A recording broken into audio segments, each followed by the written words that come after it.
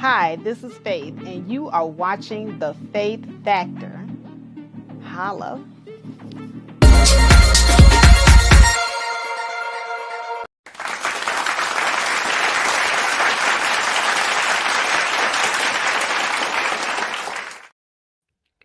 All right. Hello, this is Faith, and you are watching The Faith Factor. All right. So today I have two main topics that I'd like to talk about. Somewhere deep down in the rivers of Mississippi, there's a pastor who really loves his congregation. Loves his congregation. He loves his congregation to the point where he's really covetous of the women, especially of the congregation. And he loved the women of the congregation so much that he just had to reach out, reach out and touch one of them. So he touched one of them and got him pregnant. So we're going to be talking about the pastor's pregnant side chick that showed up to church. And then also, I want to touch on Corey Holcomb. He has been very interesting as of late. Now, I have been watching his Tuesday show, and I'm telling you, it is smoking hot. So, on this particular Tuesday show, Corey decided to, talk about his daughter. Now, it wasn't about his daughter, the full thing, but he just kind of mentioned his relationship with his daughter, and his relationship with his daughter is estranged. Him and his daughter do not talk. And recently his daughter tried to reach out to him and Corey was not having it. So we're gonna hear what he had to say about that and touch on that as well. And for those of you who may not know who Corey Holcomb is, his name is Corey Lamont Holcomb. And no, I am not doxing him. His information is online. But he is an American comedian born June 23rd, 1969. He's also a radio host and an actor. He's born and raised in Chicago, Illinois.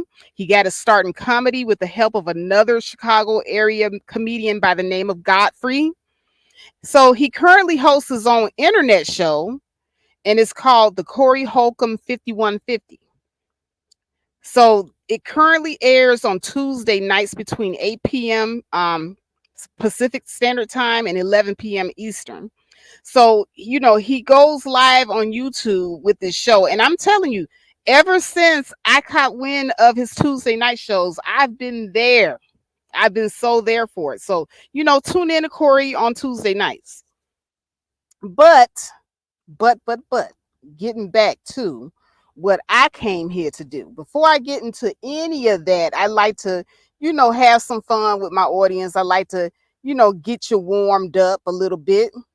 So, Faith likes to, watch her little shorts on YouTube. So I thought that I would start this particular program out with a few funny shorts that I pulled up that I kind of like. I like these. I like these shorts. I like them. So without further ado, I'm gonna play one. I'm gonna play one short, and this is a short that has a comedian. He's doing his comedian thing with the audience, like Steve Harvey used to do. Steve Harvey did a lot of audience interaction. This is a white comedian. I don't know his name. I think his name is Phil Hanley, but don't get me wrong. I don't know if that's the comedian or the actual person that did the clip. But I saw this and I just thought it was hilarious. So I just want to go ahead and share with. Is that your boyfriend that you're with? I'm a woman. What's that? I'm a woman. Yeah, the dude you're with. Is that? That's my husband. Oh, okay, cool. You're great at answering questions. I knew you were. I don't see gender, Seattle, but Did you think I didn't think you were a woman? Yeah. Oh no, I knew you were a woman. Okay, good, cool. Wow, thank you for trying to fucking derail my career. All right, well. I'm like, I like your vest. She's like, I'm a woman. I'm like, all right. No one didn't think you were a woman till you said that. Now everyone's suspicious. All right. It was such an odd reaction. You were so confrontational. You didn't meet on the internet. You didn't meet on the internet. Okay. Have we already talked about where did you guys meet? We didn't talk about that. Okay. Wow. What you really are a woman. What Jesus Christ. Is that your boyfriend that you're Okay, so I thought this was hilarious because first of all, he was trying to, set it up for a joke, but the woman was a joke in and of herself. I love it when I go to these stand-up comedy shows, and this is just how it is. I love comedy. I go to stand-up comedy clubs nearly every week, and this is exactly how it is with the audience interaction. So this particular time, this woman was the joke in and of herself. He's asking her clearly, "Hey, is this your husband?" And she just out of the blue just goes, "I'm a woman." Like, wait a minute. He did not ask you if you were a woman, lady. Like, what? Somebody must have been telling her that she looks like a man or something. Because, I mean, that was just a weird reaction. I'm like, what the hell? Like, lady, get you some self esteem. He asked you about your husband. He didn't ask you if you were a man. I'm like, oh my God, so I thought that was kind of hilarious and funny anyway. But anyway, hold on a second. Let me remove this. You know what? I want to see it again. I'm sorry, guys, but I thought this was hilarious. I thought this was funny. It's just, oh my God, this is crazy. is that your boyfriend that you're with? I'm a woman. What's that? I'm a woman. Yeah, the dude you're with. Is that That's my husband. Oh, okay, cool. You're great at answering questions. I knew you were. I don't see gender, Seattle, but I. Did you think I didn't think you were a woman? Yeah. Oh no, I thought I knew you were a woman. Okay, good, cool. Wow, thank you for trying to fucking derail my career. All right, well, I'm like, I like your vest. She's like, I'm a woman. I'm like, all right. No one didn't think you were a woman till you said that. Now everyone's suspicious. All right. It was such an odd reaction. You were so confrontational. We didn't meet on the internet. You didn't meet on the internet. Okay. Have we already talked about where did you guys meet? Okay, and so now she's saying we didn't meet on the internet. Like, he didn't even ask her about where they met. I mean, this woman must have been drunk, or I don't know. I mean, I feel sorry for her husband. I can imagine what the arguments are like in their house. Just, well, she was on something. I'm like, what the hell? Like, he didn't ask you whether you were a man or a woman. He didn't ask you anything about where you met. I mean, she was just answering questions that wasn't being asked. It's just the weirdest thing ever. We didn't talk about that. Okay. Wow. What you really are a woman. What Jesus Christ. Is that your boyfriend that you're with? I'm a woman. What's that? I'm a woman. Yeah, the dude you're with. Is that That's my husband. Oh, okay, cool. You're great at answering questions. I knew you were. I don't see gender, Seattle, but I. Did you think I didn't think you were a woman? Yeah. Oh no, I thought I knew you were a woman. Okay, good, cool. Wow, thank you for trying to fucking derail my career. All right, well, I'm like, I like your vest. She's like, I'm a woman. I'm like, all right. No one didn't think you were a woman till you said that. Now everyone's suspicious. All right. It was such an odd reaction. You were so confrontational. We didn't meet on the internet. You didn't meet on the internet. Okay. Have we already talked about where did you guys meet? We didn't talk about that. Okay. Wow. What you really are a woman. What Jesus Christ. Is that your boyfriend that I'm sorry. I'm going to stop playing it. But it's just I'm just taken aback. Okay, so now I'm thinking that she's not a woman, and now I think she met her husband on the internet just because she volunteered all this information. Nobody asked her this. Nobody said anything about her being a woman. Nobody said anything about her meeting her husband on the internet. Just like, wow, lady, just wow. But anyway, let me go ahead and stop sharing this. What's going on, Yellow Rose of Texas, NC worker? What's going on? I see you out there. I just, I love comedy. I told you guys, I love watching amateur comedians, the greats. I love it. Yellow Rose says, "This is why I'm scared of comedy clubs because I die in my seat if I got called out." You know what? I wish that they would call me out. I really do. I mean, I would love to be part of a show. I think it would be hilarious, but I'm kind of lame. So I kind of think that I give out that lame vibe because anybody that would try to do a joke with me, it would fall flat.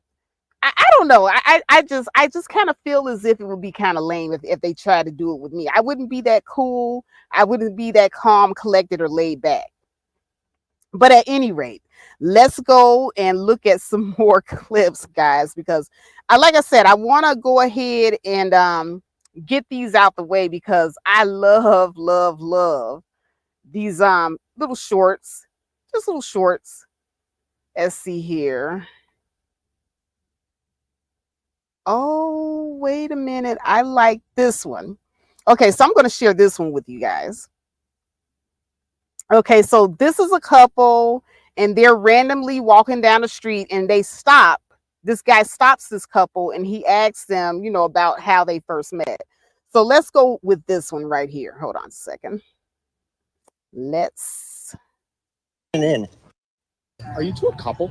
Yeah. Would you mind telling me the story of how you first met? Oh, yeah. I thought he was really cute, and I asked someone to introduce us to the party, and then I moved in a week later. You moved in a week later. Yeah. How did that happen? I just didn't leave. We didn't really talk about it. Yeah. She just ended up being at my place for ever since then. How long ago was that? Okay, so basically she's saying that she saw him, she thought he was cute, invited him out to a party, and then she moved in with him a week later. I don't know about y'all, but that sounds really fishy. That sounds really suspicious. And so when the guy asked the dude, he was like, "Well, hey, how did that happen?" The dude was like, "Well, we didn't really talk about it. It just kind of happened." And she says, "I never left." Fellas, how in the hell does a woman that you meet at a party end up moving into your house a week later? Like, what part of the game is this? And she just says it so casually. She was like, "I just never left." Who are these people? Who are these people? Anyway, let me continue. 2019. 4 years in, what's your favorite thing about him? Her kindness. For What's, sure. what's your favorite thing about him? His humor. Actually taking a poll on if people believe in fate and if it plays a Yes, role absolutely. in there. I So feel what like I role- knew you in a past life. for Mm-hmm. sure. Yeah. Fate is real. What do you mean you think you knew him in a past life? I just feel like I've always known you, Oh, I love you. oh, thank you for this. What are you most excited for in the future? Our wedding. Getting married next year. Yeah. Congratulations. Thank you. What are your names? Jasmine? Justice. Are you two a couple? Yeah. Would you mind? Okay, so Jasmine and Justice, they're cute. They're really cute. I don't know about the whole, meeting somebody and moving in a week later, though. I don't know about that. What's good, Omni Pre in the house? Yeah, he's in trouble. He's already in trouble dealing with that one. I promise you. So I'm going to stop sharing that. I think I got one more, and then we're going to get into the meat and potatoes of why I'm here. But I gotta mess around first. Before I get to the nitty gritty. So I got one more short that I want to share with you guys. Hold on 1 second. 1 second. Can't believe she's saying this.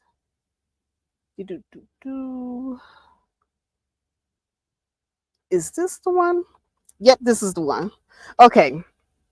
So you know how people always tell you, okay, people are always angry with the person that is reacting to getting their lick back.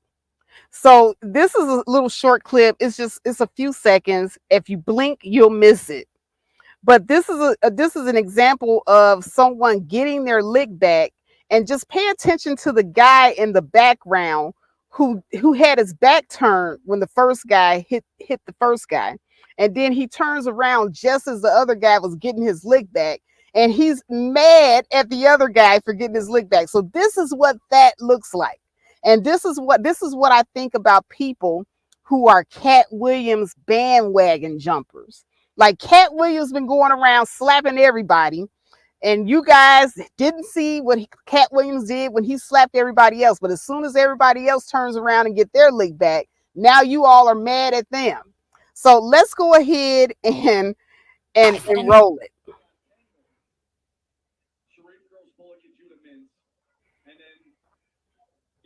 Okay. He slaps the guy. Look at the guy in the background.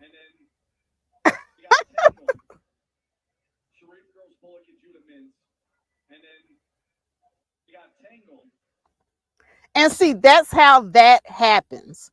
I don't know if you guys were able to see that, but if you were, that's how that happens. So he's just casually walking, and dude just slaps him, and boom, the other guy turns around right when the other guy is getting his lick back, but he didn't see the first guy hit him. So he's about to go rush after the white guy, probably thinking it's some racism stuff or whatever, but he did not see his brother slap that dude. Didn't see it at all. So, this is what I feel about the Cat Williams bandwagon jumpers. Like, you guys, haven't even been involved in the whole comedy scene, haven't followed any of these comedians before, and you don't know how Cat Williams roll. Cat Williams is a roaster. He definitely draws first blood. He's always gone after these other comedians. And so when these other comedians appear on talk shows to talk about how Cat Williams has been going after them for years and years, now you all are mad at them for saying something, but they're just getting their lick back. They're just getting their lick back. Okay, so I think that's all of the clips. I think, let me see. Hold on. Let me see if I got more. And then I'm going to go into my regular commentary because we got to talk about this Mississippi pastor. That's a hot mess. And we got to talk about Corey Holcomb, okay? So, zero time wasted. Did I play this? Nope. I played that. Played that one. Okay, I don't know. Oh. Yeah, hold on a second. I didn't play this one. Some of y'all not gonna understand what this sister is saying. Watch this. If I love you, I can't lie.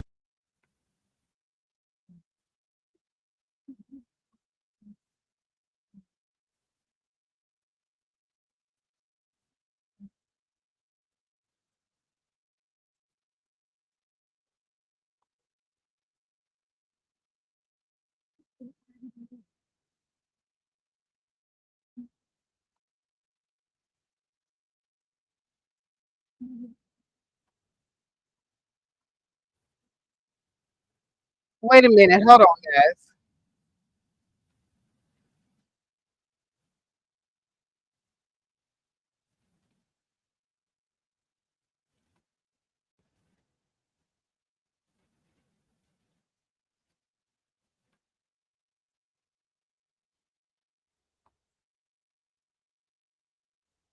Okay, it looks like my StreamYard did not share the correct tab. So I apologize for that. So let me go back to the previous tab. So I don't even know if you guys even saw it. So I was setting up the previous tab. I'm gonna have to do this again. My apologies.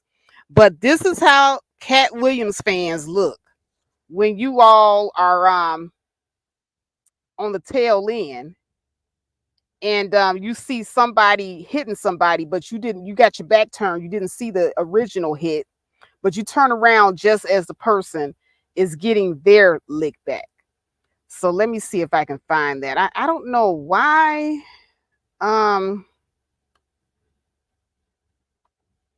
Okay, this is what I was trying to show you earlier.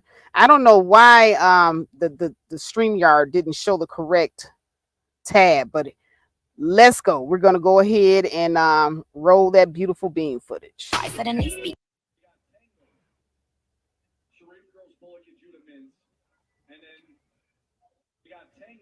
So there's the initial hit. The guy in the background turns around just as he's getting his lick back.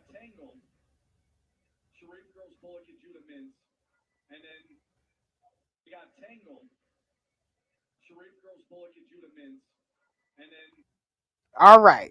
All right. So that, oh, you saw the clip already? Okay, okay, okay. So let me stop sharing. I don't know. It was one clip that I was trying to present and it wasn't showing up. Stand-up company. Okay, maybe it was the one. Okay, it's probably the last one that I was trying to play then. So I'm gonna go ahead and go back to that clip. Sister is saying. Okay, and so how I want to set this clip up is, you know how most of the time men talk about fake femininity and they talk about how, you know, they want women to be you know, to fake it. You know, if you be feminine, even if you gotta fake it, you know, lie to me. Some of these guys will tell women to lie to them. So here's an example of a woman telling her husband, hey, if you got, even if you gotta fake it, I want you to be nice to me. I want you to come home to me and treat me nice like you do everybody else that you encounter during the day. Don't come home to me and give me your anger and your frustration. This wife says, hey, the same way you smile at them, I want you to come home and I want you to fake it with me. So this is the first time in history we're going to see a woman telling a man to be friendly, masculine and friendly. I don't know, but we're gonna hear this, and you guys let me know what you think. Some of y'all not gonna understand what this sister is saying. Watch this. If I love you, I can't lie to you. Of course you can lie to me, and you will. If you love me and you're going off with Maddie someplace, you're lying to me. Because what the hell do I care about the truth? I care if you're there. What Billie Holiday say, hush now, don't explain. All right, I accept that. Of course you'll lie to me, because I don't even want to care. What does the truth matter? And why are you going to be truthful with me when you lie to everybody else? You lied when you smiled at that guy down the job, right? Lie to me, smile. Treat me the same way you would treat him. I can't treat you the way I treat him. You must. Because I've caught the frowns and the anger. He's happy with you. Of course he doesn't know you're unhappy. You grin at him all day long. You come home and I catch hell because I love you. I get least of you. I get the very minimum. And I'm saying, you know, fake it with me. That message is gonna go over a lot of y'all head. I guarantee it. Some of y'all not gonna understand what this sister. Okay, so I'm gonna stop sharing at this point, and real quickly, I'm gonna go through my thoughts on that clip. But basically, what she's saying is, be good to me. Be good to me the same way that you're good to everybody else. If you can go out there in those streets and you can be nice, you can be cordial, you can give them a smile, you can, you know, say nice, frilly things to those people. Don't come home and give me your frowns, give me your attitudes, give me just, you know what? Spade said it best. He said basically he's always giving her his business side. So she gets the business while everybody else gets the fun side of him. And shout out to Spade. He said everybody has two sides. They have the business side and they have the fun side. And a lot of times when people get into these long-term marriages, long-term relationships, they forget to be fun with their mate. They forget. So here we have a guy that's sitting here and his woman is telling him, hey, I didn't sign up for this. I didn't sign up for the business side all the time. You know, whenever you get home and you're talking to me, it's all business. It's all you sharing your frustrations with me. We don't laugh anymore. You don't tell me I'm beautiful. You don't joke with me. You leave the house from with me yelling and screaming and crying and being angry and frustrated, and I have to take it all because you're my husband and I love you and I want to support you and I want to comfort you. But when are you ever going to give back to me what I see you giving to everybody? This is what I'm hearing this woman say. Now, ladies, I want you all to understand what this woman is saying. And now I want you all to understand what men are saying when they ask us to be fit, feminine, and friendly. Now, I don't agree with being friendly to everybody, but to your husband, to your long term mate, what these men are saying is don't always come to me with your problems. I want to laugh sometimes. I want to smile sometimes. I want to be happy. The same feelings and emotions that you have about wanting your partner to come to you and with happiness. That's the same way that he wants you to come to him. So it's a two-way street. It's a two-way street. And I think it comes from having respect for each other and the relationship. So I just thought I'd show those few clips before I get into the main presentation. I think I did 30 minutes of messing around.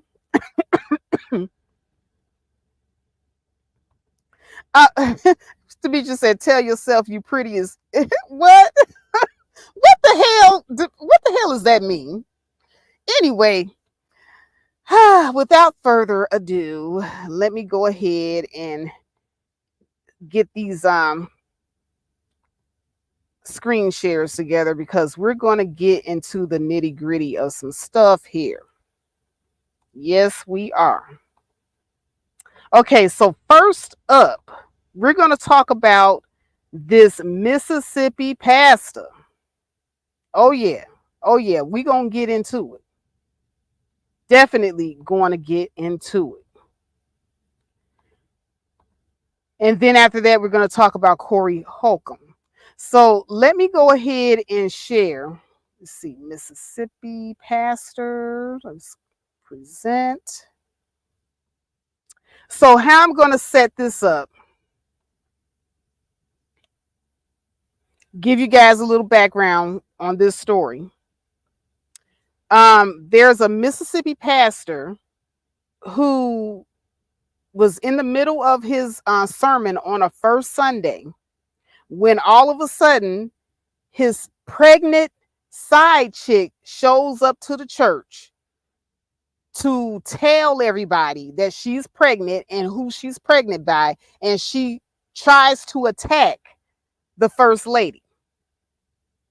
And the preacher, he's standing there dumbfounded.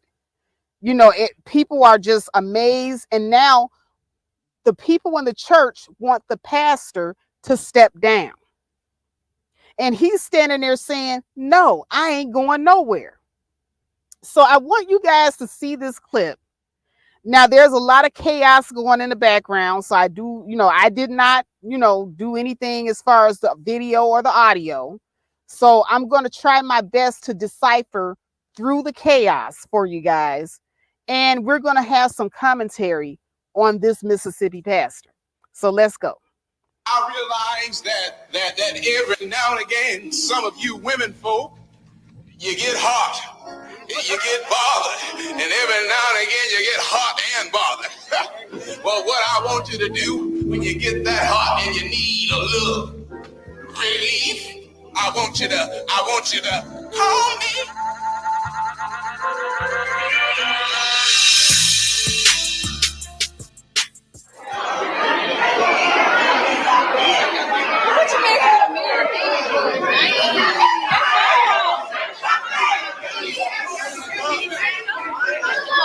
Okay, so the lady that you see right here in the white shirt and long hair, that is the mistress. That is the pastor's pregnant mistress. She's being escorted out of the church because she just tried to attack. She just made her announcement that, hey, I'm here to do a testimony, y'all. She just made her testimony. I got to testify, y'all. I got to give my testimony and tell it. I got to tell you how me and the pastor been getting down and we in love. And Miss First Lady, you gonna have to move over to the side because there's a new lady in town and I am pregnant with his baby. Yes, yes, Lord. She showed up to the church on a first Sunday. On a first Sunday. Now, you know the church on first Sunday is always crowded. Everybody is there. And she picked first Sunday for a reason, to make this revelation. And not only did she want to make the revelation, but she want to confront the first lady. Now, I got something to say about this real quick, ladies. Because, see, we know men are dogs. We already know. I'm sorry, men. You know, I'm not going to say all of y'all are dogs. But all of y'all got the dog in you. I'll just put it like that. Not all of you are dogs, but all of you have the dog in you. And as women, we know this. We know this. But this is a pastor of a church. This is a man that is supposed to be leading the people spiritually along the right path to life, the way that God wants us to live. And so it seems to me that, you know, he felt as if it was God's, I don't know, will for him to reach out and touch one of the members of the congregation and get her pregnant and embarrass his poor wife in front of everybody. Isn't it just crazy? Isn't it just crazy how the wife is always being embarrassed by things that the husband is doing? And so now we got to deal with this side chick and a baby. Side chick and a baby. And ladies, this falls on us too. Because see, the man sharing is at an all-time high. And I don't know what it is about these southern cities and states. But that's how y'all get down. Y'all do not mind sharing men, especially in the South. Like hell. I remember there was a woman that was fighting her brother's girlfriend over her brother. That's how they be getting down in the South. The South is dirty. The dirty. So this is Mississippi. But let me go ahead and continue.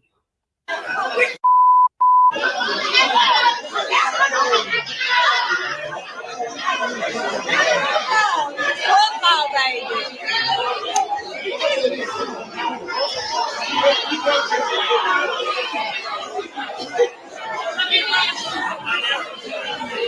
No, let me tell you what happened. Y'all, let me tell y'all what happened. Let me tell y'all what happened. Let me tell y'all what happened. See what had happened was I was in the middle of prayer meeting, and me and Sister Connie Fuse over here, me and Sister Connie Fuse, we was in the middle of prayer, and then I accidentally tripped and fell over on top of Mrs. Connie Fused, and Mrs. Connie Fused and I were confused for a couple of pumps. Come on now, Pastor. What the hell? Let you explain? Really? Let you explain? Explain what? Exactly. How you gonna explain this pregnant woman coming up in here talking about you the daddy and embarrassing your wife, the first lady, in front of everybody in the congregation? How the hell you gonna explain that? But let's listen. Let's listen to this explanation. Do y'all remember? No, he can't go to my law. We'll be in court. We'll be in court. We'll be in court. The period of my law, if they said the moderator, they said the chairman of the deacon board would do it. He can't appoint nobody to do the job. can't afford nobody. We'll be in court. He can get permission to get me out. We just go to court. So before he can even open his mouth to explain, one of the deacons jumped up and told him, Pastor, you need to step down. And the pastor is telling him, you can't do that. He said, it has to be voted on. You can't do that. But let's continue. No, I'm not getting permission to ask me to move. I'm the pastor. I haven't been voted out. I'm not going. I'm not going. I'm not going. Yo, YouTube, what's going on? Trey back again, hit y'all with another video. Hope y'all are having a very great day. Hope y'all had a very great weekend also. My day is going absolutely stupendous. Big shout out to all the channel members and subscribers of the Trey King Show family. And much love to each and every last one of you all. And you all, we have a story out of Mississippi by way of Oxford. And big shout out to everybody in the great state of Mississippi. Everybody inside the great city of Oxford. Now before I Okay, dude cut in on the video. The video was a lot longer than that because the mistress actually returned to the church. So I got the fan. Let me see if this is it.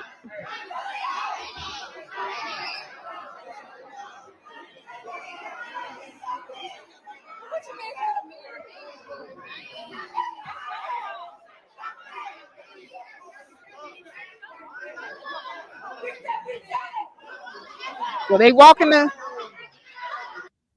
mistress out. So that's where we left off before. So now we're gonna hear the pastor trying to nigga-splain.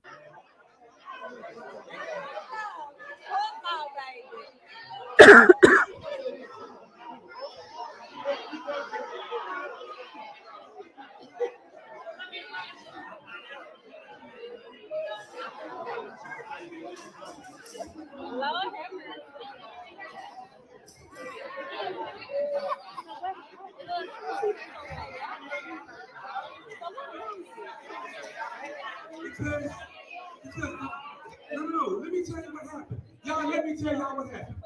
Let me tell y'all what happened. Do y'all remember? No, he can't go to my law. We'll be in court. We'll be in court. We'll be in court.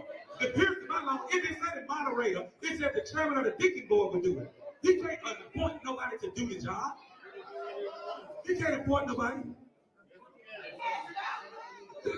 We'll be in court. So the members of the church is wanting the pastor to step down. Deacon has stepped up and told him to step down. And he says, no, you can't do it. The chairman of the deacon board has to call a meeting and there has to be a vote, which that is exactly how it's supposed to happen. But anyway, let's continue.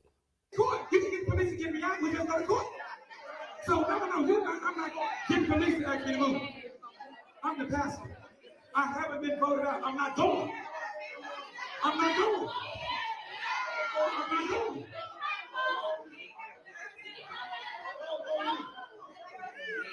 I'm not going.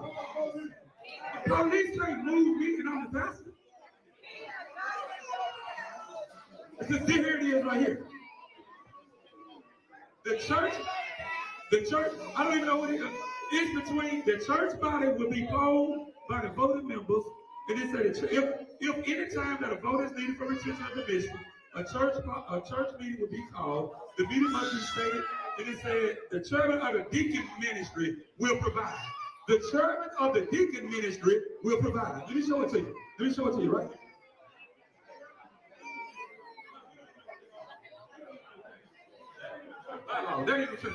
That ain't even, because I asked to do one thing.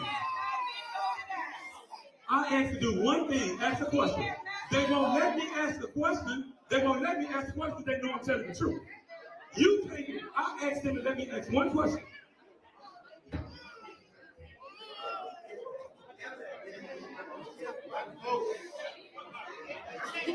This church will be soon. I asked you know, when y'all came to that meeting, y'all said, I'll let you speak at the meeting. You don't remember that? Right. Hold up. No. This is what happened. Do y'all remember? Hold on, no. See, why they won't let me talk?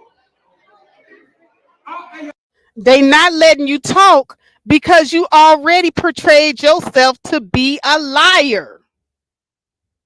That's why. You're a liar. Nobody wants to listen to you. Now, all I ask is to ask one question. All I ask, they won't let me ask my one question because they know I'm telling the truth. And the police can't come on private property and ask me to leave if I'm not doing nothing to nobody. It's a private property. Now, he is correct again. Now, unfortunately, because the church is private property, he has not broken any laws. The only laws that he broke is God's law, but he hasn't broken man's law. So the police cannot escort him out. He's right about that. However, the side chick that came in and tried to take a swing at the first lady, yeah, she definitely got to go because she broke some laws. But let's continue. That's a private property.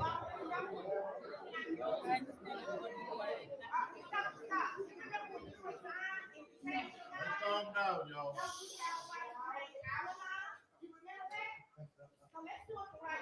The right way is the right way is number one. Number one, the right way is where is your church road?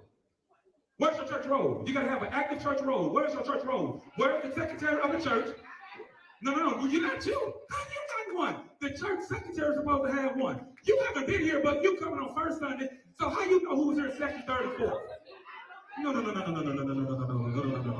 We're gonna do it right. As long as we do it right, I'm okay. I'm okay with right. As long as we do it right. Because you can't just bring folk in here that ain't been in here since September of 2044. You can't do it. And that's not gonna happen.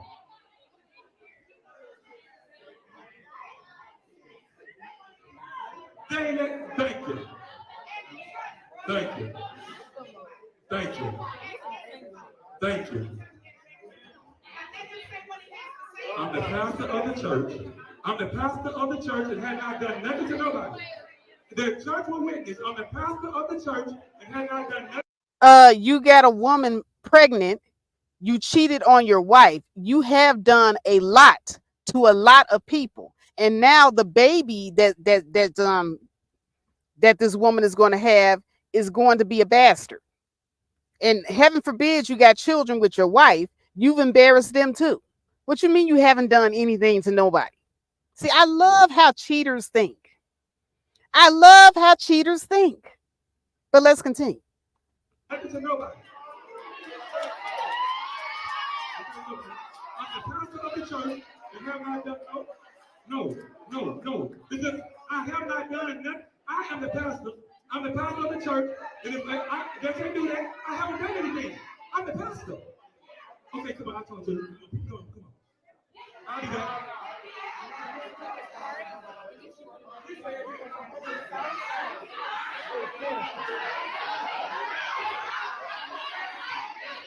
Now see, now the mistress is coming back into the church. Why is she even allowed to walk back in there?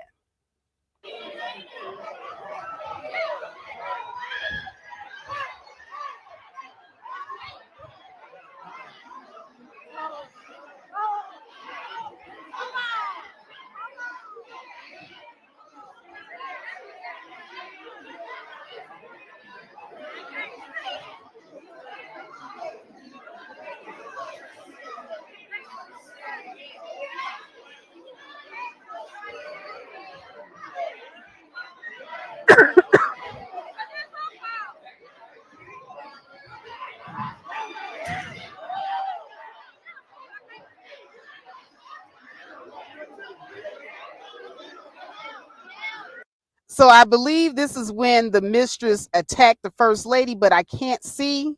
But she'll be escorted out again, I think.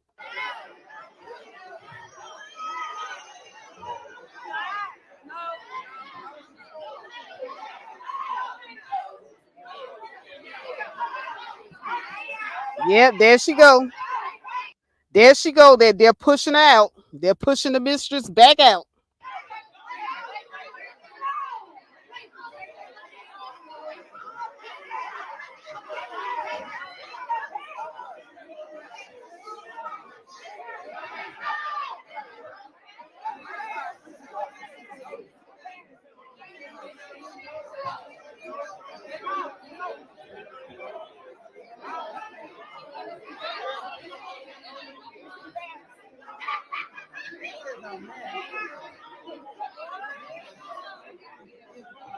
Now, I know you guys can't really hear with all the commotion going on, but I heard somebody in the front of the church said, "This is your fault. You shouldn't have got with a married man." So the women are holding the mistress accountable for what she did. They are holding the mistress accountable. And I like how the church is holding the pastor accountable, because they immediately said, "Nigga, you got to step down. You got to get the hell up out of here." So I like the reaction of the church. So let's continue.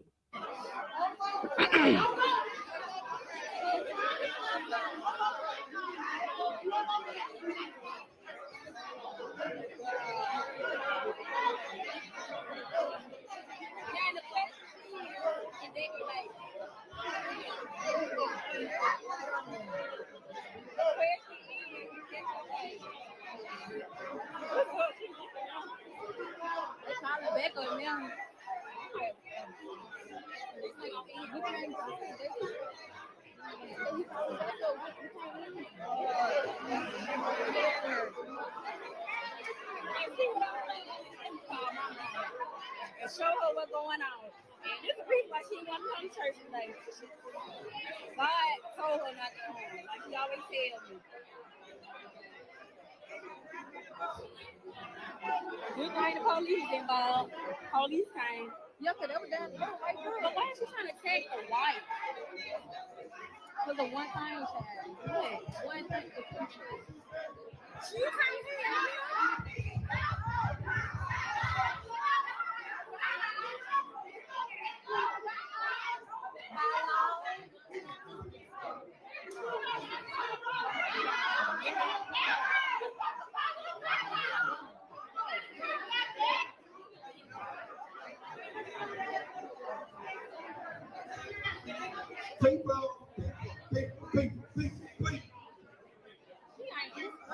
We don't stop it. That's not make sense for us to do the food that we do.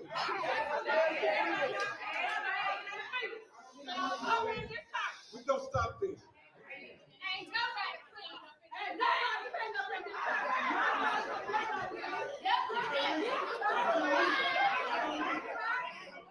So the women in the church yelling, "Ain't nobody clean up in here." I guess y'all should know, because as rumors have it, she not the only one the pastor was messing around with in the church. She wasn't the only one. So while these women up in here yelling, "Ain't nobody clean up in here. Ain't nobody clean up in here. We all slept with pastor."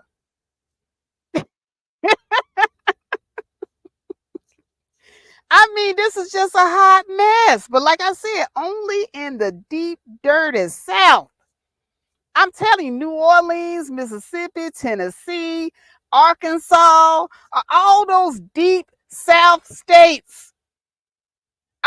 They had all of this right here. All of this. Not saying it don't go on nowhere else, but it's especially bad in the South.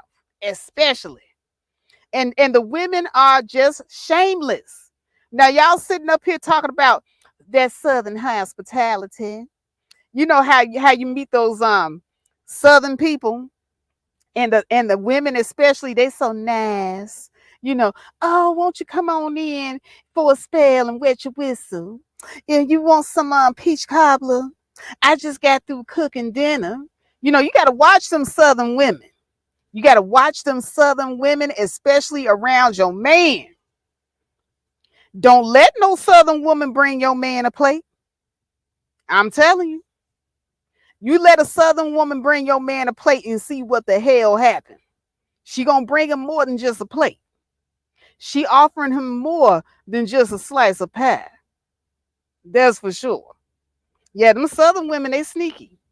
They will smile in your face. They will have sex with your husband, and then they will invite you over for tea and crumpets. Yes, they will. Demetrius said they'll back up into you if you let them. Yeah, you know, and most of those Southern women, they have those Southern shaped bodies. You know, the Southern women are big bodied women. You know, they got, you know, big everything, big old butts, hips, thighs, you know, and big old, you know, bellies and rolls and quarterback shaped motherfuckers. Like, just look at the women in the congregation. I'm not, you know, body shaming or anything like that, but them some big women. They big. That's how them Southern women is. They're built like that. And everything in the South, you know, as far as black people, we love that. So I'm not saying it's a negative thing. It's something that we love.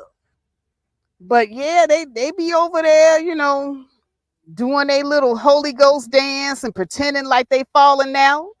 And they open their legs up and, you know, boom, you know, I got the Holy Ghost. I was feeling the spirit. That's the reason why everybody saw my panties. And I happened to be wearing a diamond embezzled thong. You cannot tell me that y'all have not witnessed this in the church. Many a day I have witnessed women pretending to get the Holy Ghost so they can show off their panties. Many a time. And they get right in front of your man and do it. Or they get right in front of your husband and do it. But anyway, let me continue to play the rest of the video.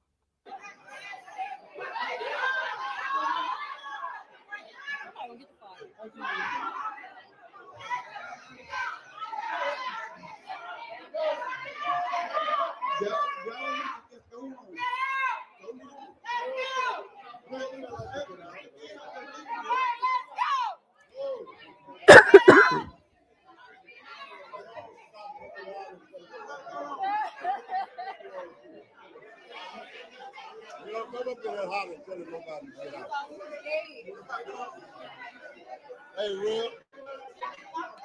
How you doing, man? Tell Officer she don't come up to the house and tell nobody to get out. She don't come up to the house and tell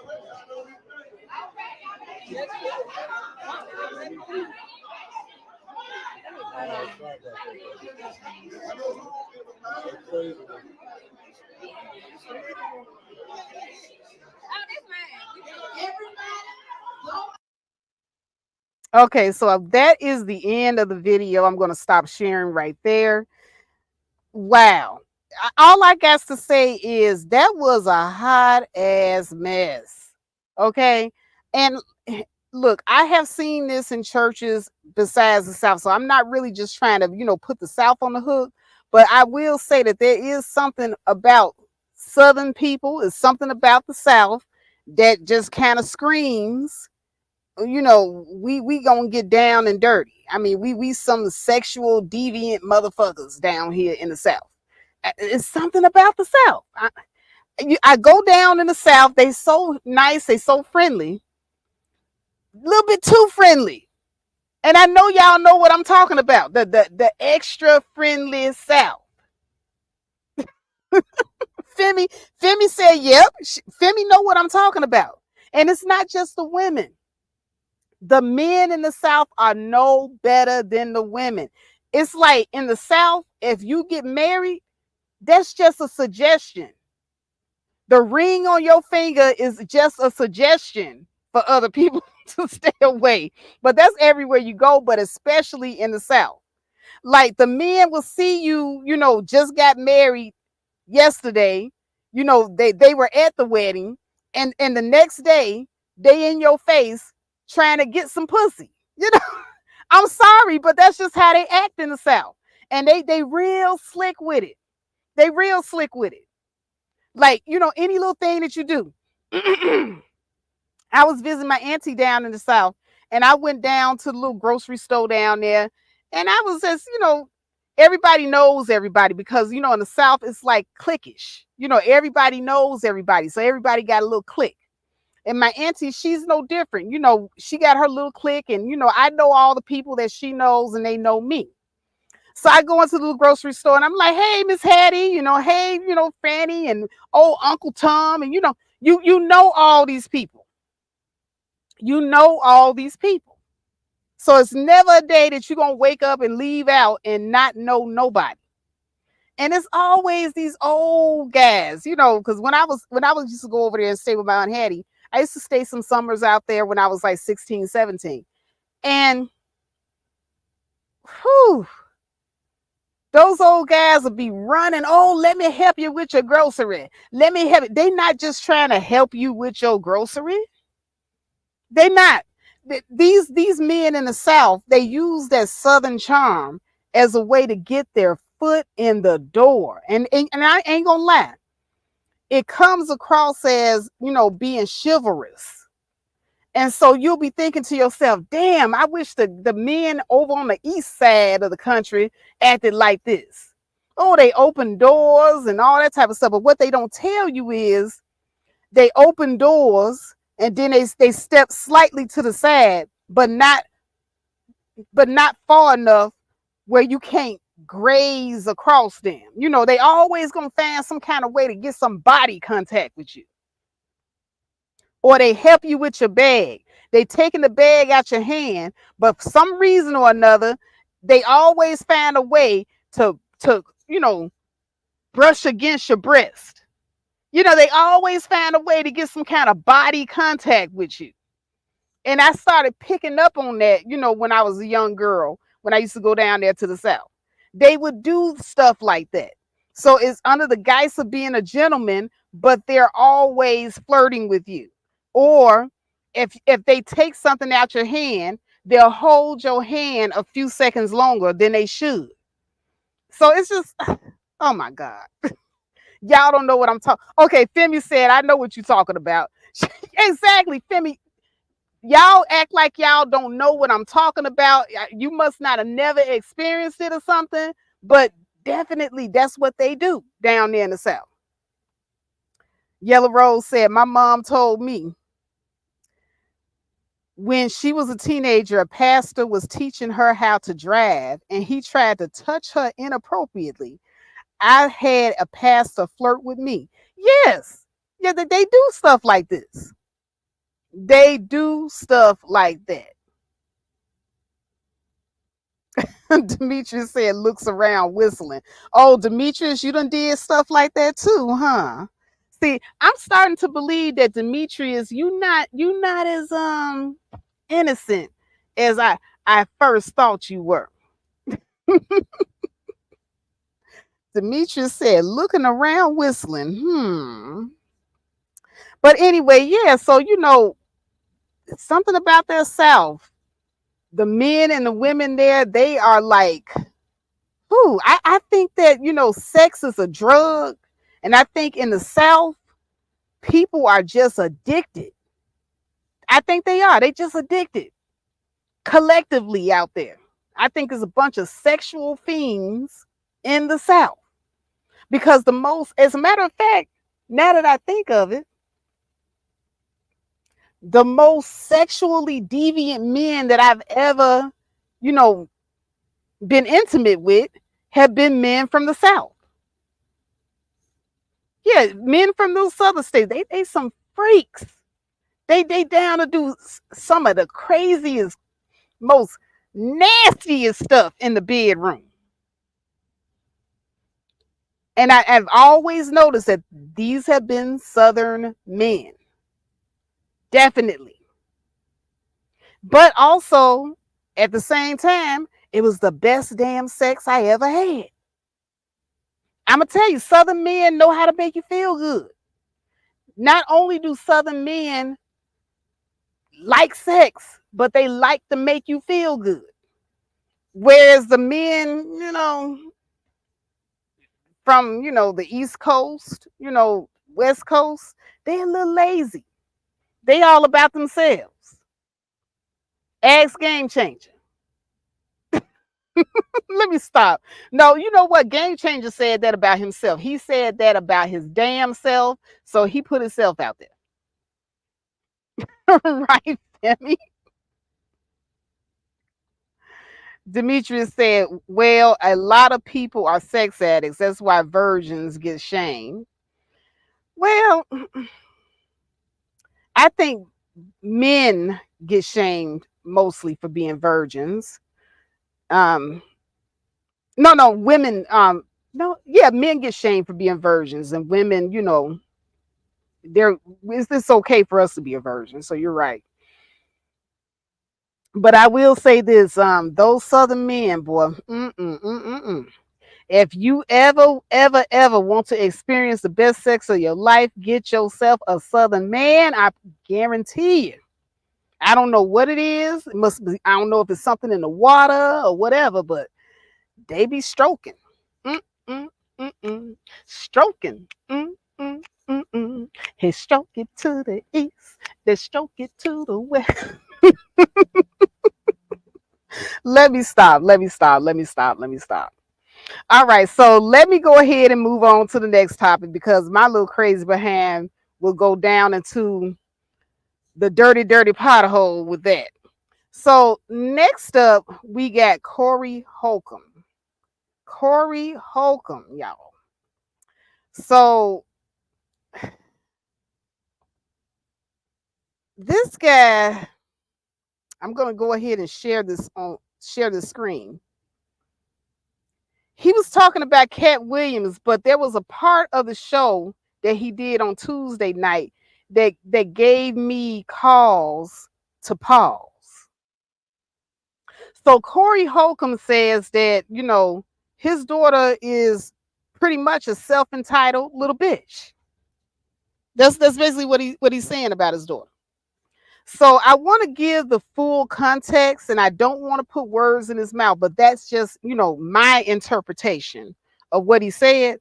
But I do have a lot of thoughts on him and his daughter's relationship and how he said, hey, he don't have no problem cutting off ties with his daughter.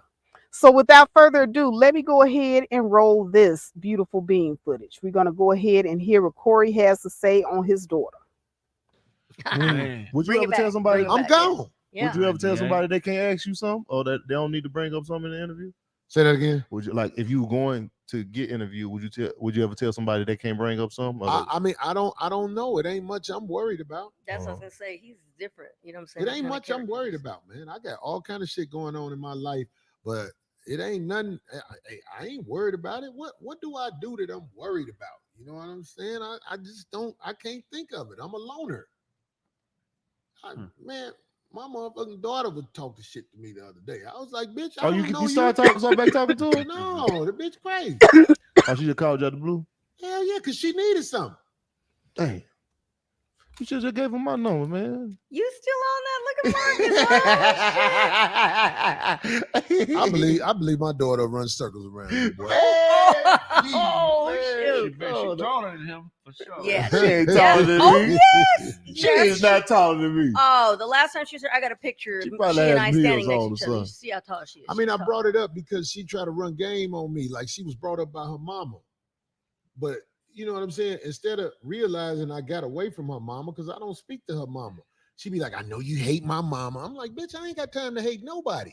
Your mama was drama. Now here it is all these years later. You just like your mama. Both of y'all can kiss my motherfucking ass. I'll go make another daughter. I don't give a fuck. If you ain't good as a person, no matter who you are, I have a cutoff switch God blessed me with to say, fuck you, motherfucker. I don't give a fuck if it's my kid. My motherfucking mama, you know your daughter trying to get in touch with you? I say, oh, mama, you watch that little bitch. Ha! Yeah, see, it's. I get where you guys are coming from because I had the same. You watch that little bitch. That bitch is brought up in this new generation where there is no honor, there is no respect thy parents, there is no the way the youngsters are brought up now. They will fuck over the mama and daddy quicker than they'll fuck over somebody in the streets. What the fuck? I don't give a fuck if you are so hell-bent in making me a villain and saying I did you wrong. Get the fuck away from me. I didn't love your mama. You just popped up on a nigga. I try to show you love. Shit, you come out here, I did all this shit for her. She was still talking shit. So I'm just saying, it's like, I'm not like everybody else. I don't need your acceptance. Somebody said to me, fuck it. My mama said to me today, Corey, later in life, you might need your daughter. I said, if I need that bitch, I'm done for. A lot of motherfuckers might not say this. No, and it's hard for others to relate because you motherfuckers out here with kids, your kids ain't shit. Your kids run over you. And you know they run over you. And you let them run over you, and you justify by saying, these my kids. Exactly. Now with me, if I got somebody, I capitalize every letter in somebody. If somebody running over me, I'm going to tell them I'm about to take a shit. Get over here fast. Because I want to shit on you. Give a fuck who you are. You don't get to fuck me over. I don't give a fuck. This is my time on this planet. I ain't finna be worried about your funky ass, whoever the fuck you are. If you ain't no righteous motherfucker, I don't give a fuck if it's your child or whoever it is. The same way, yep. Get the fuck away from me, especially when you're grown. You can have a little patience with a child. Sometimes you can beat a child up and get away with it. Oh my God, stop. I'm saying, but when motherfuckers is 20, 25, 30, yeah, you know, talking crazy to you, if you let them hang around you because they're your kids, that shows human weakness in you. That's real. No, I said I can relate because I'm talking about people when they get shocked, when people say they cut somebody off in their family. I know because I've done it to my mother, my own mom. So I feel like when you get to a certain age, you start to realize that you choose your family. Of course, your family doesn't always have to be blood. Because it's some people it's gonna be way better than you than anybody in your family. Some people come in your life and in a year they done done more for you than anybody else have in your entire life. Right. And they care about you more than you know what I mean. Yeah, so of course. Even that though, even that is fleeting because it really ain't for me specific. It ain't about what you do for me. Really, it's just it ain't got to be financial or nothing like that. You know, because my family we ain't really got shit, so I can't base loving somebody on what they could do for me. I just base it on their character and their principles, and if they could be a part of something bigger than themselves. You know what I'm saying? And how they treat you. Yeah, that's all it is. I'm just glad I found myself. Like when it's a lot of people ain't found themselves, so they swimming in bullshit. Like they choose to stay in it. Yeah, because they feel obligated because they know their children ain't shit because of what they did and how they brought them up. They know their children ain't shit, so they the ones that still be taking up for their kids. So if these people children ain't shit and you think your daughter is a bitch and you don't want to have shit to do with her, then maybe Corey, you should also take accountability for how you raise your daughter. But let's continue. Kids. They still take up kids, for ain't shit. Siblings, well, parents, not ain't shit kids, parents. ain't shit adults now. Motherfucker be 30 years old, still living with their mama, talking shit to their mama, stealing from their mama, dogging out their mama. Mama used to own a building. They fucking found a way to fuck that up. Mama don't own the building no more. And mama still got that unconditional love. Not Corey Holcomb. You fuck me over. I'm getting the fuck away from you at my age now. I don't have tolerance for these new motherfuckers who think you stupid and don't know. Motherfucker be running a lie on you. You tell them, I used to use that lie. Yeah. They don't even believe you.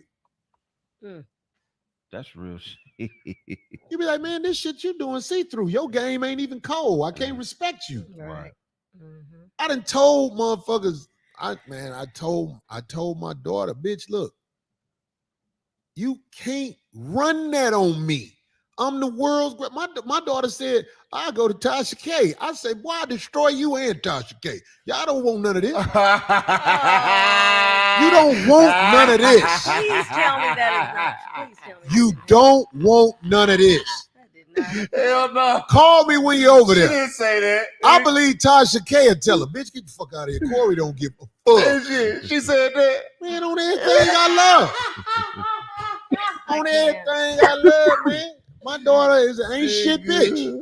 Oh my I told her, go get some intervention and then come back in my life later on once you got your shit together. But you not finna be out here. You talk to your daddy like you talking to motherfucking these fools in the street. So I talk to you back that way. I know what the definition of a bitch is. I didn't say it wrong. Extortion is one of the number one characteristics of somebody that ain't shit. Say that again. Extortion is one of the number one characteristics of a person that ain't shit. They try to get information on you. They look for things that they can hold over your head, even though it may not be true. They say it as if it is true, and they think they can find a piece of information, whether it's true or false, that they can use to control you. And they, that's a bad quality to have, because motherfuckers say she didn't say that, Corey. Man, what I'm allowing her for? That mean I ain't shit. What I'm allowing her for? That mean I ain't shit. I'm a piece of shit motherfucker. It's a lot of people out here don't like me, and I ain't gonna lie. I don't want no trouble, but if you bring it, you better have your shit talking game together. I'm talking shit. Now, look, I hope you watching this, little girl. Boy, you don't want me talk shit about you, boy. I'll have you breaking down. You think you was on the internet acting like you finna do something to yourself? You don't want to fuck with a nigga like me? I'm the fucking best. You didn't grow up with me. That's the problem. You think you can get me like you get here. You can't get me, bitch. This is my fucking world. I run this. I'm in charge here. No bitch run this. Give a fuck. I don't give a who the bitch is. Disposable. If you come with the bullshit, you disposable. Whoever you are. But that's some messed up shit nowadays. That's what people. Oh, like your for. daughter, bitch. No, talk about I'm gonna go to Tasha. That's what the hell. That's some cold shit, boy. That's some bitch coming. Right. Come at me, bitch. Is this bitch on the side of him fucking him or something? Because I mean, she really, really going along with and agreeing with every motherfucking thing that he's saying. Like, I'm really suspicious of this bitch right here. Man, look, I got this platform and I have stood on something for a long time. That is equity in the war words against all hoe ass motherfuckers. Put that phrase in a motherfucking plaque and write it down. I've been on this. I've been doing this 14 years. I'm not saying I'm perfect because I know I ain't, but I'm standing on something and it'll mean something when I say it. When I say it, it means something. I don't give a fuck how you feel about what I said. When I say it, it means something because I'll be standing on something. I ain't running my mouth lying every time I open my mouth.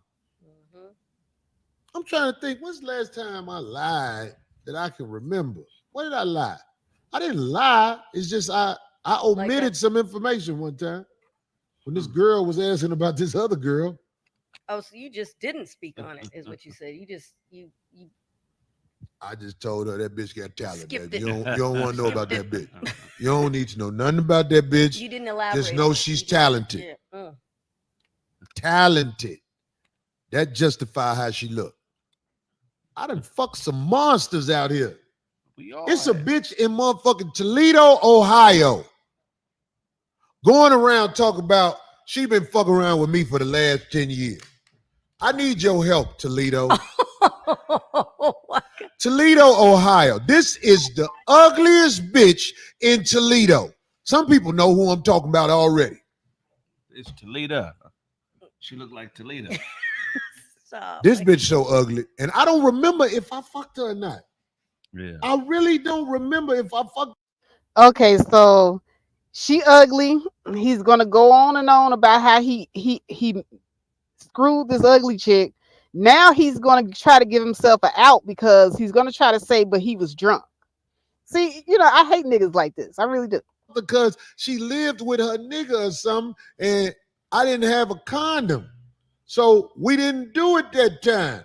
But I think when I came back one other time, did I go? I don't remember. I swear I don't. But I'm talking to Toledo, Ohio. This bitch made me mad because she was talking to this other girl that I used to fuck with. And she lied and said she been fucking around with me for the last 10 years. I don't like that. Bitch, I ain't been fucking around with you. I did what comics do. Every once in a while, when we don't want to be in, it's called, New Edition made a song called Any Heartbreak. People think our life is easy, but we're living. You remember that song? That's an old one. Just to be on top that and to get the best that we can give and to never let you down. Sometimes when we on the road, we fuck a killer monster. I done did it. I ain't got no shame. This is the ugliest bitch in Toledo. 10 years, she got to have some kind of information, huh? Yeah, this shit must. If you say a name, you just can't say the last name, right? Right. The bitch named Jennifer. Uglier than a motherfucker. Body was all right. The body was all right, but this bitch looked exactly like the dude who said, "Pop goes the weasel." And what's that, Rage in Harlem? Okay, yeah. Wow. And your dick still got hard though. Like, I'm sorry, but I'm still sick. I told you guys I had RTGB virus, so I'm congested. But your dick still got hard for this bitch though, Corey. Explain to me how your dick got hard for this man-looking chick. And you up here acting as if something is wrong with her. Like she can't help how she was born. But you can help who you screw. So you saw that. You thought it was ugly, but your dick still got hard. Are you attracted to men? Let's just unpack this real quick. You said she was the ugliest chick in her town. That she even looked like this man that you know. And your dick still got hard? Lord, y'all got to explain this to me, but let's continue. I want to see her now. You fucked her? I don't remember, but I think I did. See, look, even dude at the end looking at him like, and you fucked her? Like, dude, your dick still got hard. That means you like that shit. It's just like these land ass niggas that will go and have sex with women that's 300-400 pounds, knowing that that's what they attracted to, knowing that that's what they like, and they do it at night, but then come in the morning time and then try to talk trash about the woman after they done been laying with her all night. This is what this nigga's doing right now. So let's continue. But I played with her. But he's claiming that he would have remembered 10 amnesia. years worth of things. But the hoe going around talking about she been with me for 10 years. Bitch, you ain't been with me. She counting all the dead time. You came to my room twice. I don't remember if I smashed, man. I'm telling you. You ain't bragging no bitch to the room when you ain't smashing cold. I would have, but she said she lived with her niggas, so it wasn't. See, even your man know you full of shit. And then you said she came twice? Nigga, you know good and damn well you like that man-looking, mandrill, ugly ass, Jamie Foxx looking, Wanda looking bitch. You know you liked it. Why you sitting up here acting like you did? It's probably the best damn sex you ever had. And now you over here want to front like you didn't like that shit. Then you want to front and act like you don't know what happened. How the hell you don't know? Now I'm thinking maybe she looked like a man because she was a man, Corey. Maybe Corey, you was getting your ass bust out. I mean, how the hell you don't know? This some bullshit. This sounds like some Cat Williams nigga explaining right here, right now. Let's go. No rubbers downstairs in the lobby. How big was her clitoris? Her clit was blacker than that speaker. So you hear? He said, how big was her clitoris? See, he thinking the same thing I'm thinking. Corey, you might want to check your prostate. You might want to check that motherfucker. Because I I think that you've been getting deep, deep raw dog action from trannies. So while you're sitting up here trying to expose this woman, I think you expose yourself because your dick still got hard. You let her in twice, and you gonna sit up here and try to tell us that you don't know if you hit or not, nigga, please. This bitch skin was like elbow skin. Oh my god. Oh, but you remember one of the I remember when she talk a lot. The bitch talked for 35 minutes. I had to say, hey! The bitch, she talk a lot too. Yeah. People in Toledo know when I work that club in Toledo, I'm going to make sure I put a picture of the dude from Rage in Harlem up there and say, if this bitch look like this, don't let her in here. Her name is Talk a Lot Toledo. Wait, so she made this might be her calling me now. Uh-oh. She made a video? Huh? She made a video? She didn't make a video. She ran into another bitch I know. And the other bitch I know might have been putting something on it, but I know that bitch was talking because the bitch crazy. That's why I was like, oh shit, it's crazy, bitch. One day she walked past the green room because I don't call her. It wasn't shit. I wasn't. Wait. Hold on. Lonely road. Right, Demetrius. How the hell do you know how big her clit is, Corey, if you didn't do nothing? So you don't remember doing the do, but you can remember what her clit looked like. See, your homeboy, he just kind of edged you out on the slide when he asked you that question. Your homeboy was like, how big is a clit? And you fell for it, Corey, because you stupid. You didn't even know that you edged yourself out. You just lied to us and said that you don't remember whether you hit, but you could describe what her clit looked like, nigga. Really? See, this is what I'm talking about. This is what I'm talking about right here. Lying ass niggas like this. But we'll continue. Nights. Them nights on the road, dog. When you a comic, you be on that plane like this. I know what you mean. Damn. Hope I ain't got to come back down here and push this bitch down some stairs. I done did it, but that bitch going around telling hoes she fucking with Corey for 10 years. Bitch, I don't know you, funky bitch. Get your ugly ass the fuck on. Man, I want to see her now, man. Uh-oh. You gonna make me find. See, this is what happened. My phone got ran over. They said she like Leslie Jones. No, Leslie a bad bitch to this bitch. Oh, God. Oh, now. Oh, my God. Man, people in Toledo on the phone right now. Oh, my God. Do you know who he talking about, right? Oh, my God. When you hit that? I wonder if somebody knows who that is. Yeah, they know her. Somebody say he banged. I don't even know. And I ain't just saying that because I'm trying to get out of it. I don't remember if I banged.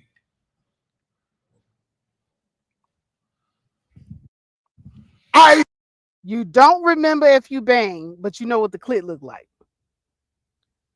I know what the clit looked like, but I don't know if I bang. I know what the clit looked like. I don't know if I bang. Really? Really, Corey? Was what? I ain't done this pussy. No. I was in pain on the road. Oh, no. That's why she claiming you, nigga. You went down there and did that, nigga. Oh, the other girl. She was like, oh, this nigga desperate. I ain't never had nobody do this to me. Uh-oh, somebody asked about a name. Oh, you went out real bad. I ain't saying the last name because I don't know it. In my phone.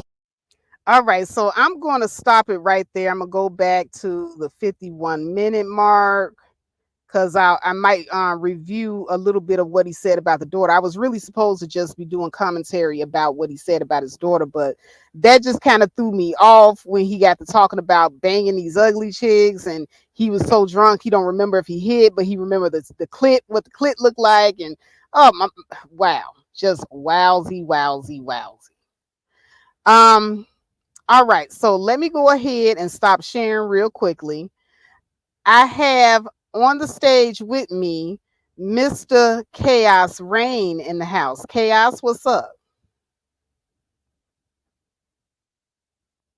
Uh-oh, Chaos, are you there? Okay, well, Chaos is doing something else, so I'm just gonna put myself back up here. All right, y'all. So at any rate, Corey, he a hot mess, just a hot mess. But this isn't the first time. Corey also, talks about his daughters in his comedy skits, and so I happened to come across this one right here, where he was, talking about his daughter. He said that his daughter was a freak when she was just 3 months old. So let's go ahead and hear the skit. This is about 5 or 6 years ago. Like I said, I love Corey Holcomb's comedy. His shit is hilarious. That was a hilarious bit that he did. But I just played that to just illustrate to you that this isn't the first time that he has talked about his daughter. Okay, he always uses his daughter, his baby mama, people in his family, in his comedy skits all the time. So let me know what you guys think. So what's going on? I have Mr. Hustler and Muscular on the panel. What's going on, Hustler? What's going on, Faith? Shout out to Chaos. Yeah, he's taking a break. I think he said he'll be back in about 10 minutes. Okay, what's going on, Faith, on this Sunday morning? Man, I'm just sitting up here listening to Corey dog out his daughter. Like, he basically said that she's a entitled little bitch. And his daughter recently, him and his daughter haven't spoken to each other in about 3 or 4 years. And so she recently reached out to him. He says, basically, fuck her. He says, she just, wants something from me, and she's disrespectful. She's not a good person, and hey, I don't want anything to do with her. He washes his hands of his daughter. So what do you think of that? I think that's kind of crazy. I mean, that's your own daughter. I mean, when when boys and girls act like this, don't you think we should look at the parents who raised them to be like this or whatever? So if what Corey Holcomb say is true, look at himself and look at what happened and why she turned out this way. Because people don't just wake up one day and decide they're gonna be entitled little bitches or entitled little punk ass niggas or whatever. Nobody does that. Something in the family must have happened that he ain't telling us. Well, he said that his daughter did not grow up around him. He was like kind of in and out. Plus, he was touring a lot. So, that could be part of it. So maybe he doesn't have a emotional connection with his daughter. Could be. I mean, if that's true, then that might explain something. Because usually people that have a father in their life, they don't come out that unstable. I understand you may not be able to see your parents all day, every day, but as you get older, you accept it. But the way that was looking, it's like he was barely even around to begin with. And the way he spoke about her, it's like, damn, why would you say that about your daughter when she was only 3 months old back then? You knew she was going to be a freak. I'm like, wow. Yeah, I thought that was a little bit far out. But when he did that comedy skit, I didn't think that he was really serious. I remember that comedy skit. I never thought anything of it until last Tuesday when he came out and he kind of revealed his relationship with his daughter. And I thought about that comedy skit, and that's where I looked all over the internet and found it. And I was just like, wow, this nigga have had a problem with that little girl probably from the time she was born. Because when he did that comedy skit, his daughter was like still, I think, a teenager. So, I don't know. I just don't think that he liked the mother, because he even went on to say that he doesn't like the baby's mother. And I think that when men don't like the mother of the child, they don't have a connection with the child. But I do see that we have another person Yeah, on I the was going panel. to say the same thing. It's the same thing with Oh, okay. I'll go ahead, Hustler. yeah. He didn't like his baby mama, so it disconnected him from his daughter. Kind of like how when the mother doesn't like the baby father, it disconnects her from her children, her sons or daughters or whatever. So it kind of goes both ways when you think about it. Yeah, it does. It does.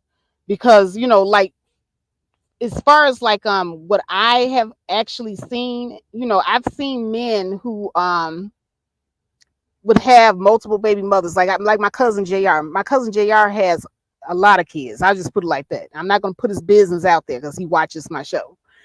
But I will say he got a lot of kids, okay?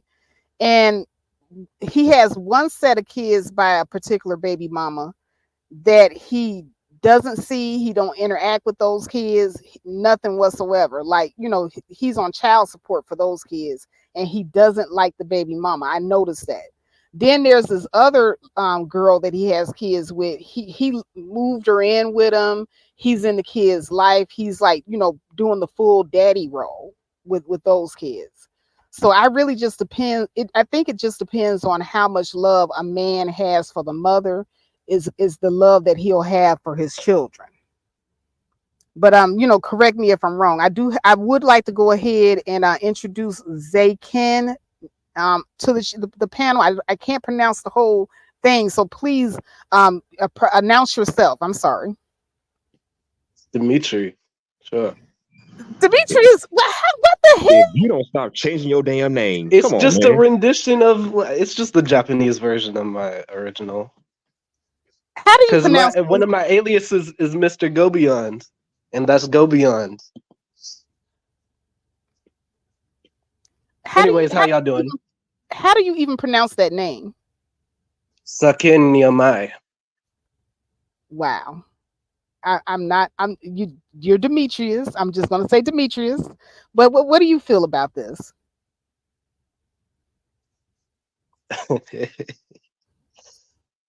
Listen, I guess like when I heard that comedy bit, like it just made me a bit sensitive, and the reason why is, you know, you hear all these video essayists on YouTube talk about the adultification of youth, black youth in the United States of America, right? And for him to even, I don't know, like joke about it in that manner, because there was like I watch Abbott Elementary sometimes, and one of the no, it was the actress who plays Ava, the principal in that show.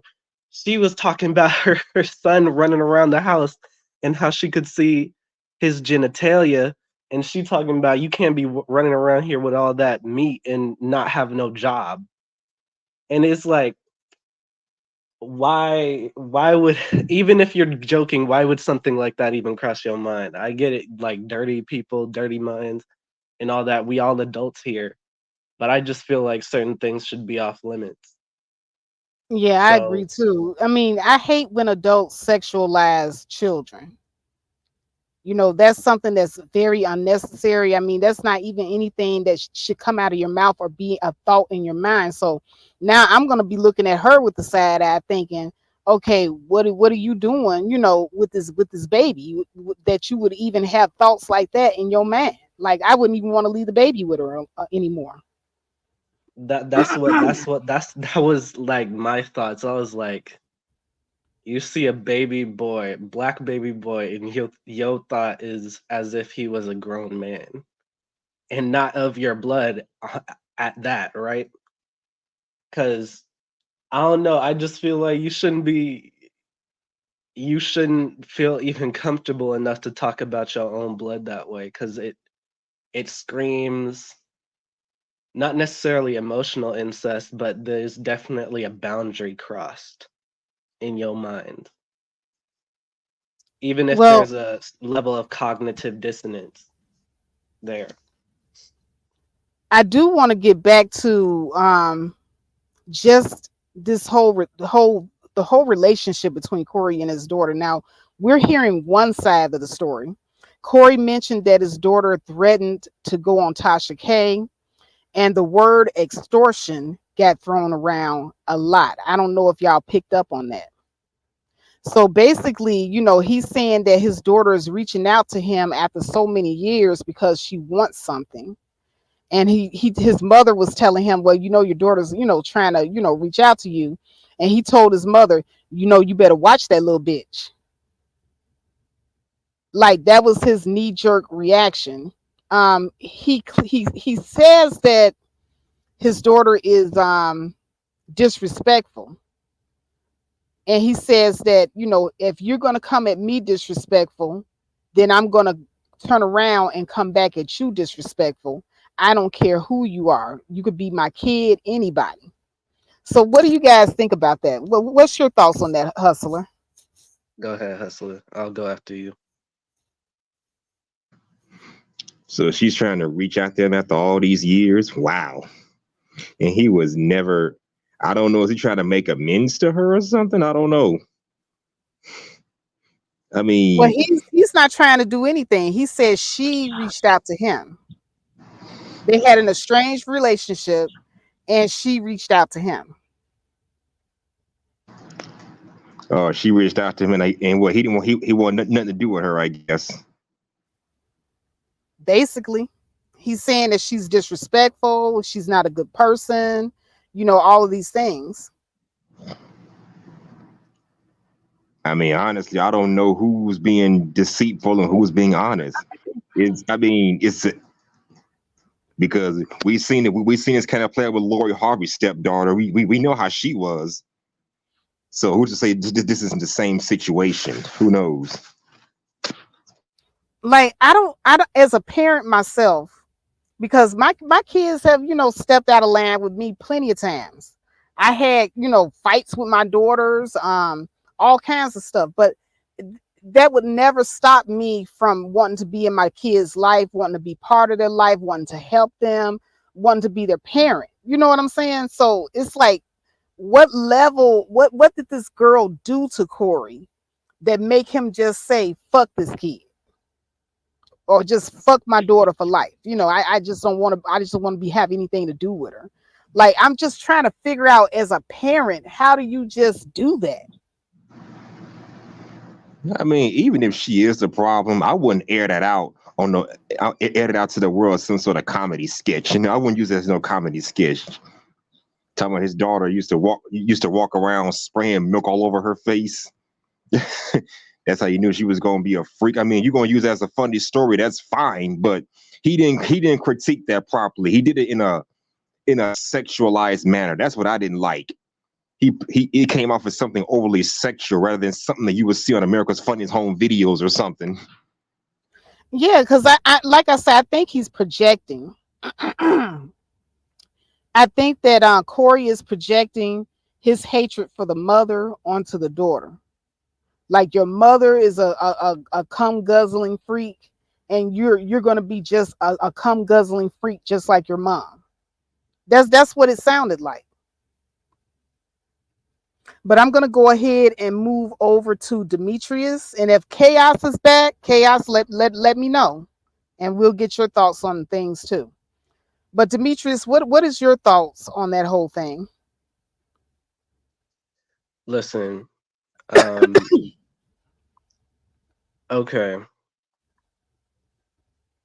I've heard stuff like this, believe it or not, in Black YouTube before. But even then, like, there's no need to air your blood out on like that's your blood, that's your daughter, right? That's of your blood to the whole public on a show where a whole lot of people watch. Like, that is your blood. It doesn't necessarily matter what she means to you, but it's just the fact that she's of your blood. I mean, I might be getting caught up on the morals and the values because that's me. I have a code of conduct for myself, right? But I mean, if we're if we're being completely honest, dudes like Corey, like, we know some of them in this space. Dudes like Corey are a problem, reckless at the mouth with their thoughts and actions. I mean, we know that archetype. So, I mean, listen, it seems like Corey is the problem here. There go chaos. But yeah, it seems like Corey is like the actual problem here because even so, right, you can't like let's say, right, like we're taking it at face value, she did come out and like try to reach out to him and all that. There is a level of grace that needs to be approached with the situation, because if we're to, let's say, take things that men have said about their baby mothers and their children in this space like at face value, there's going to be a level like, hey, I'm not like that. I'm not who your mother says I am. And so there's a level of grace that needs to be had. It's the whole idea of, let me say it like this, the whole idea of nobody can come at me crazy even if they're family is a little bit, I don't know, that seems like you're looking down on everybody, because it's like you're trying to put yourself above it when really you're of that, because that was pretty trashy to do himself, Well, like to I just air out will his daughter like that. I will say this, like when he said that part, that nobody, he don't care who it is, it could be even family, it could be his kids, he got the right to say F you. I'd understand if it was anybody but family. You get what I'm saying? I'd understand that part. Yeah, But and once he that's how said that's and family, and now family. you That's losing me. see, because the only people that I do give passes to is my family, and especially my children. My children get a pass above and beyond everybody. And I'm talking about, hell, they've done some stuff to me, that'll make anybody want to say, man, F that, but those are but that's my flesh and blood. That's who I bought here. And so to me, it's that's a time where you got to kind of, turn on the parenting. Like we're all human. We all, feel, we all get angry. We all, blow up, and I'm no different. But after, you're angry, after you have your 4011 cries, or after you go on your rampage, when cooler heads prevail, at the end of the day, that's still your kid. Exactly, that's your blood, man. You held her when she was a baby. Did he? Because he sounded like he wasn't around. What? Well, okay. Clearly, he was in her life at some point as an infant. That's what that whole like skit was about, right? Well, hold on. Let me just go ahead, and because I want to break this down. I want to break this down because we're gonna go back and we're gonna revisit this. So we're here, right? He's gonna start talking about his daughter, right about here. So this is where we're gonna start, and we're gonna keep pausing back and forth. You guys, if you want me to stop the video, if you got something that you want to say, just say, hey, stop, stop, stop, and I'll pause the video. But let's just break this down in elements and pieces. It ain't much I'm worried about. That's what I was gonna say. He's different. You know what I'm saying? It What ain't kind of much I'm character worried is- about, man. I got all kind of shit going on in my life, but it ain't nothing. I ain't worried about it. What do I do that I'm worried about? You know what I'm saying? I just don't. I can't think of it. I'm a loner. Man, my motherfucking daughter would talk the shit to me the other day. I was like, bitch, I Oh, don't know you you. start back talking to her? No, the bitch crazy. Oh, she just called you out the blue? Hell yeah, because she needed something. Hey, you should have gave her my number, man. You still on that looking for it? I believe my daughter runs circles around you, boy. Oh, shoot. She taller than him for sure. Yeah. She ain't Yeah. taller than Oh, me. yes. She Yes. is not taller than me. Oh, the last time she was here, I got a picture. She She, probably and has I heels standing next on to or each other. You something. see how tall she is. I mean, She's I tall. brought it up because she tried to run game on me, like she was brought up by her mama. But you know what I'm saying? Instead of realizing I got away from her mama, because I don't speak to her mama, she be like, I know you hate my mama. I'm like, bitch, I ain't got time to hate nobody. Your mama was drama. Now here it is all these years later. You just like your mama. Both of y'all can kiss my motherfucking ass. I'll go make another daughter. I don't give a fuck. Ooh, that was But hard. he's drama too. So that's what Wow. that's what I was saying. Who's He's more drama. drama, him or her? Whew. He said he could go and make another daughter. Like I have a sister. You know, I'm 14 years older than my sister. And my parents at no time ever made me feel like my sister was a replacement. You know, they loved all of us. This is crazy. This is crazy. Even if Corey had more children, that would not make her any less his daughter. So I don't know. This seems like this is a character thing. This is a Corey thing. But you know, let's continue to just to listen and break this down because this is oh goodness. Hold on a second. I got the wrong thing up here. How the hell I get over here?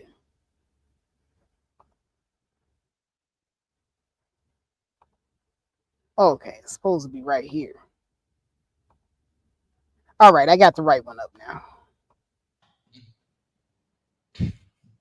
If you ain't good as a person, no matter who you are, I have a cutoff switch God blessed me with to say, fuck you, motherfucker. I don't give a fuck if it's my kid. My motherfucking mama. You know your daughter trying to get in touch with you? I say, oh, mama. So he's saying that it's okay for him to cut off his daughter and pretty much throw the middle finger up because God said that, you know, hey, I gave you a cutoff switch to cut people off no matter who it is, including your own seed. And so he starts off saying that she's not a good person. What do you guys think?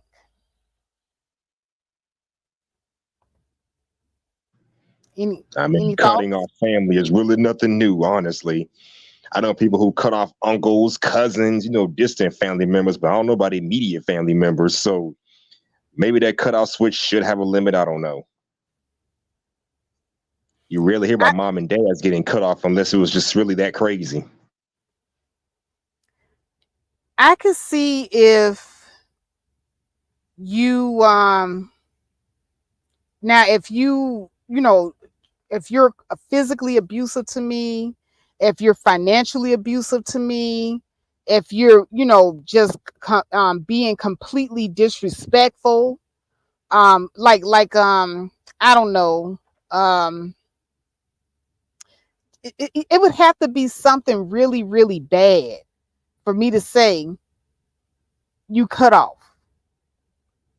It would have to be something really, really terrible. So I just don't see that his daughter could possibly do anything so bad to Corey that he would be this disrespectful to her. Like, I can't think of anything that this girl could have possibly done. Impossible. Like, I mean, I've had instances where I've had a child lie on me before. And, you know, that's when your parenting kicks in and you get down to the bottom of why that occurred. You don't cut your kid off and say, you know, throw up the middle finger and say, well, God said F you. I just I don't Maybe he's understand. not the parenting type. Yeah, he's probably not. He you know, doesn't just seem like it. he seems like he's all about Corey Holcomb. That's who he seems like. He's all about himself. But let's continue. You watch that little bitch. Ha! Yeah, see, it's. I get where you guys are coming from because I had the same. You watch that little bitch. That bitch is brought up in this new generation where there is no honor, there is no respect thy parents, there is no the way the youngsters are brought up now, they will fuck over the mama and daddy quicker than they'll fuck over somebody in the streets. What the fuck? I don't. Now, just playing devil's advocate here, he is right about that. I have seen where adult children have financially abused their parents. I've seen there was this case where this young man, his mother was a real estate agent. She simply asked him to go get a job, and he got so angry and furious with her, he turned around and killed her, his own mom. So I know Corey isn't lying about that. So it's just kind of like, as a parent, what is that fine balance that you have between not letting your children run all over you, but at the same time, you're still I don't know. I mean, It's if pretty they tough. attack you, Faith, that's that's different. Because you have to think like we were all like children, like young children at one time. Like to attack your parents in such a manner, like that, even like that, there has to be a barrier across to do that in the first place, a mental barrier. All right, I'm just saying. Yeah, there has to be. Excuse me, y'all. There has to be a barrier there, and there's issues and there's problems. There's something that's going on with that parent, between the parent and the child, in my opinion. So Corey, to me, there was something going on between him and his daughter that prevented them from having this close knit relationship. And I really believe that Corey has something to do with that. I really do. Like with my kids, my son and I have a very, very close relationship. And my oldest daughter too. My second oldest daughter came down to Phoenix to live with me. That's who I got into the altercation with. She and I always bumped heads. And she was always like, challenging me, bucking against me and all this type of stuff. But she never ever tried to lay her hands on me. Not until she got to be in her 20s and she moved out here to stay with me during the pandemic. And she, did something then. But I found out later that it was something going on with her mentally and emotionally that caused her to do that. So a lot of times, you can't just cut people off and just be like, that's it, fuck that bitch, and blah, blah, blah. And mind you, when it happened, I fired up a live stream. I was hot. Ooh, I was hot. I was sounding just like Corey. But when cooler heads prevailed and I got down to the bottom of things and really just put on my parenting hat, I realized that it was something completely different. So even in the worst of situations, you can still turn that relationship around if you want to. But I don't think Corey wants a relationship with his daughter. That's the problem. It sounds like, he would be perfectly fine if he never heard from that woman again. That's what I'm getting off of him. He didn't want her. He said that she just popped up on him, and he doesn't care that they don't have a relationship. That's what it sounds like.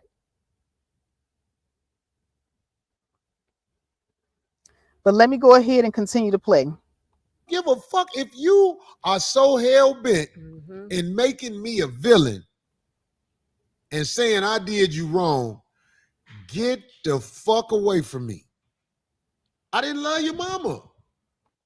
Okay, so number one, he's saying that his daughter is making him a villain and saying that he did her wrong. So the daughter is trying to talk to him. It seems like to me, this is what I'm getting from this. The daughter is trying to talk to Corey and tell him how she feels that, he did her growing up. And he's not receiving that from her. I don't think that Corey ever took time out to really care about his daughter and her feelings. Because this sounds like somebody that's hurt. And when kids are hurt, they lash out. They do things to get your attention. And Corey just wasn't interested in being a parent, like Demetrius Hakashikata said. Any thoughts? If there aren't any thoughts, then I'll just go ahead and move on. Let me know if you want me to stop and pause. You just popped up on a nigga. I try to show you love. Shit, you come out here, I did all this shit for her. She was still talking shit. So I'm just saying, it's like, I'm not like everybody else. I don't need your acceptance. Somebody said to me, fuck it. My mama said to me today, Corey, later in life, you might need your daughter. I said, if I need that bitch, I'm done for. Okay, so Corey, you think that you went out there, you did things for your daughter, which, as a parent, you're supposed to help your kids if you can. If you have the ability to, why wouldn't you? But I think that there is a disconnect there where your daughter is just kind of like, F all that. There was something that happened, and I think she tried to communicate that to you, Corey, but you were emotionally cut off from her. You didn't want to hear anything that she had to say. I really think, Corey, that you and your daughter will be a good candidate to go on Ayana Fix My Life. Y'all need to go on Ayana or go get some family counseling, because there's a disconnect there. Maybe the counselor can help you be open to listening, and maybe the counselor can help her be open to trying to communicate to you again exactly what it is that she needed from you growing up. Because there was something that she needed from you that you couldn't give her. Like my daughter and I, we went to family counseling, and she told me the things that she needed from me. And I was receptive and open to listening to her. You got to be receptive and opening. As a parent, it's your duty and your responsibility to bridge the gaps. You're the parent, not the other way around. But I'll continue. A lot of motherfuckers might not say this. No, and it's hard for others to relate because you motherfuckers out here with kids, your kids ain't shit. Your kids run over you. And you know they run over you. And you let them run over you, and you justify by saying, these my kids. Exactly. Not with me. If I got somebody, I capitalize every letter in somebody. If somebody running over me, I'm going to tell them I'm about to take a shit. Get over here fast. Because I want to shit on you. Give a fuck who you are. You don't get to fuck me over. I don't give a fuck. This is my time on this planet. I ain't finna be worried about your funky ass, whoever the fuck you are. If you ain't no righteous motherfucker, I don't give a fuck if it's your child or whoever it is. Same way, yep. Get the fuck away from me, especially when you're grown. You can have a little patience with a child. Sometimes you can beat a child up and get away with it. Oh my God, stop. I'm saying, but when motherfuckers is 20, 25, 30, yeah, you know, talking crazy to you, if you let them hang around you because they're your kids, that shows human weakness. Okay, now this, I do agree with. If you're 20, 25, 30, you're old enough to know right from wrong. You're old enough to know that there's a certain level of respect that you're to give to your mom, your dad, your parent, whoever raised you. So if you're over there talking crazy to the person that has raised you and they're responsible to getting you to the point where you are now, yeah, I do have a problem with a child that's putting off a level of disrespect, talking to the parent like they just, a stranger in the street or one of the people in the street and stuff like that. Now, my grandmother didn't put up with that for me. Like my grandmother didn't even allow me to curse around her. And if I was belligerent enough to want to, continue, Well, I probably would have got a metal pipe upside my head. My grandmother used to keep a metal pipe next to her chair. I never understood why she did it until one day my brother had mouthed off to her and she grabbed that metal pipe and she quickly, bam, hit him upside the head with it. He never mouthed off to her ever again after that. What do you guys think? Hello, did y'all folk? Am I the No, only no, one up here? nobody fell asleep. My hold on. My whole thing is there's a way, because like Faith, as you know, I'm in college, but and like I have a dorm like residency there, but like weekends like this, I'll just come home just to visit my parents. Now I can't do that. I can't do that and be disrespectful in their house. Okay.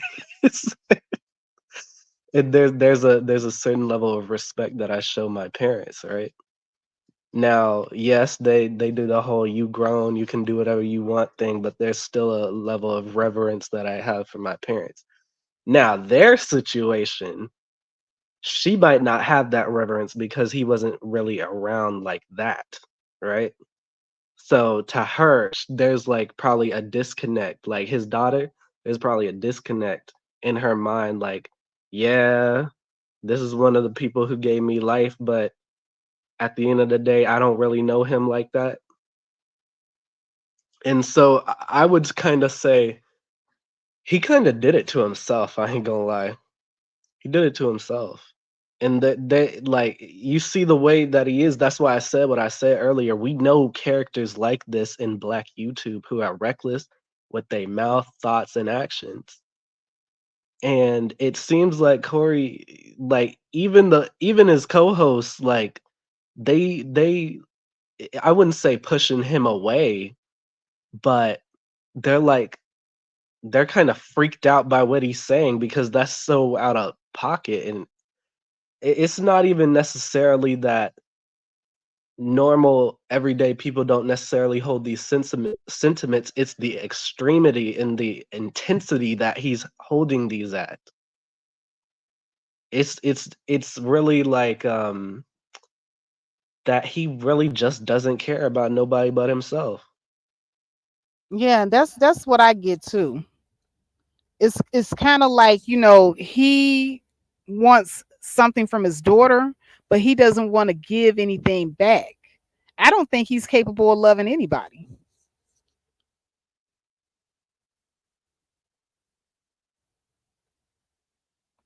You know, I don't think that he has learned to, or if he ever had, then he got so badly burned that he never did again.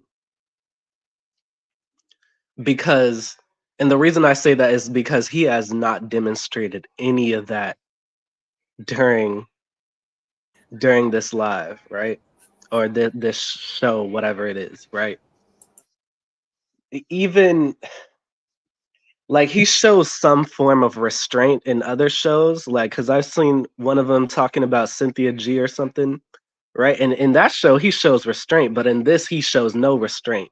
So I'm thinking, you're going to show a random lady who talks crap about a demographic on the internet restraint, but you ain't gonna show restraint when it comes to your own daughter and the woman who gave your daughter life. They brought her into this world. Then again, taking into account to what you said earlier that he said, it was kind of like she just popped up on him. Sound like he ain't really wanted her for real. Well, I And mean, he's angry that she exists when she is the yeah, fruit of his actions. she is the fruit of his acts. Like I can understand, from his point of view, you know, this baby popped up on him. He was just out having a good time. He wasn't trying to, make a baby. But,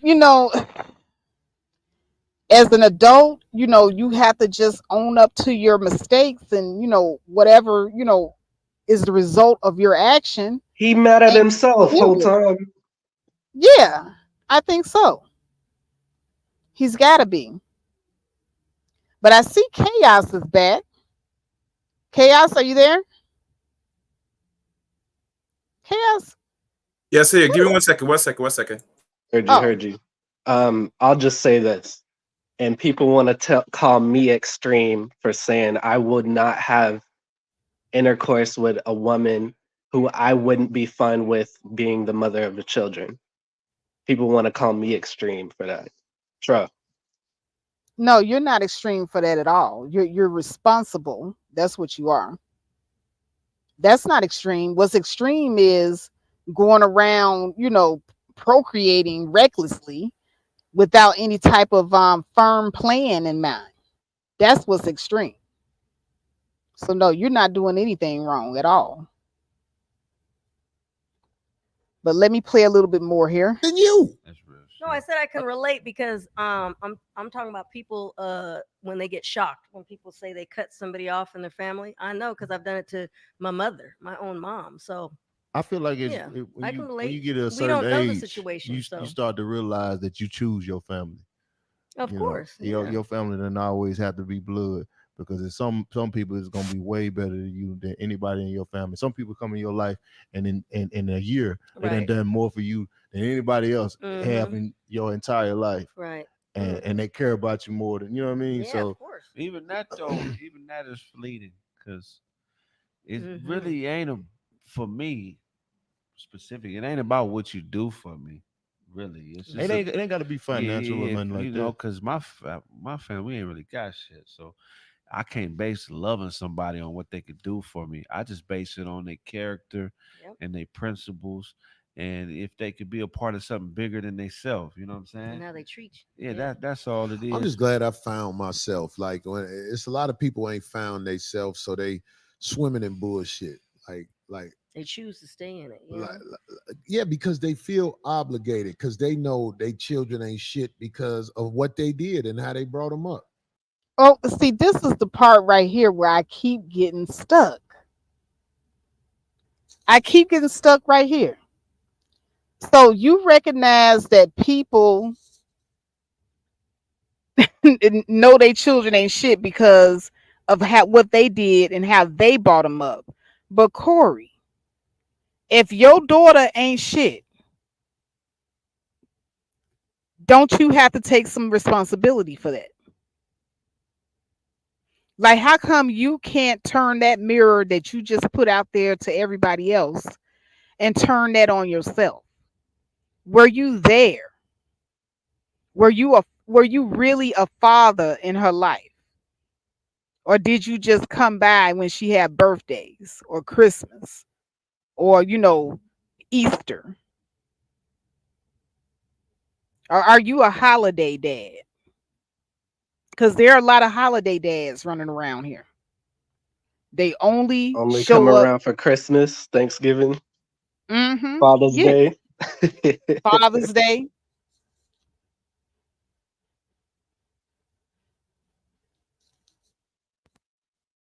It's pretty sad. So Corey, you can recognize that people have some fucked up kids, and that maybe their kids are fucked up because of what they may have or may have not have provided for their children.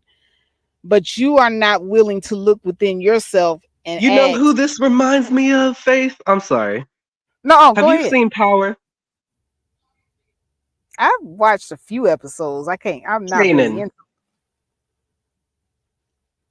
No, but go ahead. This reminds me of Kanan. If you've seen Power, he reminds me. The way he acts reminds me of Kanan. Okay, and who's Kanan? Some reckless. He's a badass, but he a reckless drug dealer. He reckless as hell. Was that Power's friend or ghost or He No, whatever? was he's Ghost's friend. talking about the TV He was series. Ghost He's talking about the TV series co-host. itself, Kanan itself alone. TV series. Oh, Kanan, the TV series. Yeah, man. Brett, what do you call it? Somebody Kanan, some dumb shit. But It was the Book of Power, right? no, it's the Rise of Kanan. Okay, I might be thinking about something else. So what's the big issue that he said his daughter ain't shit and he doesn't want to do enough for his daughter? Is that the argument? Yeah, that's the whole thing. Like, this is what is kind of like going viral and what people are talking about, like that he would just cavalierly just talk about his daughter like this. He says his daughter is a bitch basically, and that he don't want to have nothing to do with her. She's not a good person, you know. Okay.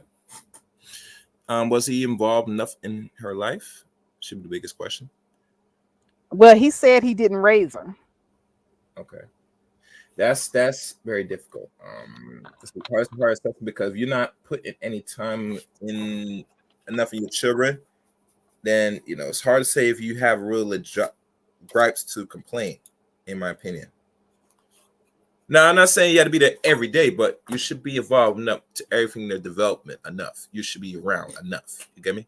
If you're not around enough as a father, and they eventually turn out to be a bitch or ain't shit, right? You do hold some fault to that. Unfortunately, you do hold some fault to that. But let's be fair, honest. To few dudes that really say that, and let's say this really gone viral, which it did, right? People tell themselves of what they played in the development of their own children that become the adults for society to really deal with. Now, if he was involved enough and she came out that she ain't shit and all that stuff, maybe okay. But from hearing this, and he was never much involved, and then he said she's a bitch, this is that and that. I don't know if you have anything to stand on, brother. You're not really part of her life. Now, imagine it's like this. If your children do great, and let's say you're a parent and you let someone else raise them, you're going to take all the glory. But if your children did bad, and you don't want to take nothing at all, you can't have both ways. You can't have both ways. Either you're going to be an involved parent or not in your child's development. You got to take the good, the bad, and ugly. That's all. Man, you know what? I ain't even think about that just then. But you're right. I mean, if his daughter had turned out to be this amazing person, a doctor or scientist or whatever, great actress, oh, he would be beaming with pride. He would be standing right there like, that's my baby, that's my little girl. But Faith, that's not just the man.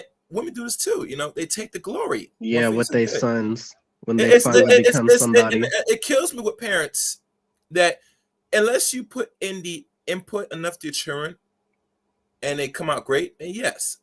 If they come out bad, yeah, you could take some heat for that, but at least you tried. You get me? From these conversations, like some just don't try. They feel say I just birthed you, I sent you out, that's my responsibility, and hope for the best. And if it comes great, I take the glory, the awards. No, and that's not how that stuff works. If you want to produce a great outcome, a great product, you got to put into it. Yes. Like anything else.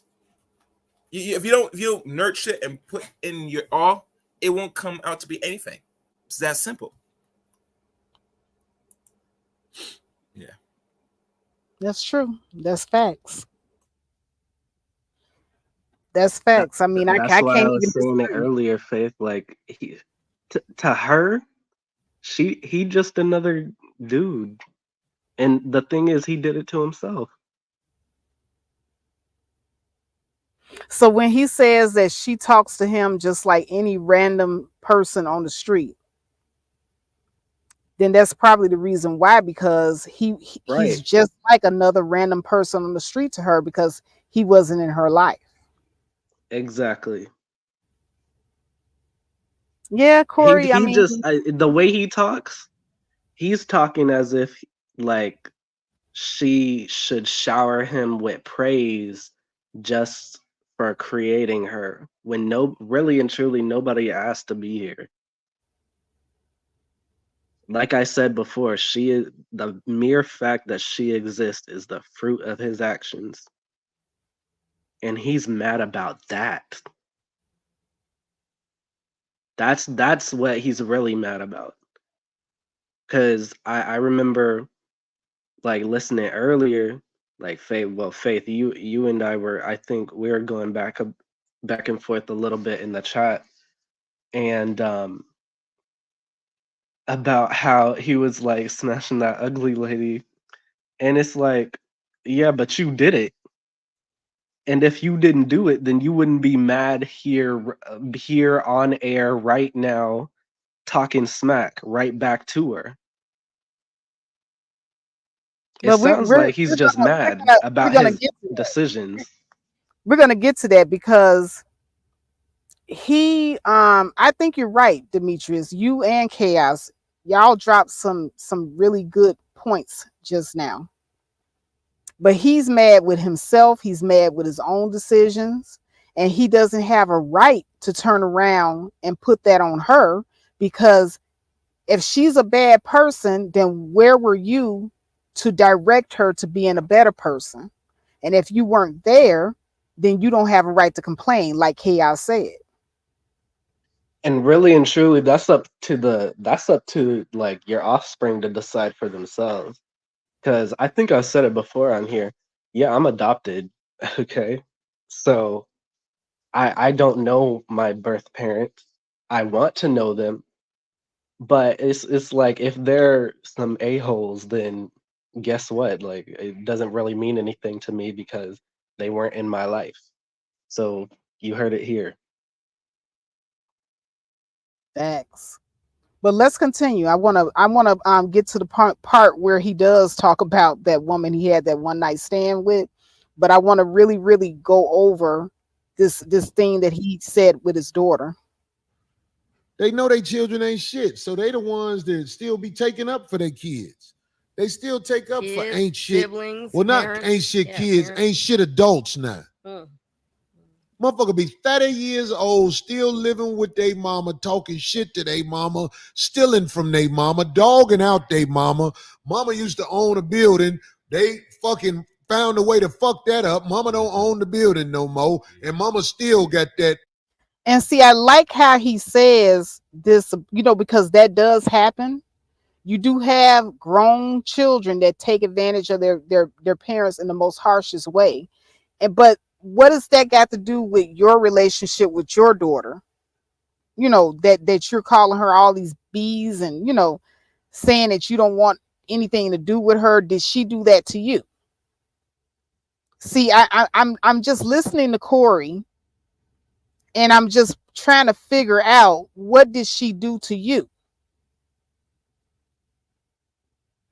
And he is I don't know. Anybody want It to is crazy. It is kind of crazy. And granted, I know some guys over 30 who still live at home with their parents, but they moved out. So I can't say that's the case with everybody. And yes, I had a woman tell me that her son was staying with her past 30. He kind of took advantage of her. So I know that stuff does happen, but it seemed like she was trying to throw shades at people over 30 living at home with their parents. I can't entirely agree with that. That's all I'm saying. Yeah, I mean, with the economy, I mean, your children are probably going to be with you a little bit longer. But if you're over the age of 30 and still living at home with your parents, that does signify a problem. Well, the biggest question. What kind of problem? It's the biggest question we ask is: if you're living at home, are you even planning out how you're trying to do better, so that way eventually you could? I mean, 'cause I know the economy's rough. Yeah. If you're just there, just mooching, living, and just not doing nothing, being better for yourself, that's a big problem. You get me? Exactly. Oh, okay. This is Oh, a good welcome, BMT. Hello. So, the parasite child or brother or sister, we're talking about kids. Yeah, at a certain age, it's time to divest. Even animals start kicking their own younglings out. It's time for you to go, because time for you to start getting some experience. Time for you to start doing stuff. Everybody trying to use I gotta be here now. Either A, you helping the tribe, or you're hindering the growth of the tribe. There's no either or. I don't look at no man with respect. You're still staying with your mom. Most of them can't stay with their father. Let's be honest. Your daddies don't want y'all staying with them. Oh no, the because father's not gonna father let them stay with them. the No. father ain't gonna allow that. So that's why they always stay with the mom to get, but they want to pretend like they either the suspend or some other kind of thing where they get away with all kind of crap. The father Son, husband. is gonna be like the father gonna get no the father gonna kick you out. The father's gonna get annoyed with that, but he's gonna be like, I'll be damned if I'm bringing a woman around and there's another younger man around and I got to deal with that, and then you eating off of me. He, men don't normally, especially father and son, don't normally do that. Daughter and father, only way that I've seen that ever happen is she's helping me take care of me, or something. There's something they're gaining out of it. Now, when you get like over your 30, that's you in your prime. If you're not grounded by that time, I don't know what to tell you. You seem like you unless there's something physically or mentally wrong with you, and we can excuse that. Don't try to say, "Oh, this is cultural growth," because it's not. It's not. Even plants can't do that. So this because I've seen people try to stunt. Well, this is my house. I got a car. I got this and that. So where's your place? Well, this is my place. No, that's your daddy's place. That's your mama's place. That's not your spot. So you didn't do it. So you didn't accomplish that. You living under their roof. So you child. You can't never say, I never understand grown adults wanting the same amount of accumulated respect as that of an adult out there with their own something written in their name when they're under another person's lease. It doesn't contextualize the same amount of power.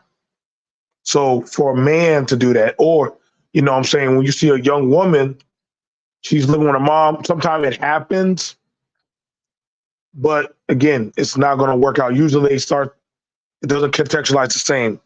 Corey talking the way he's talking, he's amplifying his failures onto Black society. This is normal Black, blame a Black. I messed up. This is what we do. This is the we thing versus what you did. If he would have just been a man that said, I did this, I'm one night standing. Funny how he talks about single mothers, or he goes in on women, but he's the same type that deals with those type of women. Isn't that the irony of a lot of these content creators, or a lot of these people that get on, they talk about these type of women, but this is the type of women that they lay with or deal with or make these type of excuses with. I don't know why anybody would take him serious. Literally, he's complaining about single mothers, but he just put a Black woman out there that literally can almost line up with the same variables of the women that he talks about. You can't make this up. So he failed society or Black society in doing that. Because he put that out there, and knew he could have corrected it. Mind you, Corey's not broke. Under no circumstance, Corey is broke. Is he, Faith? So no, it's not. So I hate saying Cat Williams' name, but at least Cat Williams owned up to his kids and say, "Hey, I need to go get my kids or get that thing squared away with my kids." He couldn't even do that. It's not. So why are you calling her all out her name? Well, keyword, in my language, you made that bitch. Because you could have helped corrected that. You could have helped corrected that. If you knew she was going down that trajectory, you could have gone and took some money and helped trying to correct her. But BMT, a lot of people, would say, especially men, they would say that because he didn't raise her, she's a product of her mom. Yeah, he did mention he was not. He did mention he was not. He was not too involved in her life like that. He was just in and out. So, that's that cop out punk ass excuse, because they're too coward to own up to what they did. So they'll blame the other parent, right? It's like blaming the team for why the project did not get a good score. Well, y'all didn't do. Y'all could have done better. Well, nigga, where the hell were you at? Where were you at? It was a team effort. It was a team effort when we were laying down. Now all of a sudden, it wasn't a team effort for 18 to 21 years. That's that punk ass excuse. Well, it's the mother's fault. Nigga, you a whole millionaire. This is that black man high value bullshit. Because he could have easily gone over there and just spent time.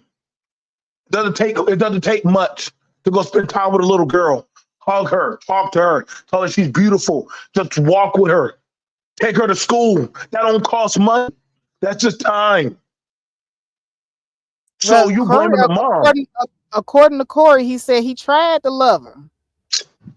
He tried. You gotta try to love your child. That's a red flag right there. There's no try.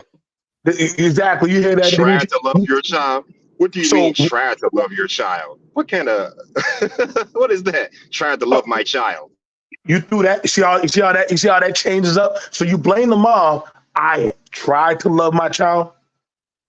I don't have to try. That's innately my nature is my love for my children. There's no second nature to that. But see, then you'll wonder why certain children have a vitriol of disdain for that parent. There's a reason. Look it up.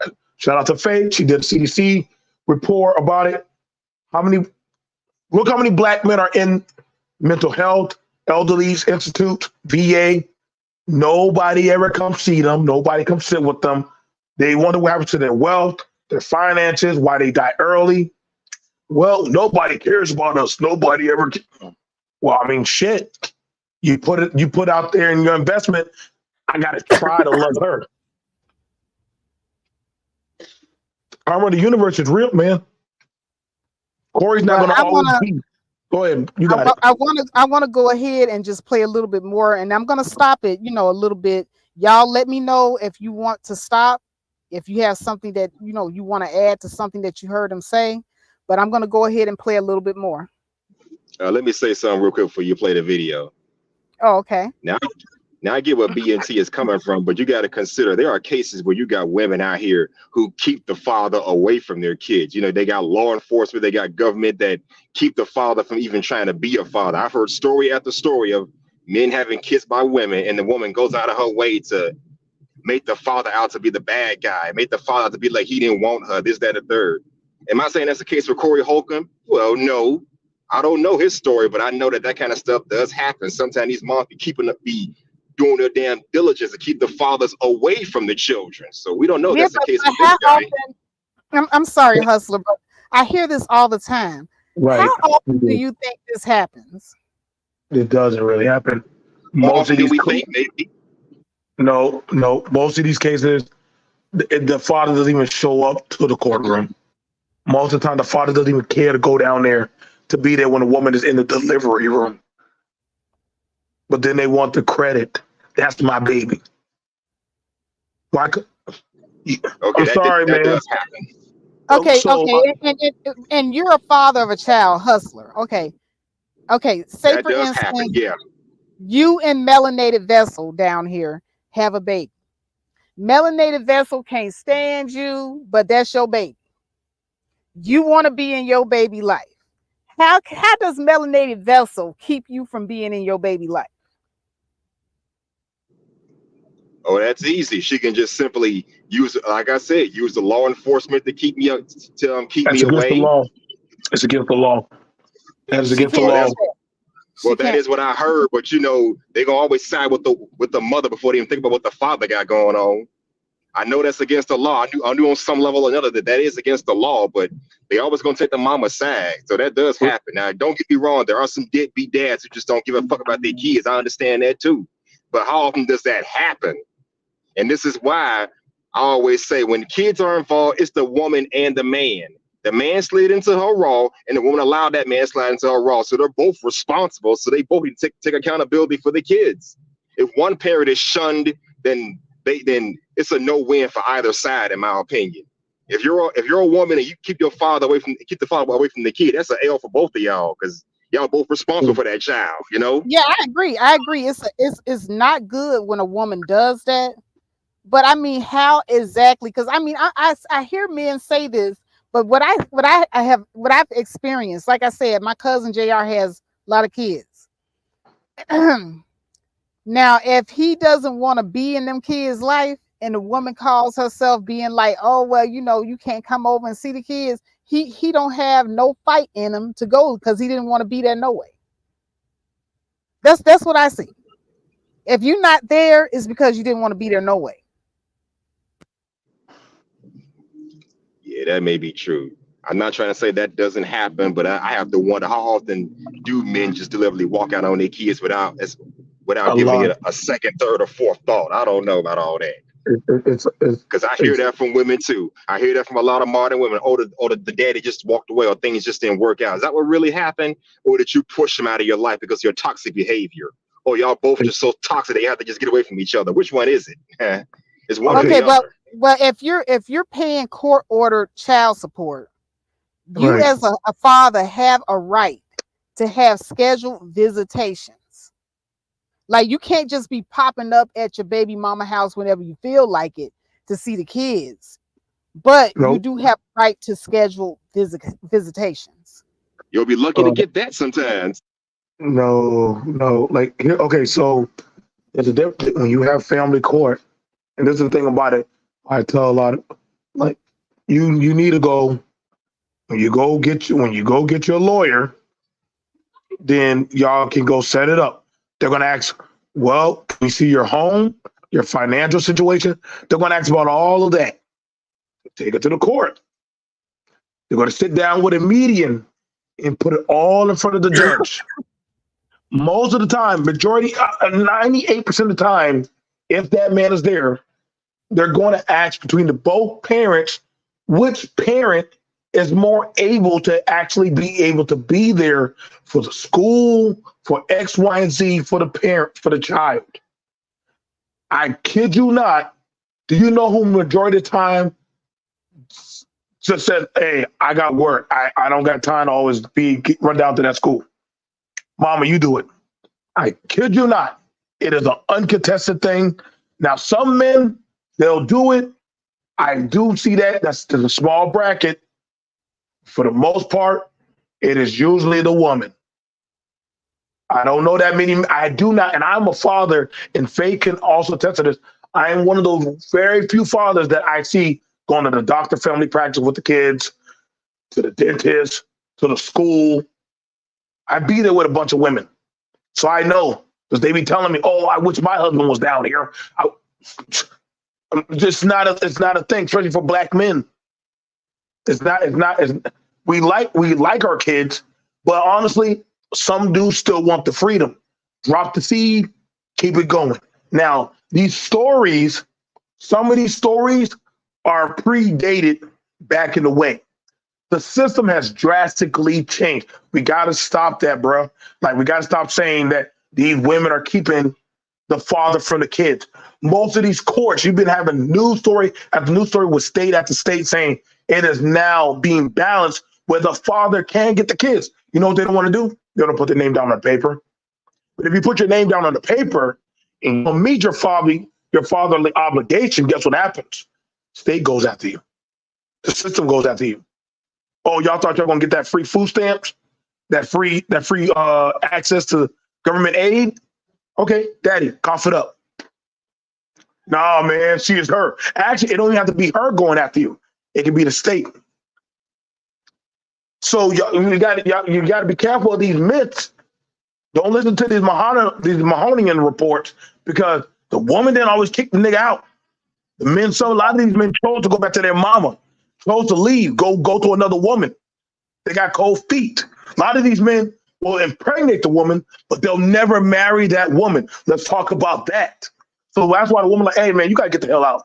Only thing you do is put babies in me. You don't ever put me you don't get me out of the project. You don't get me into a better home. You don't get me into a better situation. You just want to be with your boys and lay on top of me. A lot of these niggas, I know a lot of these niggas like that. They get in the Navy, the military, they do whatever they want to do, but they don't want to get the woman and make her the missus. And if she's the missus, You already see, just like the preacher's wife, they still live in a double or triple life. So, But now, BMT, I do want to stop you here because I do want to get back to the video. But all I right, want let's to get make back into sure, it. And respect to everybody. I love yeah, everybody on this panel. It's a good I conversation. do want to make sure, because this is a great conversation. Now, before I get back to the video, I do want to make sure that we have a good understanding of what Hustler and Muscular is trying to convey. That's the reason why I was asking him, like, how can the woman keep you away from your child? Like, I have not heard a man come up with a reasonable explanation as to how they're being kept away from their kids. Like you said, the police, that's against the law. The police cannot keep you legally away from your child. That's a myth. Like, it sounds like, because someone else said it down in the chat room. Have you been like listening to these guys on these panels, Hustler? Giving their complaints. Yes, I have. Yeah. Don't believe them. Don't become a victim of these losers on these panels. You're still Don't believe relatively who?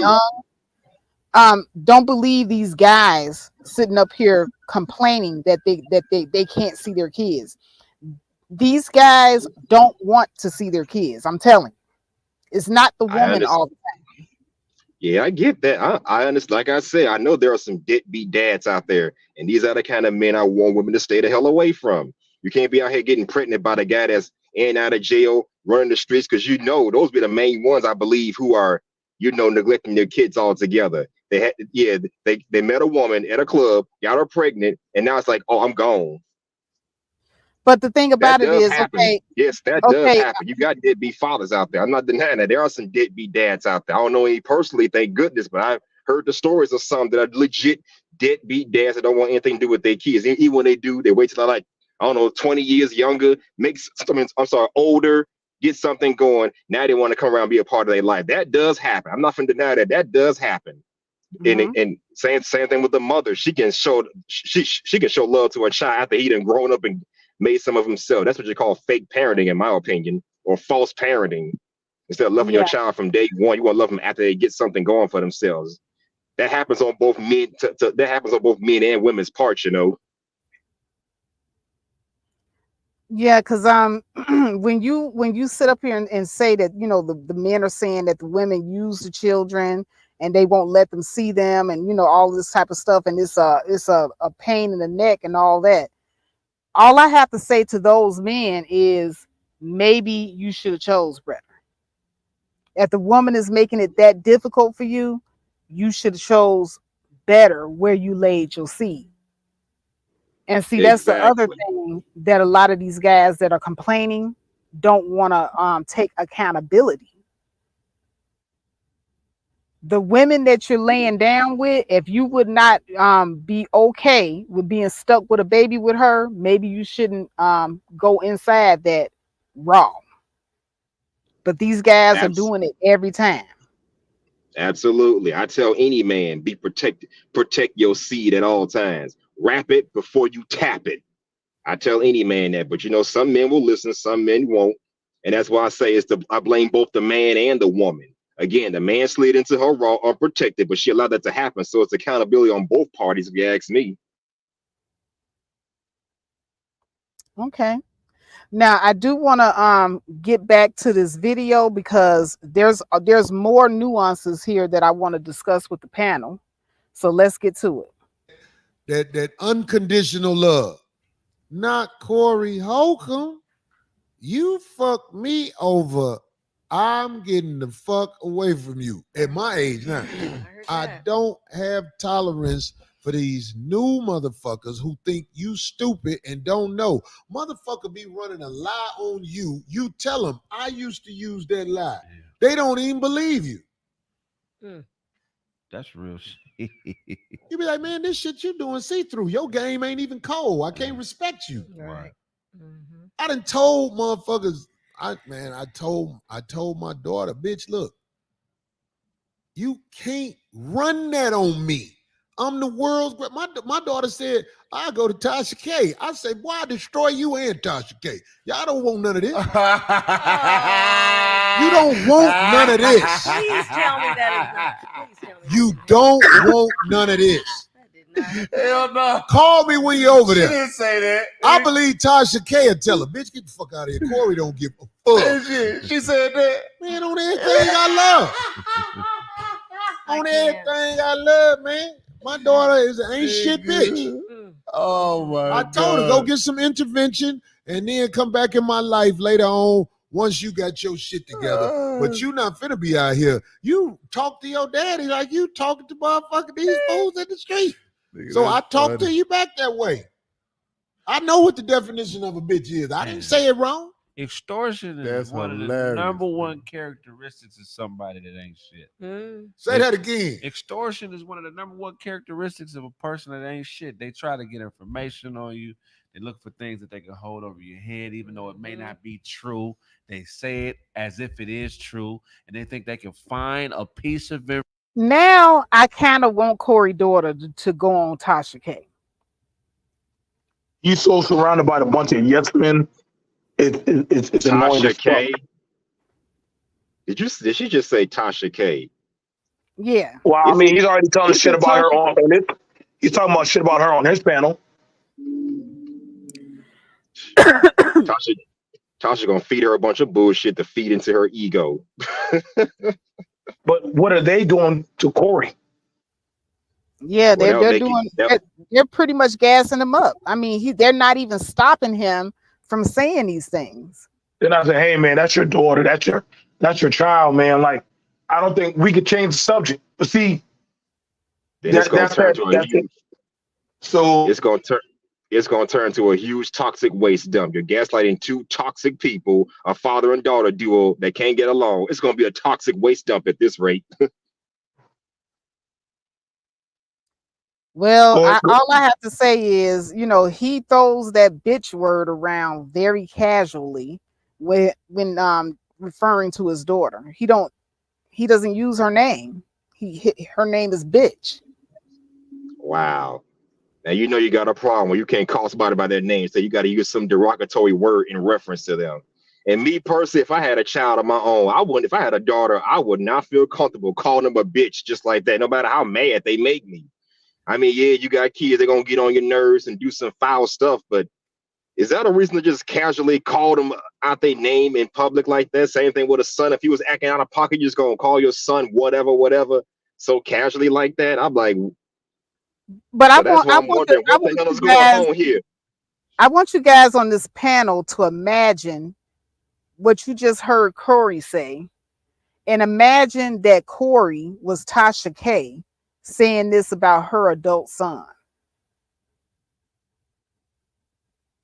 If this was Tasha K saying the exact same words that Corey Holcomb's saying, but instead of it being a daughter, it's a son.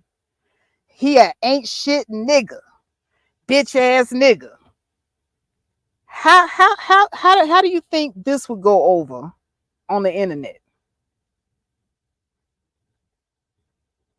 Anybody? You'd be a deadbeat mom or something.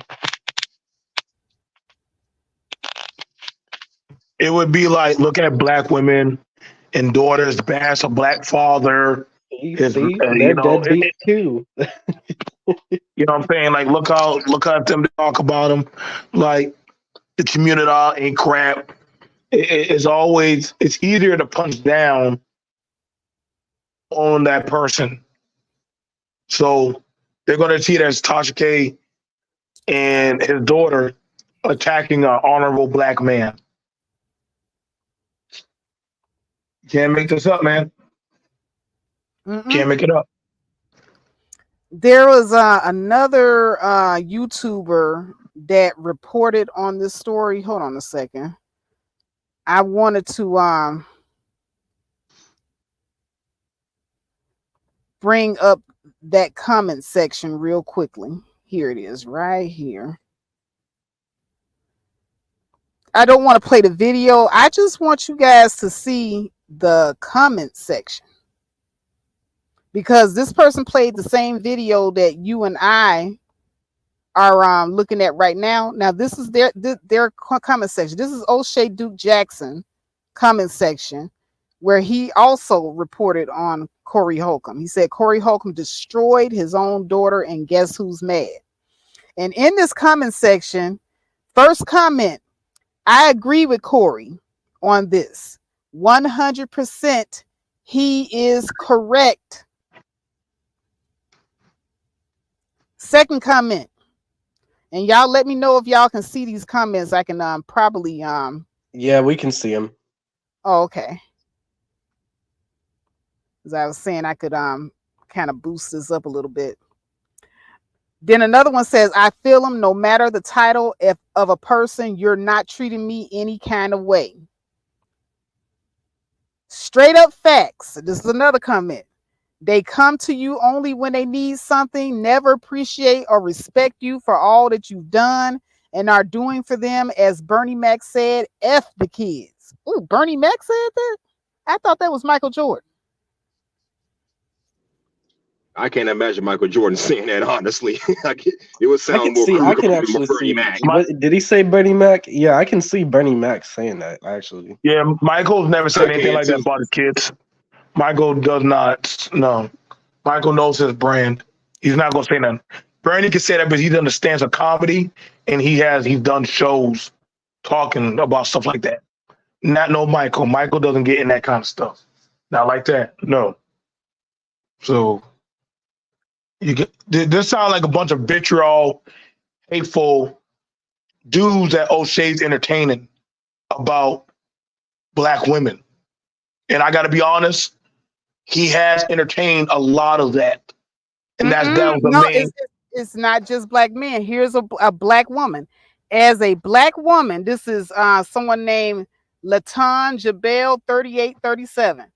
As a picture. black woman, I agree with Corey wholeheartedly. This new generation is something else. Corey spoke his truth, and I agree with him totally. My family has issues with me about calling them out on their BS. Right is right, wrong is wrong. Yeah, that go for you too, Grandma. Yeah, Respectfully. but Corey was wrong. Pick Me Force don't care, bro. Pick Me Force don't care, man. They don't. They don't. Like honestly, again, it still stands. This is the yes me. This is the yes banter crowd. It's not checking the accountable, not accounting them for what they did. This man just called. It's just calling his woman, calling his child, all kind of names on a public, national, world platform. Which speaks to his character, right? So I mean, I'm just being honest because this is crazy. How does this show strengthen black men? What kind of patriarchy is this showing? That's a This is good truth. question. So this is the truth. You got a bunch of women and men on Corey's platform or in O'Shea's chat, thumbing him up about calling his daughter all kind of names. Well, hold on. I finally found the needle in the haystack. There's one person that does not agree. Stanley Fields. He says, I hate when parents criticize children as if they played no part in how they turned out. If the child does well, you assume credit for that. So take responsibility in their failures too. Is all a reflection of you. Exactly. And that's something I was saying earlier. His daughter's a mere reflection of him. So yeah, you got to put some of the blame on the father. It was him and his baby mama's choice to have her. So hey, they're both parents are responsible for how she turned out, regardless. Damn. Then here comes somebody else. Damn. Corey said exactly what I said, almost word for word about my daughter. Damn. When I write my obituary, she had no children. Wow. It's a lot of hatred out here. Did these men got some you know, there's a lot of resentment that these men have towards the kid's mother and the children. So the resentment isn't just towards the parent, it's also towards the children. sometimes I've heard this before. Like sometimes when the father doesn't want the woman to well, the soon-to-be father doesn't want the woman to have the kid, they'll take care of him, but begrudgingly, and they'll just show like their passive aggressiveness in other ways.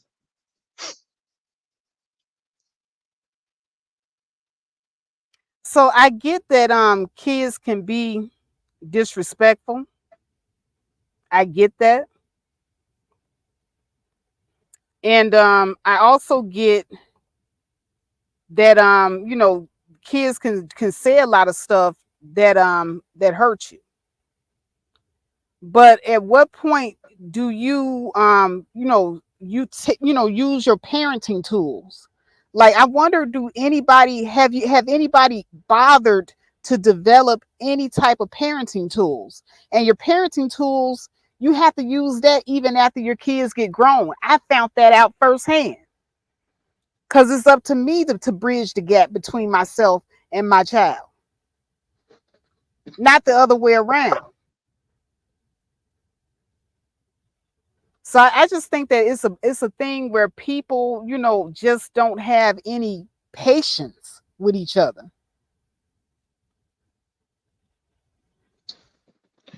Well, like us again, you never stop being a parent, even when your child is of adult age, because they should be able to lean back on to you for wisdom and for understanding.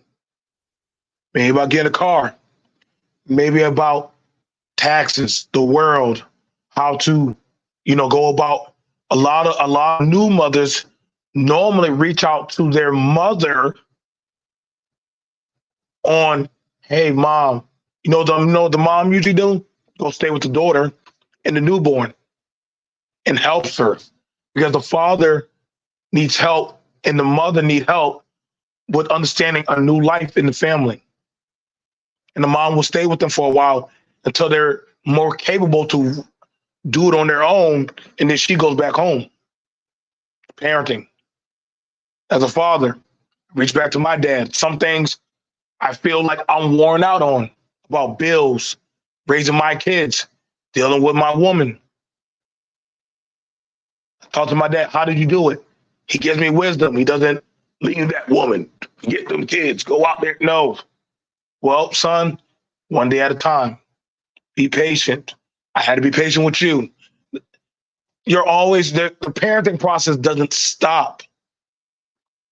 You might even have you might even have people who are not your children that you're also, they're watching your examples. You don't have to have biological kids for them to see you as a parent. Exactly. So this says a lot about Corey's character, and a lot about these people's character. These people character that are so happy. They want respect of their community, of women and children, but they're happy with a man calling his own flesh and blood all kind of names. And that's sad. He doesn't even acknowledge her name. That's a piece of shit. Yeah, that is sad. Believe me, it is. Because I mean, now, like I said, I really wish his daughter would reach out to Tasha K. I would definitely be like a fly on the wall in that interview. I'd pay to see that, actually. I would, yeah, because I want to know, like, what did Corey do to make you have this feeling about him as a father? Because obviously there was something that this man failed at that makes her feel this way about him. Now, him feeling that way about her, the child is innocent. The child is innocent, Corey. You talk about she's a piece of shit person. She turned out to be just like her mom. But, once again, I got to, go back to, this little stand-up comedy bit that he did. Let's roll it again.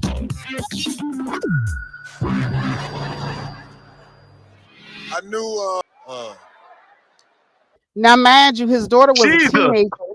Wait, his daughter was a teenager during the time that he did this. Yeah, so I mean that, he's been doing jokes like that about his daughter for a long time, and he has said it many a time in interviews that he can't stand his daughter's mom. So how does that contextualize to you breaking her down? You see how that literally that's all he did. He made jokes around the U.S. calling her a hoe, talking about her mom, disrespecting their household. They don't think that don't mess with a kid.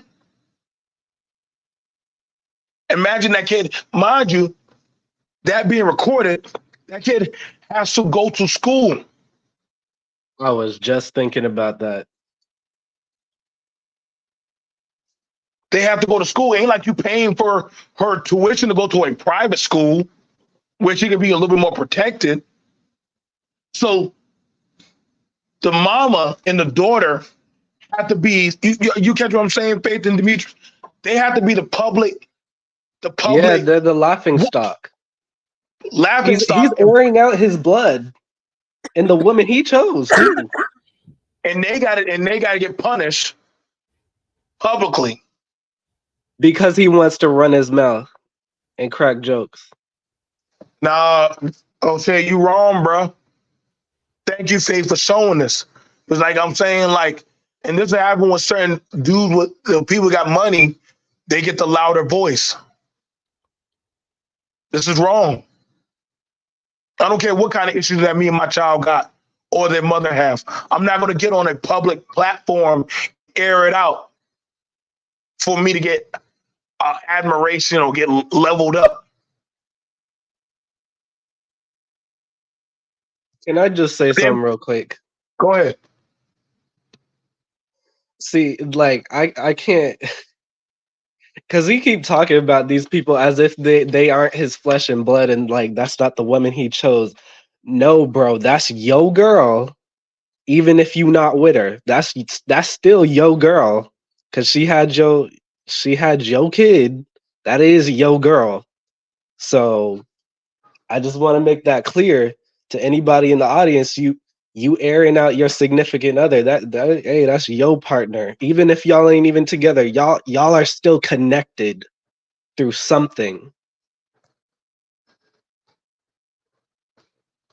Well, let me continue because I want to get through this because there's more to unpack with Corey Holcomb.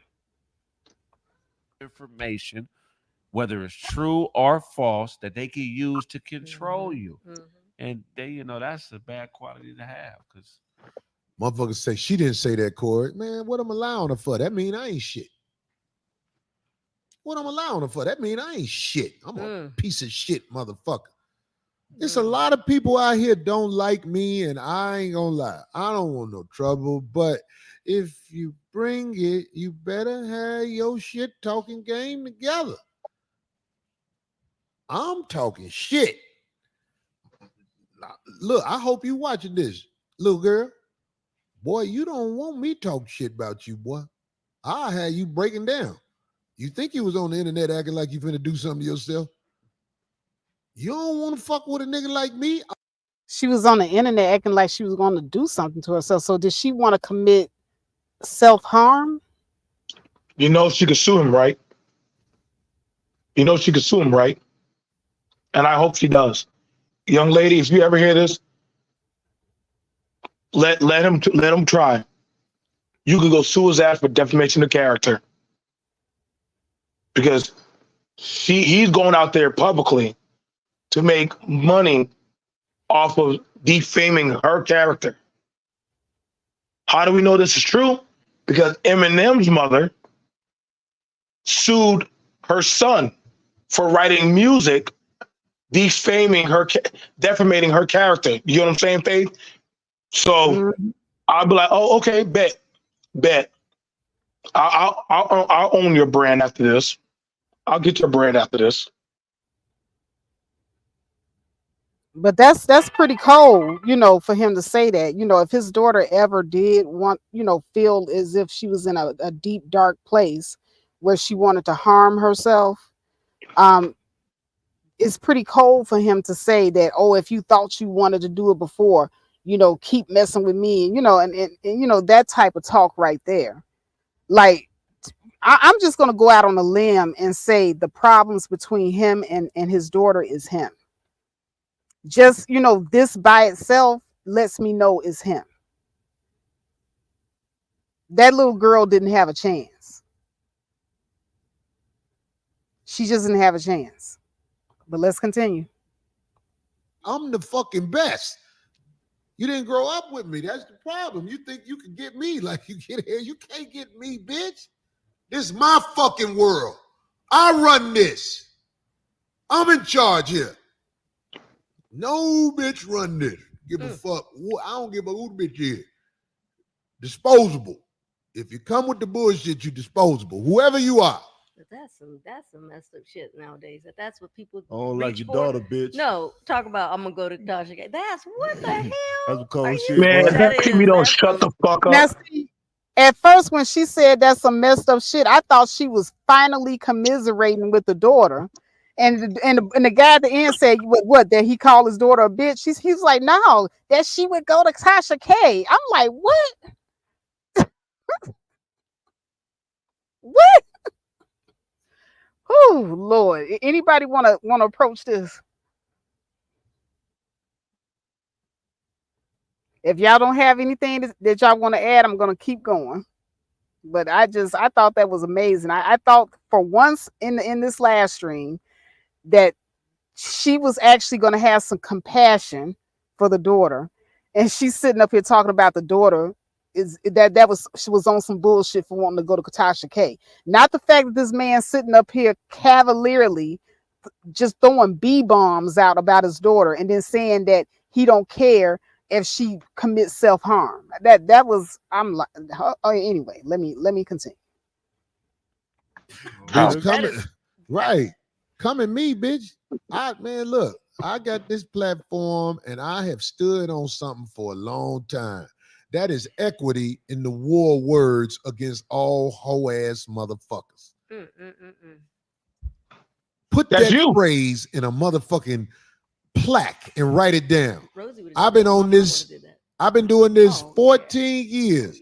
I'm not saying I'm perfect because I know I ain't, but I'm standing on something and it'll mean something when I say it. When I say it, it means something. I don't give a fuck how you feel about what I said. When I say it, it means something because I've been standing on something. I ain't running my mouth lying every time I open my mouth. I'm trying to think, when's the last time I lied that I can remember? What did I lie? I didn't lie. It's just I omitted some information one time when this girl was asking about this other girl. Oh, so you just didn't speak on it, is what you said. You I just told her that bitch got talent, skipped baby. it. You don't want to know about that bitch. You don't need to know nothing about that bitch. You didn't elaborate. Just know she's talented. Yeah. Talented. That justify how she look. I done fucked some monsters out here. It's a bitch in motherfucking Toledo, Ohio, going around talking about she been fucking around with me for the last 10 years. I need your help, Toledo. Toledo, Ohio. This is the ugliest bitch in Toledo. Some people know who I'm talking about already. It's Toledo. Though. She looked like Toledo. This bitch so ugly. And I don't remember if I fucked her or not. Yeah. I really don't remember if I fucked her because she lived with her nigga or something and I didn't have a condom. So we didn't do it that time. But I think when I came back one other time, did I go? I don't remember. I swear I don't. But I'm talking to Toledo, Ohio. This bitch made me mad because she was talking to this other girl that I used to fuck with. And she lied and said she been fucking around with me for the last 10 years. I don't like that. Bitch, I ain't been fucking around with you. I did what comics do. Every once in a while, when we don't want to be in, it's called, New Edition made a song called Any Heartbreak. People think our life is easy, but we're living. You remember that song? That's an old one. Just to be on top and to get the best that we can get. and to never let you down. Sometimes when we on the road, we fuck a killer monster. I done did it. I ain't got no shame. This is the ugliest bitch in Toledo. 10 years, she got to have some kind of information, huh? Yeah, So if you say a can we name, you pause just it can't right say the there? last name, right? Right. So Oh yeah, hold Bitch on. named Jennifer. Okay, I'm pausing. So here you got it. As much as they bring up body count, you hear this man openly admitting he has sex without protection. He has sex without protection, and he doesn't even remember who he sleeps with. If that's not a sign of how dangerous he lives his life, I know some people are going to overbrush that, but you understand what I'm saying, Faith? Like this is that Charlie Sheen type of shit. They just sleep around with people. Don't care. Now he was complaining about his baby mama, but he's still doing the same action without a condom.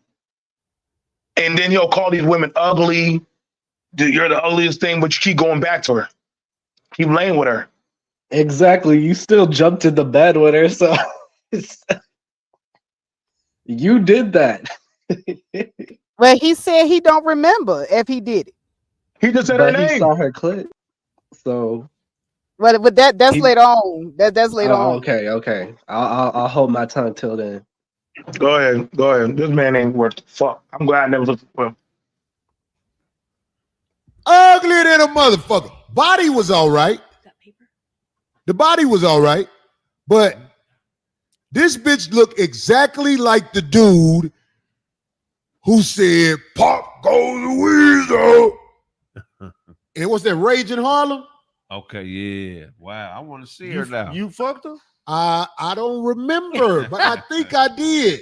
But I played with her. But he's claiming that he would remember 10 amnesia. years with it. But the hoe going around talking about she been with me for 10 years. Bitch, you ain't been with me. She counting all the dead time. You came to my room twice. I don't remember if I smashed, man. I'm telling you. You ain't bragging no bitch in the room. You ain't smashed. Go. I would have, but she. He begging. He like, you gotta believe me. I'm sitting up here like she came to your room twice and you didn't smash. Twice? I don't know. What was y'all doing? Was y'all playing Uno? They're probably playing strip twister or something. He's one of those guys who'll lay with a woman, but he's ashamed to claim that woman. He'll talk about the woman, but then he don't want to claim. I've seen enough of these guys. Y'all know BMT. I work at plenty of clubs. A lot of these guys, they will gas up the woman, buy drinks, steal a little change, make whatever kind of guesstimation. The lady will go back with them for whatever reason, lay with them. All of a sudden, they get surprised when all of a sudden the woman's like, oh, "What's up? Now you don't know me? Man, I don't mess with you." No, but how does she accurately know things about you? She knows exactly where you lay, you sleep, and all that. His penis got hard. Like, no matter how ugly you say she is, didn't your penis get hard? Didn't you give her, access to your hotel room? Like, yep. So you lying? I don't know. But let's go. She said she lived with her niggas, so it wasn't no rubbers downstairs in the lobby. How big was her clitoris? Her clit was blacker than that speaker. Now, see, right there, his friend set him up. Now, see, his friend, that was a clever question. That was a clever question. This is like something between homeboys. Like they'll just set him up. and then they'll just clown him. Because So he lied. He lied. Because you said, I don't remember sleeping with her. Then his friend goes, what a clitoris look like? It was blacker than that speaker. And what you said you didn't. Lord. And the man said, I don't lie. I don't ever lie. I don't ever lie. I don't ever lie. Goddamn, that was less than 10 minutes.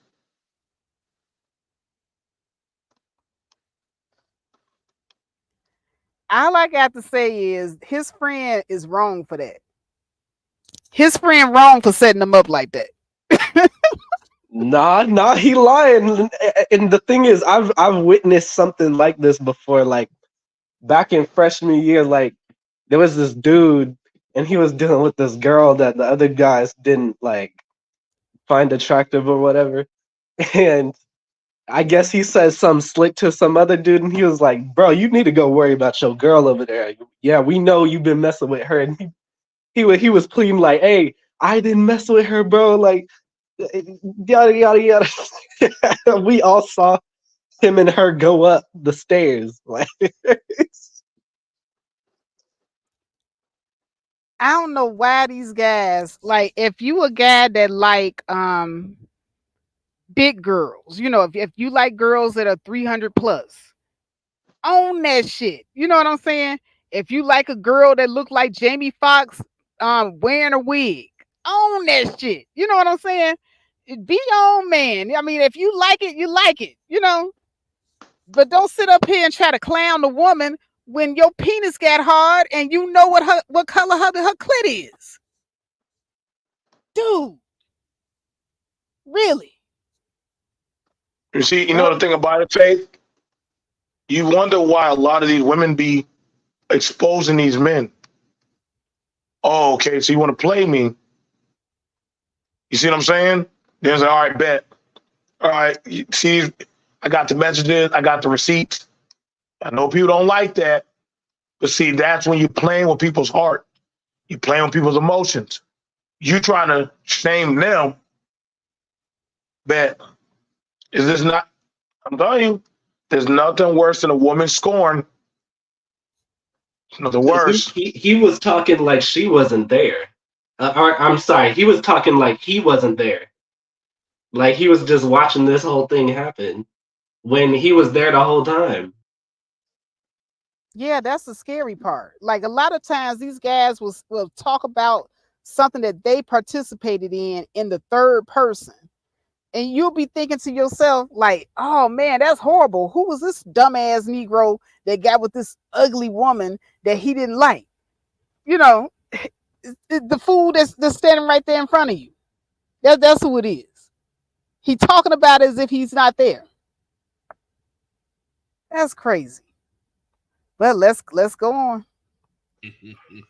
So you hit it with no rubber. This bitch skin was like elbow skin. Oh my god.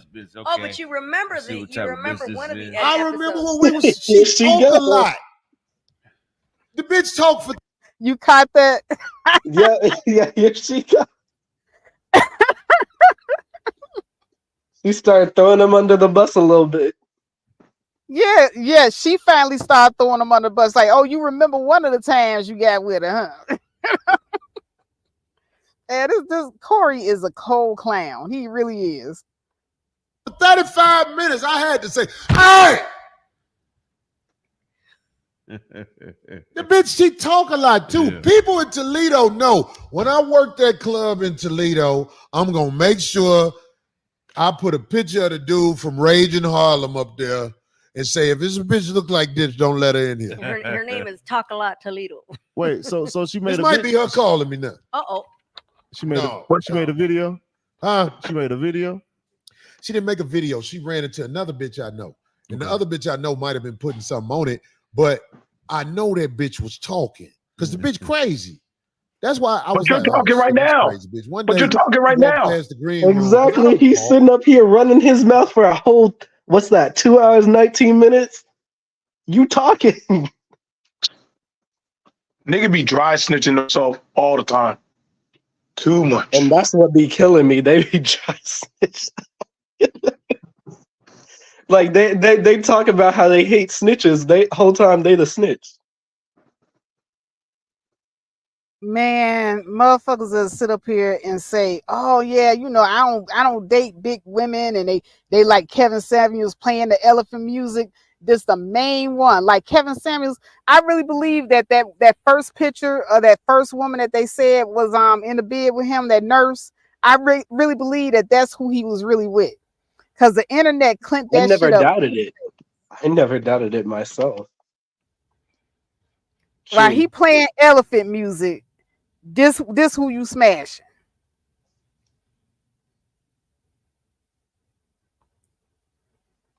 Caller, I didn't. It wasn't shit. I wasn't. It was just them lonely road nights. Them nights on the road, dog. When you a comic, you be on that plane like this. I know what you mean. Damn. Hope I ain't got to come back down here and push this bitch down some stairs. I done did it, but that bitch going around telling hoes she fucking with Corey for 10 years. Bitch, I don't know you, funky bitch. Get your ugly ass the fuck out. Man, I want to see her now, man. You gonna make me find. See, this is what happened. My phone got ran over. They said she like Leslie Jones. Faith. Leslie a bad bitch. Faith. Oh, You see he keep talking, right? Oh my god, man. Faith. You see he keep talking, and then the homeboy said, "I want to see her now." All right, keep playing. They gonna find her. Yeah, he keep playing, but he And it's said gonna be he a ain't got no one-on-one more, show. he ain't got no pictures of him because his phone got ran over.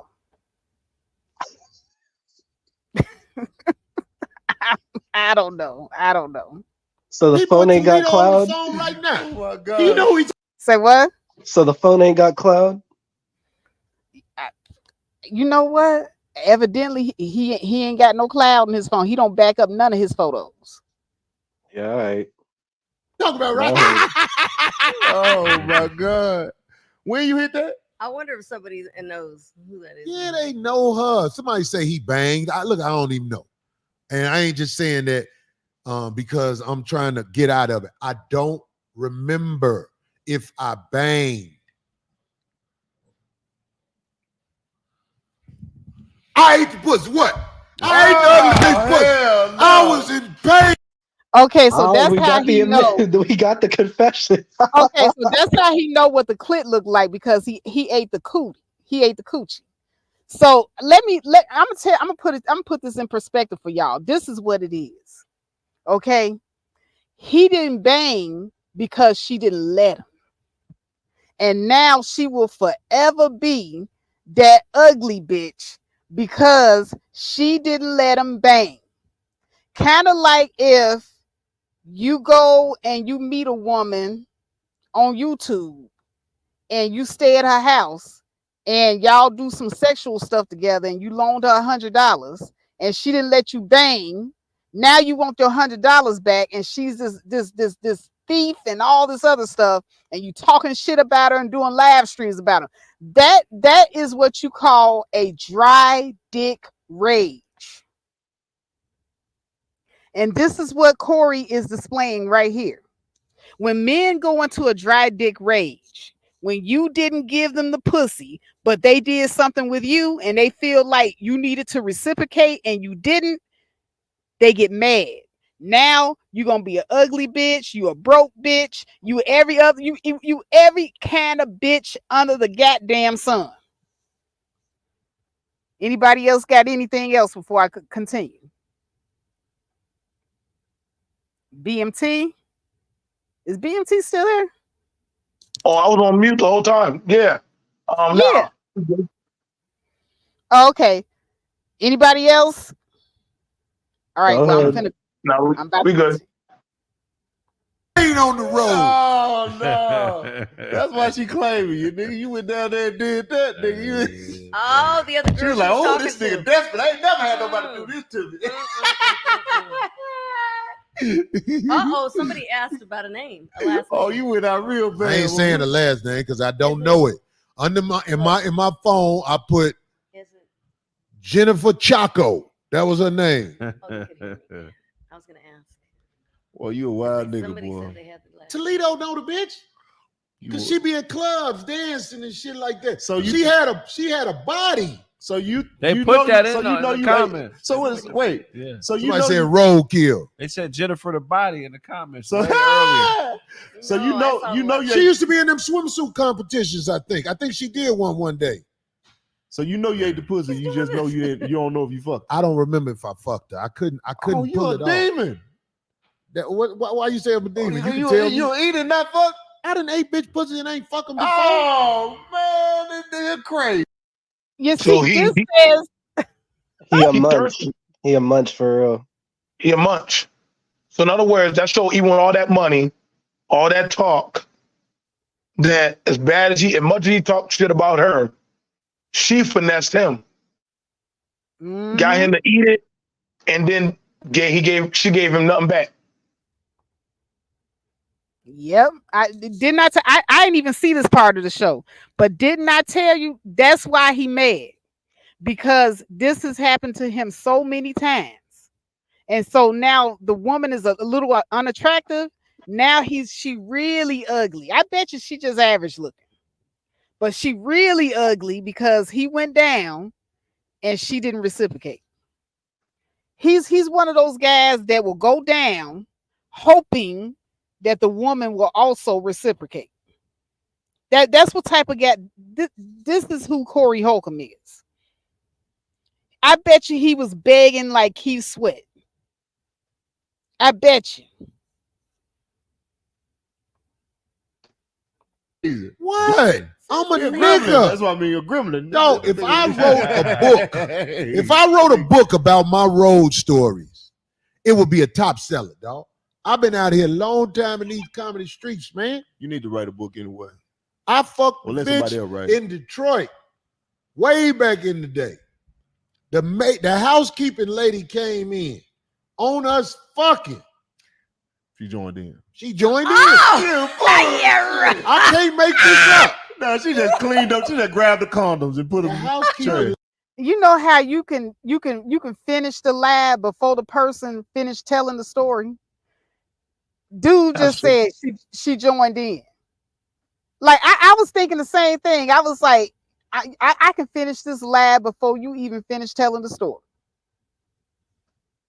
Crazy. I'm sorry, fam. This is cracking me. I think after a while, his team, just know he's full of shit. Exactly. Like they're clouding him right now.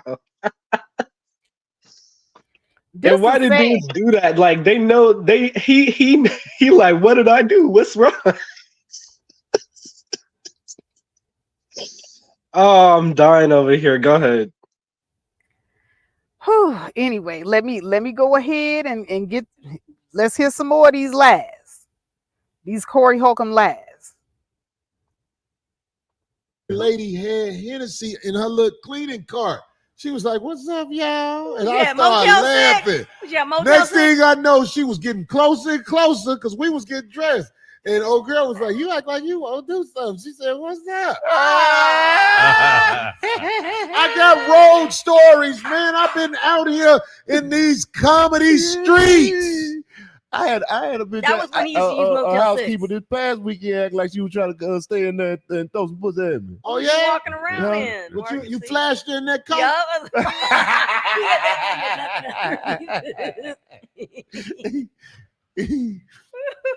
I done done shit, but when you do me wrong, I put, hey, bitch, don't play with me. Don't be telling hoes you was fucking with me for 10 years. Bitch, I ain't fuck with you no time. You came to the room 1 year.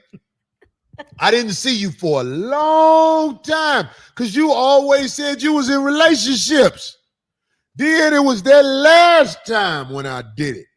I don't remember if I smashed. What year are we talking? Oh, Corey, you a munch, man. That I shit don't wild, dog. remember. Greg's trying to figure it out. But the last time was probably 6 years ago, 5 years ago. I don't remember those. I could be off. But all I know is this bitch looked like a monkey. Damn. You remember when old boy I, said, I can't "Bow take him your serious. head"? I can't take him serious because for somebody he says, I can't remember her. And she was a big face, ugly. That says a lot that you went down on her to gratify her, and you saw her multiple times, but you don't remember her. Man, come on now. There's got to be a skit. This has to be a skit. If you would have told me you had a one bad night, a liquor night, or you had a desperation night, this sounds like a tender wee wee night. And like I'm willing to bet every time he goes back in town, he calls her up. Hey gal, what you doing? You know what I'm saying? I'm back in town. I'm thinking about you. I got to pay her money, call her, blow up her phone. I'm willing to bet. I bet you he reaches out to her for her.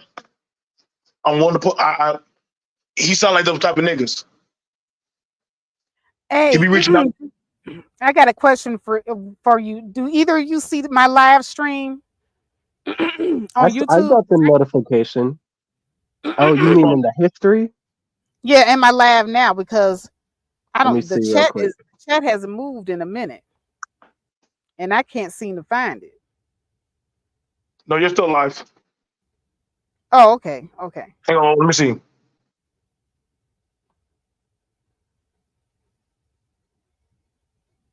You see that? Hold on. It's in your chat. Oh, Hustle and Muscle back. I ain't even realize it. Oh, okay. Yeah, I see it. Yep.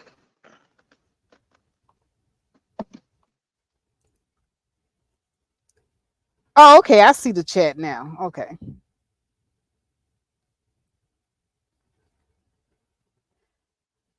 Yeah, I don't know. Like he's going from story to story, and then now he's about to tell another story about another ugly chick that he smashed. Like how many you just smashing ugly chicks? No, what's killing me while I was laughing is like he talking like he that guy, but he's the one getting played the whole time.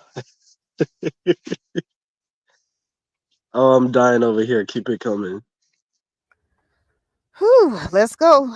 I got a prejudice. I can't fuck big face ugly bitches.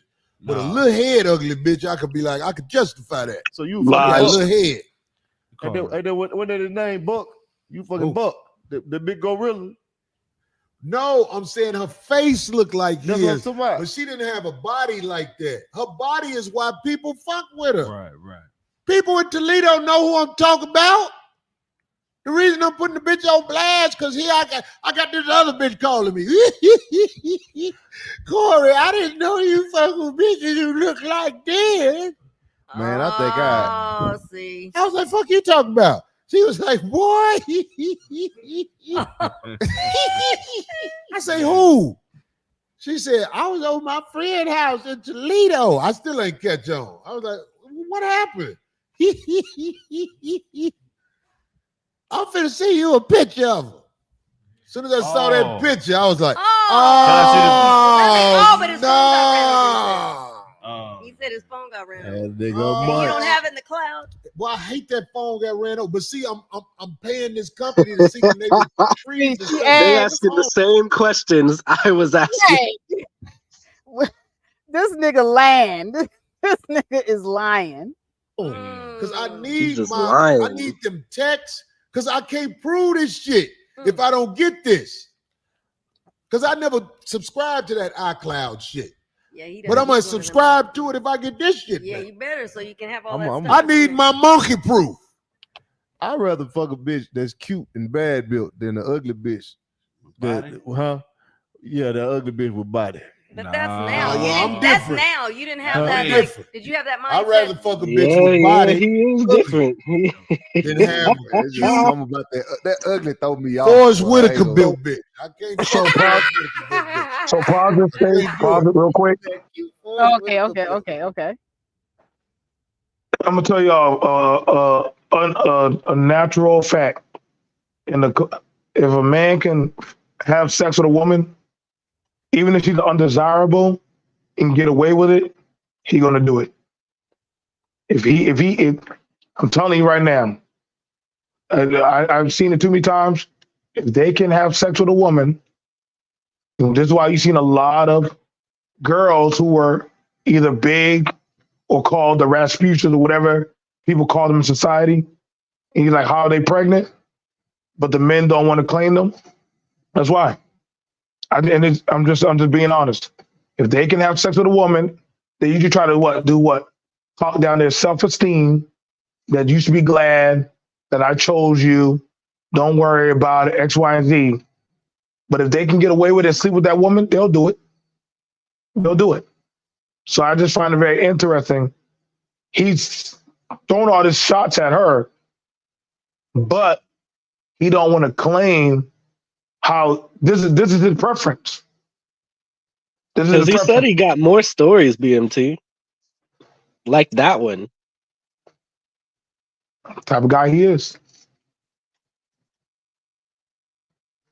This is I can't. I'm just kind of amazed at the fact that you could sleep with all these quote unquote unattractive women, and the only thing that's attractive to you is the one thing. Like for Corey, it's the body.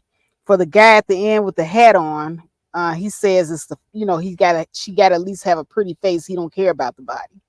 This is amazing to me. I'm just wow. I need both, honestly. A cute face and a thick body. You so hustler, you ain't gonna have no slow, what they call it, a slow Wednesday or slow Tuesday. Slow Wednesdays. What is that? Well, I was told that this is when an unattractive woman will be at the club, and it's a slow Tuesday, slow Wednesday. All the attractive women are not at the club, so you just kind of settle for what you can get. Well, me, I don't go to the club on a Tuesday or Wednesday. Back when I was going to the clubs, I was on a weekend, Friday, Saturday, maybe even a Sunday, where I know it's going to be hella fan women up there. So I can't even vouch for that. Now, granted, I've seen some females with thick bodies but average looking faces. I tend not to mess with them, but a part of me does want to, test that body out, see what it's made of. I never gave into it. Well, apparently there's some men, they don't mind. But go ahead, BMT. So I already got footage from last night at the club. See, I keep reality footage. Men don't care. I keep reality footage.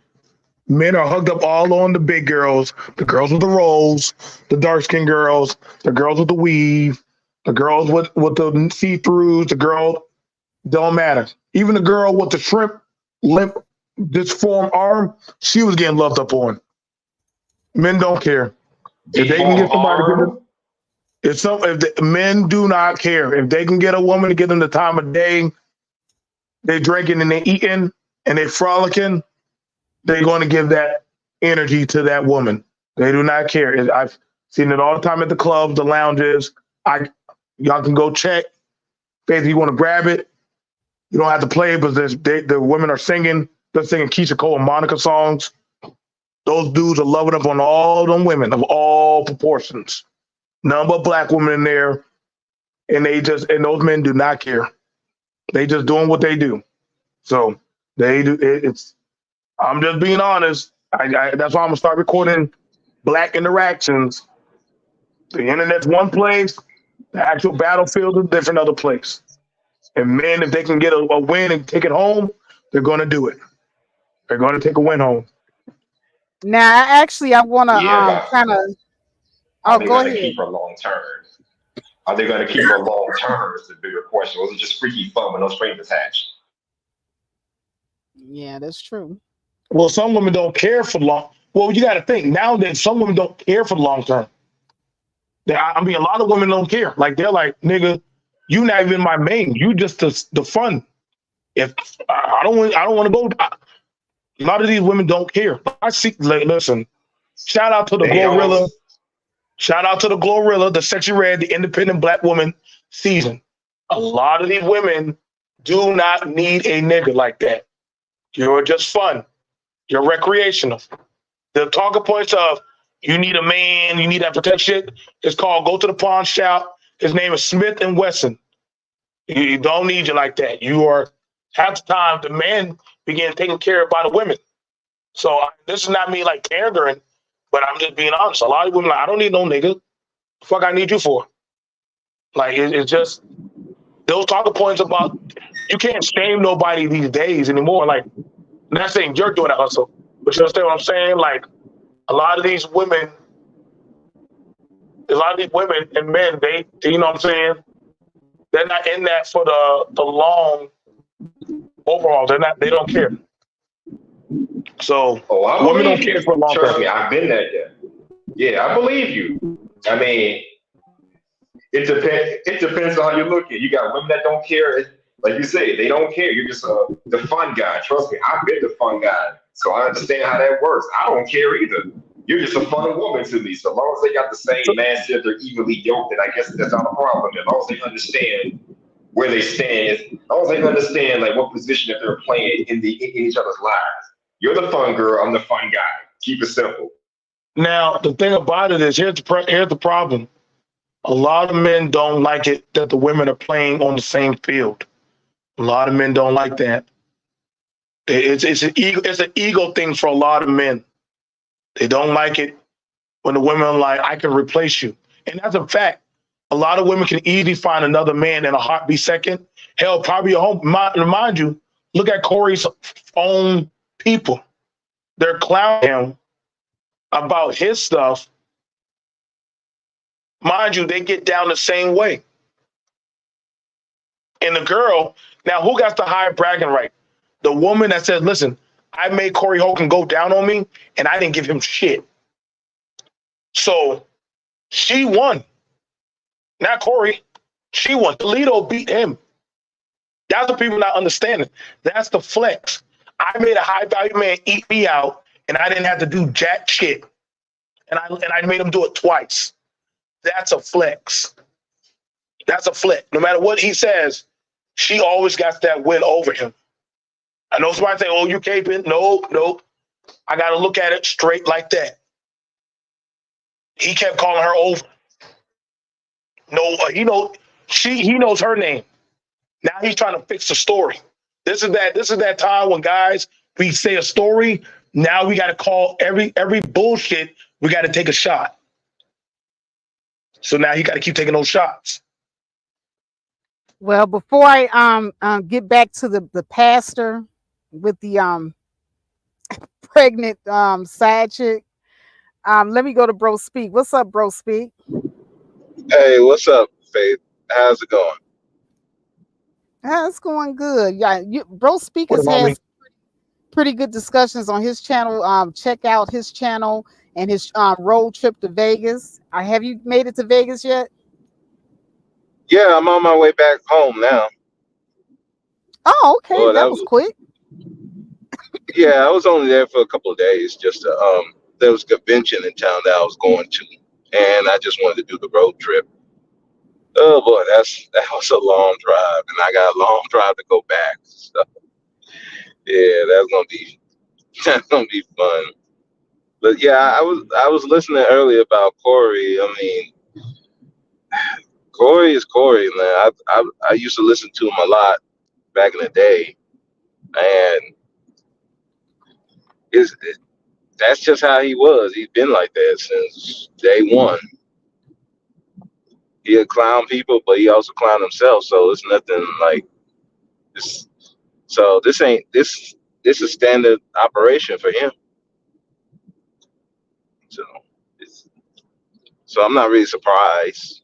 You know, he's talked about the baby mama, his daughter, his son, the baby mama, the son. I mean, everybody around him, everybody he know he is talk shit about, and in turn he'll talk shit about himself. So it's nothing new for him. That's why people don't really go at him like that, Because how you go at a person who talks shit about himself? He literally tell you he ain't shit. So it's gonna be hard to go after him. That's why when he go after certain people, they don't go after him. Just very few people, because they know that you try to go after him, he's gonna expose you too. So and that's the thing with truth. If you're gonna be exposing the truth, you better be prepared for the truth to come back at you, because that's how that goes. This is the exposure era right now. So Yeah, true that. All right, so let's get into it with this clip. We're gonna go over this one more time for those that are just now getting in. I'm sorry, what was that? yeah, I was here for that one. I was listening for. Yeah, I was listening for that one too. The pastor. Oh Lord, Yeah, the man, church, this man. is a hot mess. This some deep down in the Mississippi. Yeah, I'm I sorry, but think I'm I gonna have heard to. about this. I'm gonna talk about them Southern folks. Yeah, y'all some nasty, dirty. Anyway, Hey, relax, relax. All right.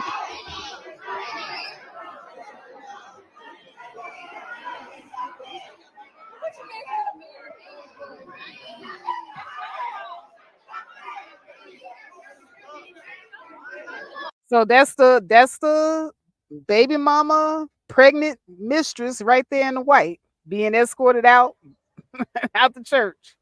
She tried to go Wait, in is there, she the huh? one with the white shirt on? The one with the Yeah, white shirt on? the one with the white shirt on. Yep. So she went in there. She made her confession. She said, "Hey, I got a testimony. I got to tell it." You know And he was probably scared when she bust through the door. man, and there was nothing that he could do to stop her. But anyway, let me play this.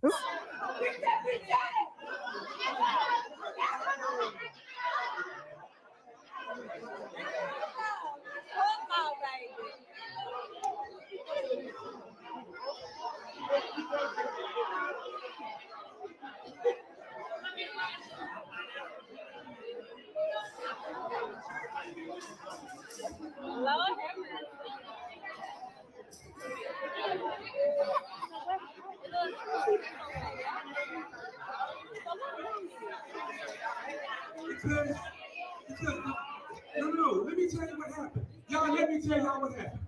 Let me tell y'all what happened. Let me tell y'all what happened. What had happened was I slipped and fell in her vagina, and the Lord said, "Be fruitful and multiply." What the hell is you gonna say to these people? This is crazy. Is that He Pastor should Mary? be running. I ain't gonna lie. He should be running. Cause Is that Pastor Mary? Yeah, he's yeah, married. yeah, like the Bible also says to marry the one you have intercourse with too. So I'm just saying. And he's framing himself as if he's the leader of this church when he's unfit to lead himself. So I'm surprised they didn't form a mob. I ain't gonna lie.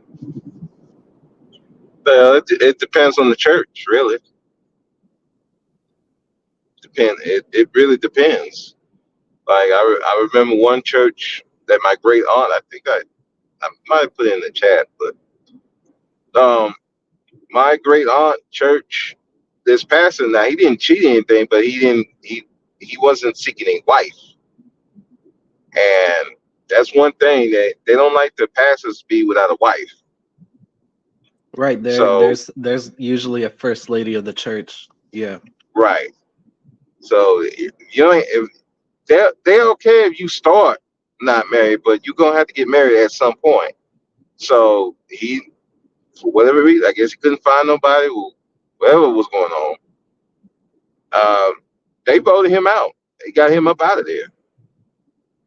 So it really depends on the church. Now if they like him enough, I mean, they may keep him on, and they'll just be like, well, don't do that again, and whatever. And then there's some churches, if really, if he's not really popular like that, yeah, they'll get him up out of there because they're like, but we didn't like you in the first place. Bro Speaks, you know what happened after this, right? I think I missed that. But did he get? I He put up a heard it said he Facebook got post fired, and right? everything. He was like, "We gonna keep going strong," with his wife right next to him. Oh, you know Yeah, what? Yeah, because the very next day, his wife did get up and address the congregation, and I got that video too. Well,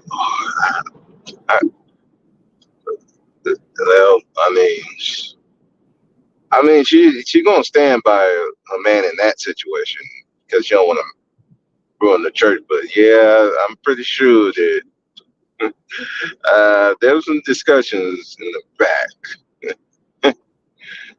But yeah, like I said, I think I saw in the title. Did he eventually get fired? Did they run him off out of there, or he's still there?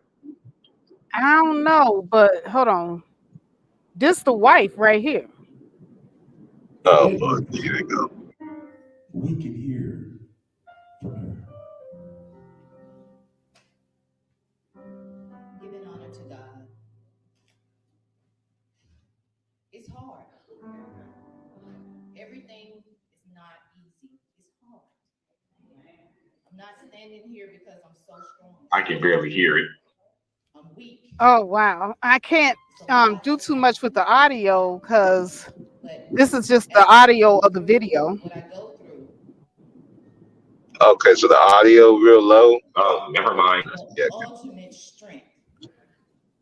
Okay, well if y'all can't hear it, it don't make no sense for me to play it. But basically, Yeah, I can hear it a little bit. I can hear a little bit of it. But just... I can't hear it at all.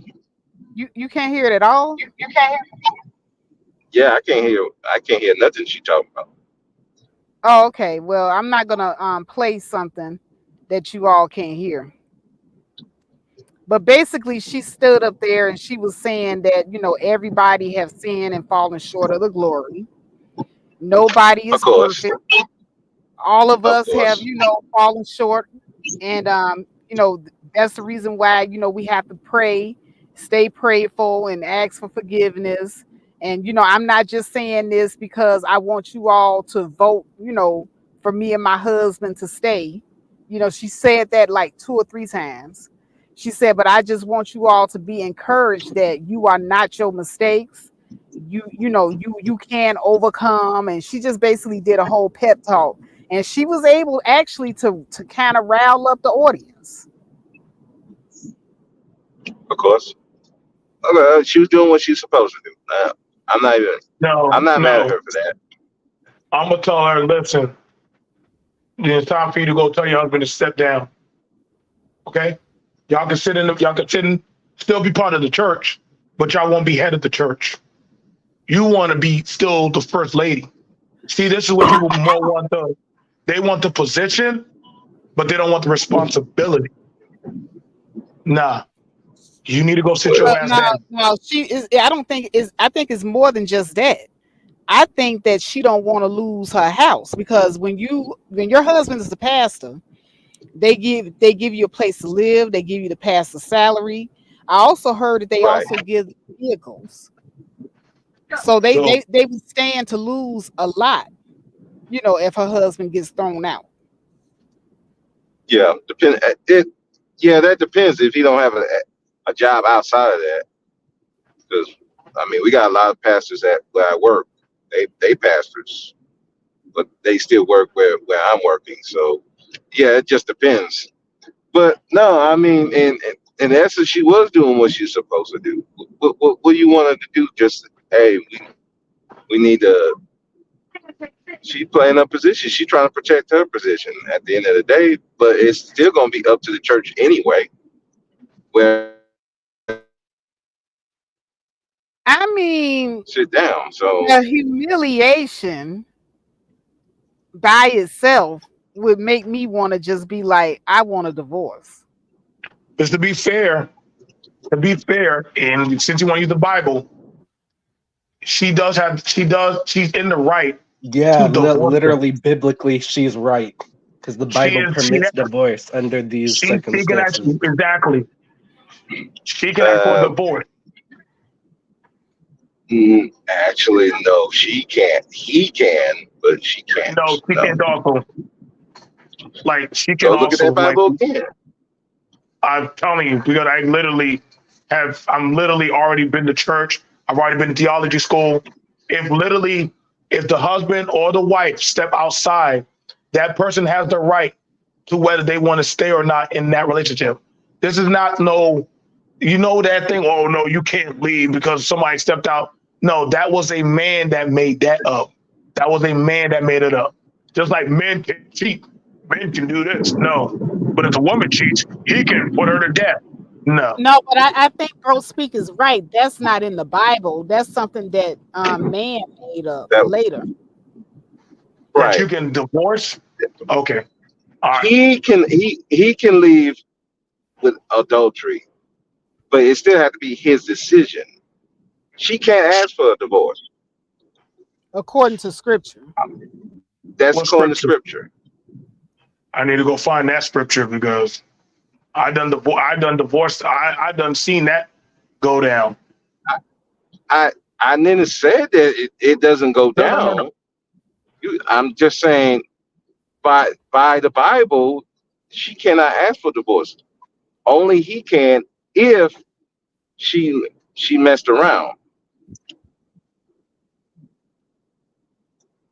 So I want to look at the pretext of how, right? Because again, that this thing where the men can commit these things and do wrong,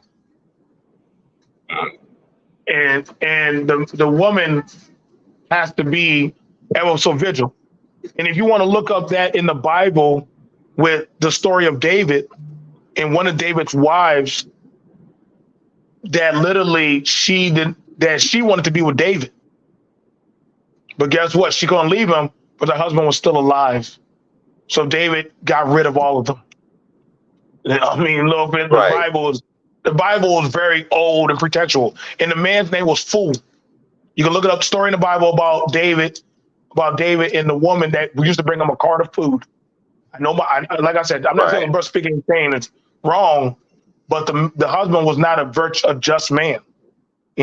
So there's ways the Bible is not very clear about a lot of things.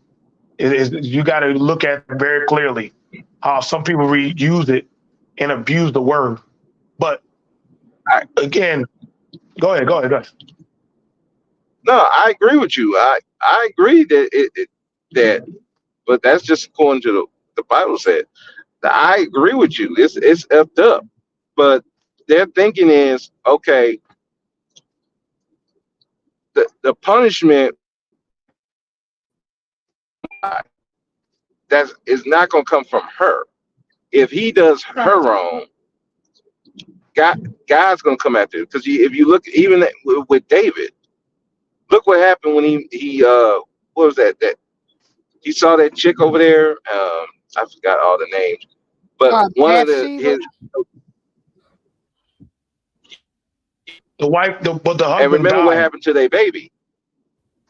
The baby died. Yeah, he sent him to a place where he was going. Yeah, the baby died, and that was God's punishment for the fact that hey, you sent this dude over there to get his wife. You sent him into a war zone purposely to die, and that was David's punishment for that. And even after that, remember he had other daughters and stuff, and his own. I want to say it was his stepson, his actual son, or was his stepdaughter. His son raped her. Okay, And so let me just clear that up. So Bathsheba, first off, he committed adultery with her. He committed adultery with her. She was a married woman who had a husband, and he refused. Said, "I can't be laying down with my wife while my battle buddies are out there in combat, dying, and they're not even with their wives." So he was kind of keeping it a buck 100, which that didn't work in David's field. But see, David was going to pass off the stepdaddy blame over to this guy. It didn't play in his favor. So that's why he was hoping when he would have come home, he would get that, and also understand, soldiers come home, what the first thing we want to do? Have sex. We want to fuck. Nah, the guy didn't play the protocol. So David sent him on the front line to die. So that's why David was wrong in playing that card, but it did not go down that way. It didn't go down that way. That was the problem. But the Bathsheba thing, he know what he did. He knows exactly how he slipped up on that one. But yeah, there's been plenty of relationships or marriages in the Bible that are questionable, and you got to think, in that time, did women have rights versus than how they are now? Because you're in a Exactly. time where a woman didn't have a voice and didn't have any marital rights. In those times, she'd go right back to her family. Right. And the family could come get, and that's the thing about it, that if you study history, if you got caught out there in adultery, the family would actually want that vengeance.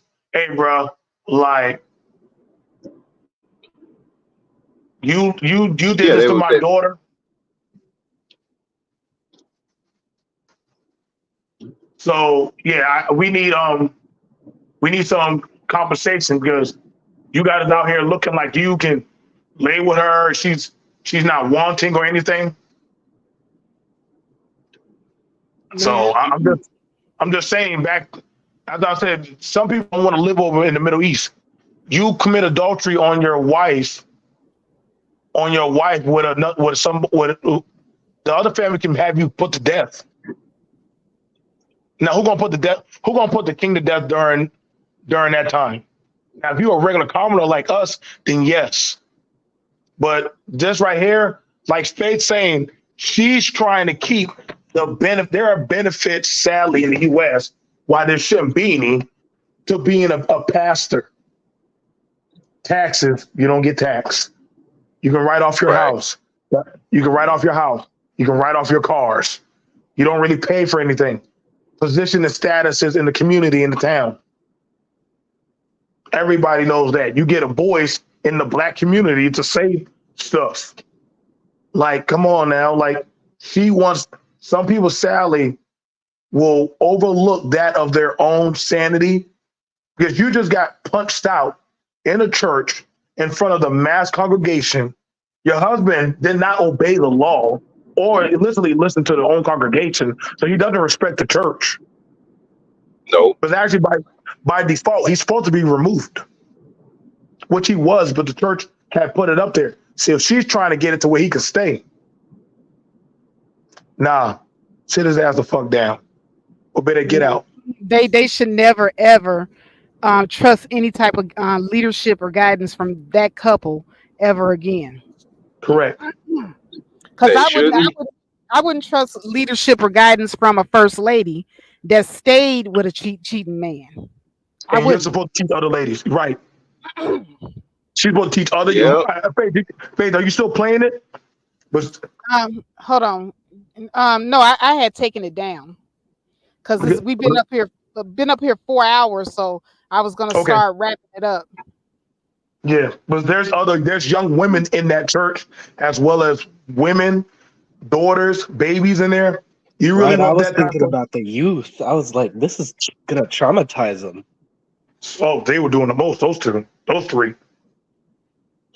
Yeah, but they don't. But they didn't care about that. Especially him. He didn't care about that.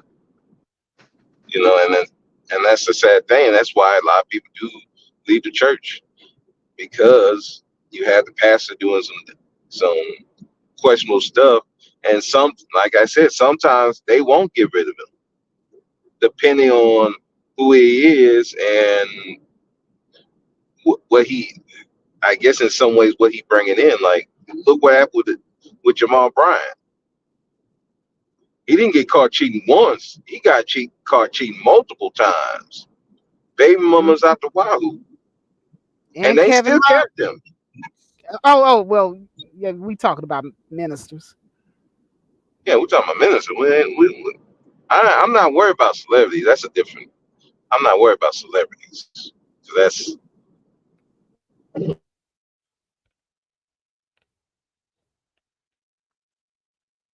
Oh, bro, speak just fell off.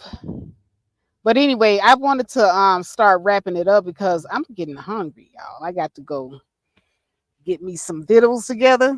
But we talked about the pastor. We talked about Corey Holcomb. So if you guys want to wrap up, you can start anywhere you want to start. Who wants to go first? Who wants to wrap it up first?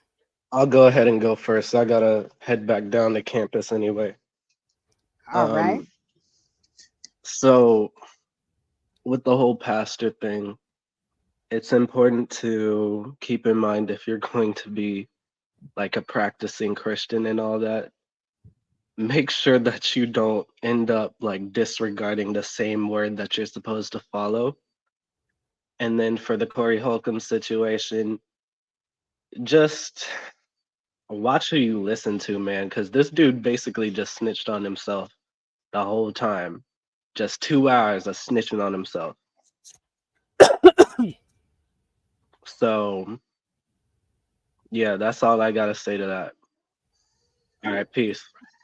Peace out. Thanks for coming. BMT, I know you got some good stuff. Oh, BMT.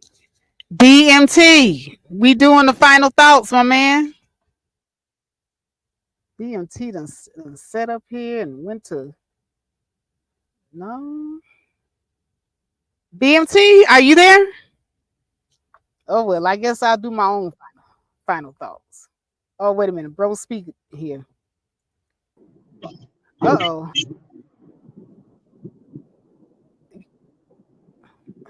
Bro, speak, what's up?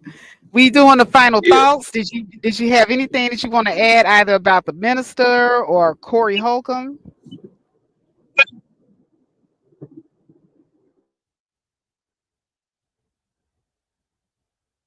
Uh-oh, I can't hear you.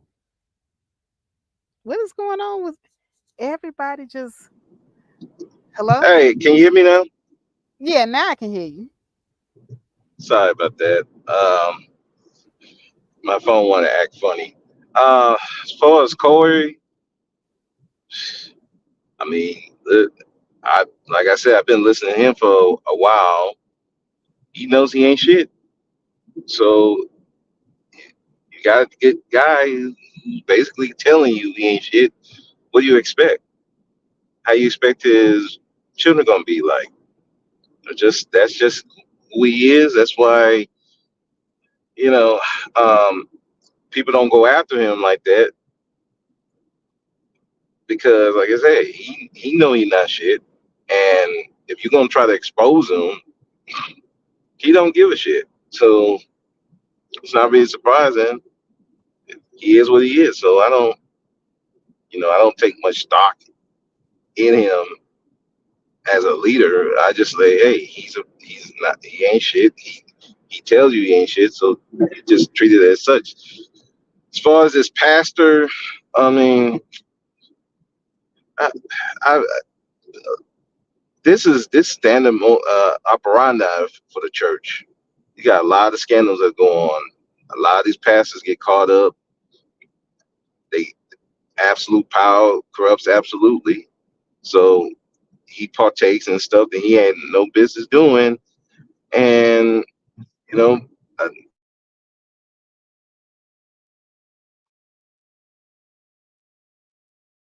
people gonna Well, expose you.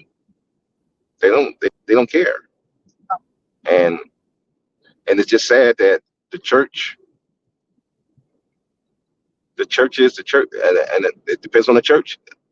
If they think his value is above the wrong that he has done, they're gonna keep him. If they don't, yeah, they're gonna get him up out of there.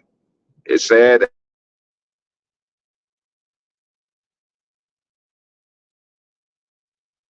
bro, speak, your mic keeps cutting in and out. But anyway, I think if BMT is not here, I'm gonna go ahead and Thank you for having start. me up, babe. Oh, thank you. If BMT isn't here, then I'm just gonna go ahead and give my final thoughts and shut it down. BMT, are you there? Okay, so BMT then took a break, so I'm gonna go ahead and shut it down. So my final thoughts are this: too many times we feel as if we have to go to this church. We look up to this pastor. Black people as a whole, I believe, we have what our excuse me. I'm still suffering from RTGB virus, y'all, so I'm kind of congested. So you'll hear me clearing my throat. I feel that we as a whole, we have a bad habit of idolizing people. We put regular human beings up on pedestals, and we have to have leaders, and there are so many layers to this. So many. First of all, this man was allowed to run through so many women in the congregation because, like I said earlier in my earlier commentary, this woman, the woman that's pregnant, was not the first woman in that congregation that the pastor had sexual relations with. And if you listen to the video or the audio, you will hear the women in the background yelling and screaming, saying, nobody in this church is untouched. Or basically nobody's, above anybody. So basically, you know, I kind of think maybe it's time for us to move away from the church. You can be into your spirituality, and you can find God and you can find Jesus without necessarily having to go to the church. A lot of people rely on the pastor to give them the word of God instead of going home and studying themselves to show themselves approved. And that is actually in the Bible. The Bible says, study to show thyself approved. But a lot of times people go to that church, they're relying on the minister to decipher that Bible for them because they're too lazy to read. I'm gonna just be honest with you. There's a lot of us that are just lazy out here. That's the reason why when someone gets on Club Shay Shay and tells a bunch of lies, you get a bunch of black people that'll just sit there and listen to that person, and they'll believe every word they say because they too lazy to go and do their own research. Too lazy to do their own research. And similarly, it's the same thing with the church. Too lazy to read the Bible for yourself. You can read the Bible for yourself. Or how about this? Maybe we shouldn't have churches where people meet in person anymore. Let's just do internet church or something, because it's a problem. It's really a problem. I'm so sick and tired. This is so cliche. The pastor sleeping around with the women in the church. The pastor getting somebody pregnant in the church. We got to do something different.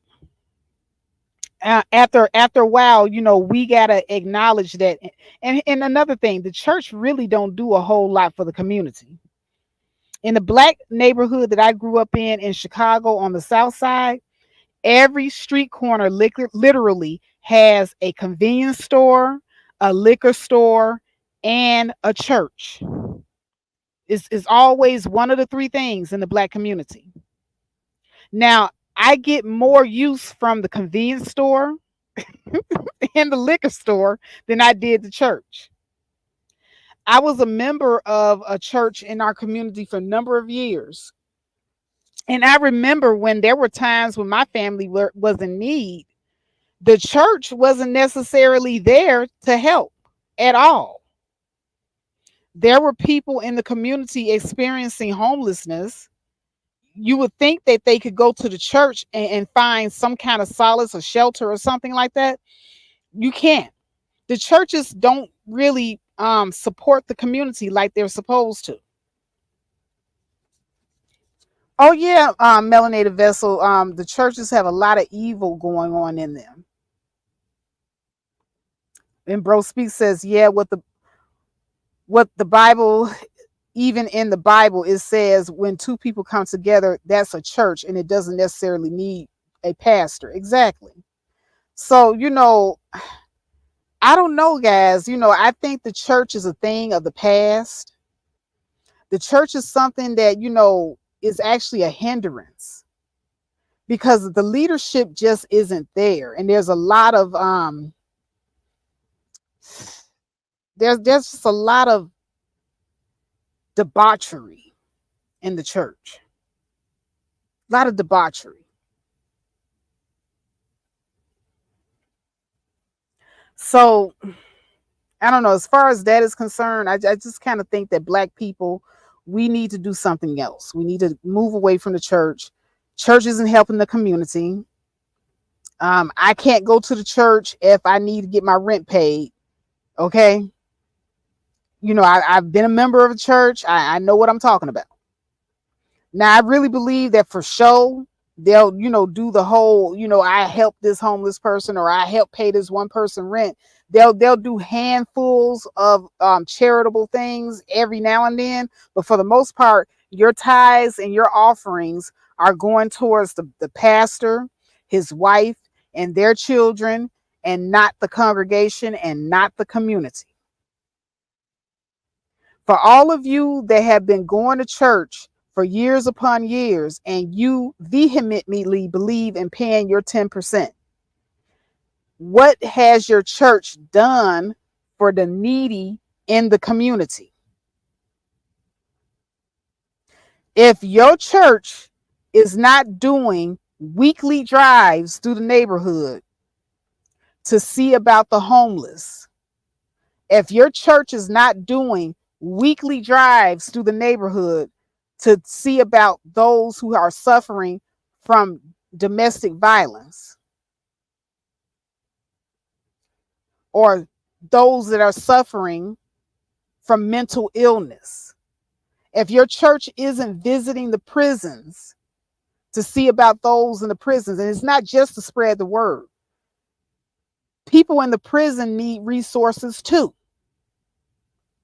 And if your church isn't doing that, they're not benefiting the community.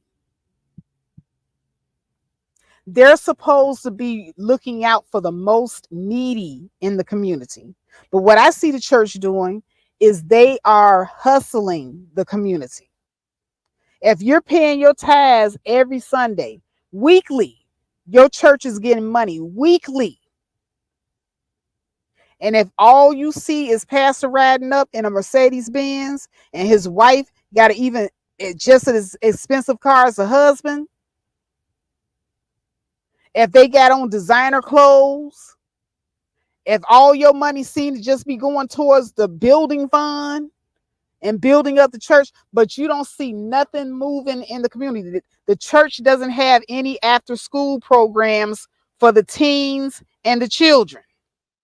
That's the other thing. Now, I remember back in the day when I was a little girl, I remember when churches were half-assed trying to do stuff for the community. And they had even started to, pull away from doing things back then. I remember that there was an after school program at my grandma's church. And I remember I used to like hanging out at my grandmother's church. I used to like it. I remember that we had a double Dutch contest at the church. I remember that we used to have plays at the church, like around Christmas time and Easter. And, everybody was in on it. I remember those things.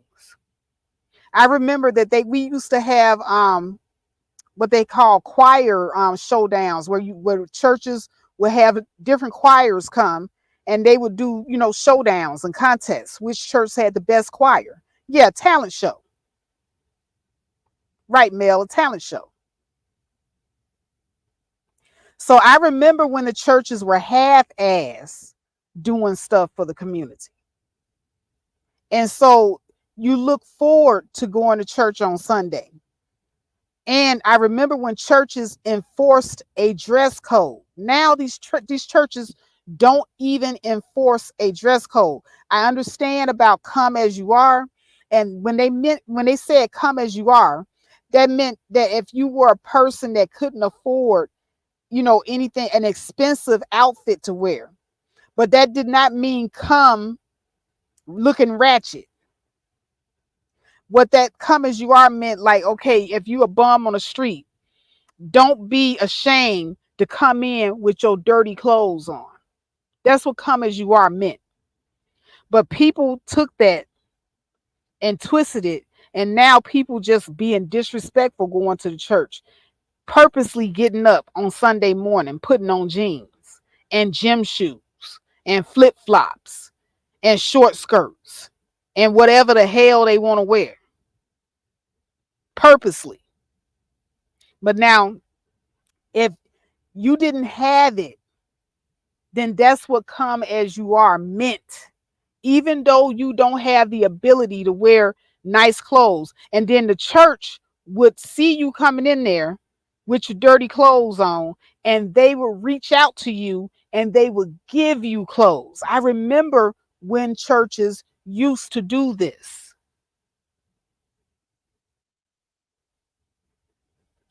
But they don't do it anymore. Now I don't see any clothing drives. I went to a church. I visited a church in Gary, Indiana when I moved out there with my children. And there was a church that had a food pantry.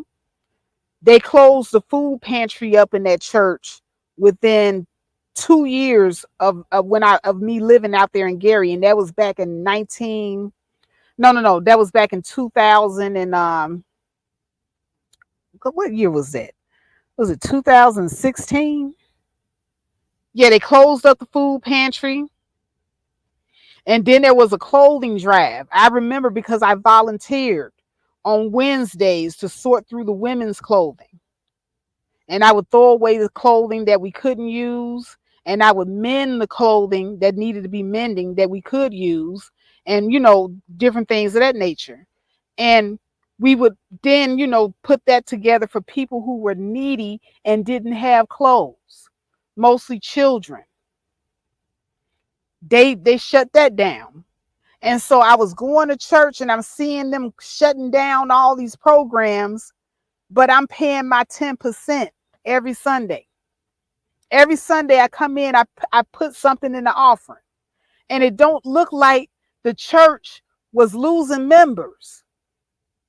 They wasn't losing members. So church full to the brim. People in there partying. That's the other thing. People started partying in the church. That was around the time that Kurt Franklin was out there with the stomp, and the church music started changing in the church. So now people was in the church, doing a stanky leg and everything else, same dances that we was doing in the clubs. We started doing it in the church. Because the music, even though it had a Christian Christian lyrics, the music, the beat of the music sounded like the same beat that we was listening to at the club. So we would be in there pop, pop, pop, pop, pop, pop, pop, locking and dropping it. Pop, lock, and drop it.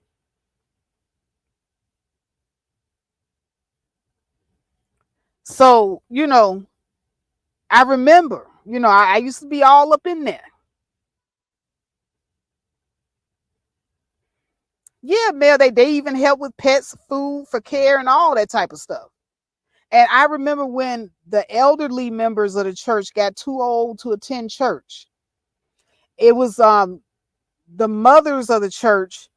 You had like at least 10 or 11 mothers of the church, and they would all have to take turns checking on the elderly, people that had gotten too old to attend, and make sure they have food.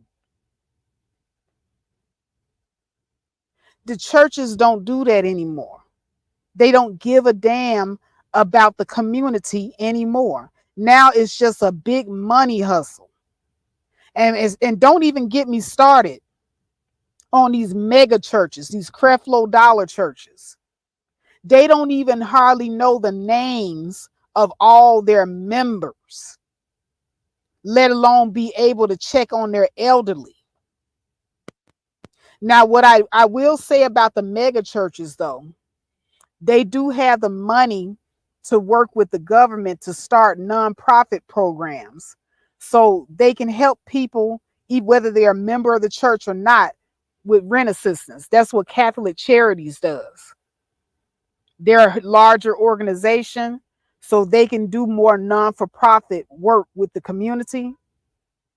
So I will give it to the mega churches on that, but they ain't going to check on no homeless people. They don't have a committee for that.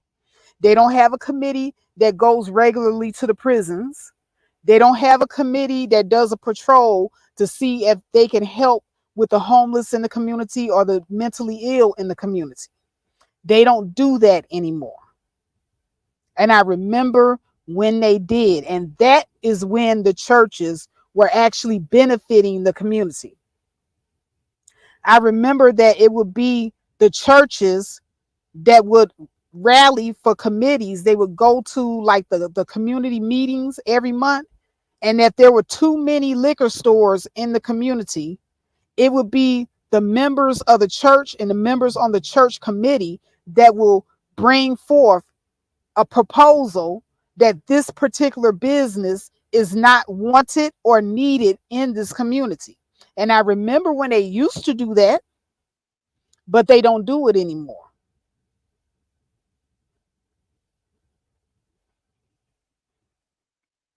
If we needed a park, it would be the church.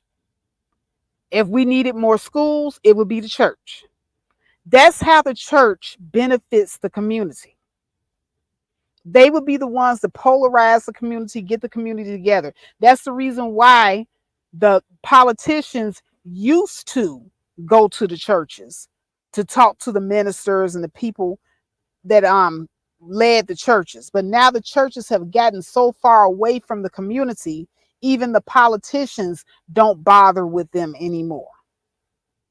Because the community have lost faith in the church, because the church no longer has any outreach to the community. But anyway, I can go on my little soapbox on what the church used to do and what they need to do, and how, you know, the people that are still in the church are fools for continuing to give their money, because you're not getting any bang for your buck.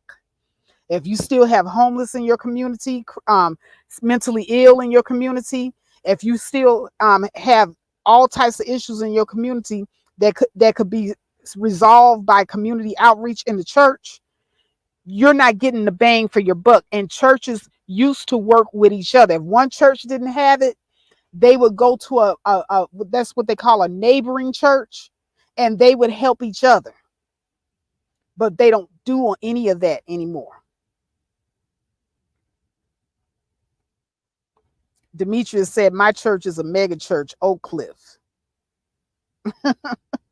Yeah, I would say the mega church do a little bit more than the smaller churches. They do.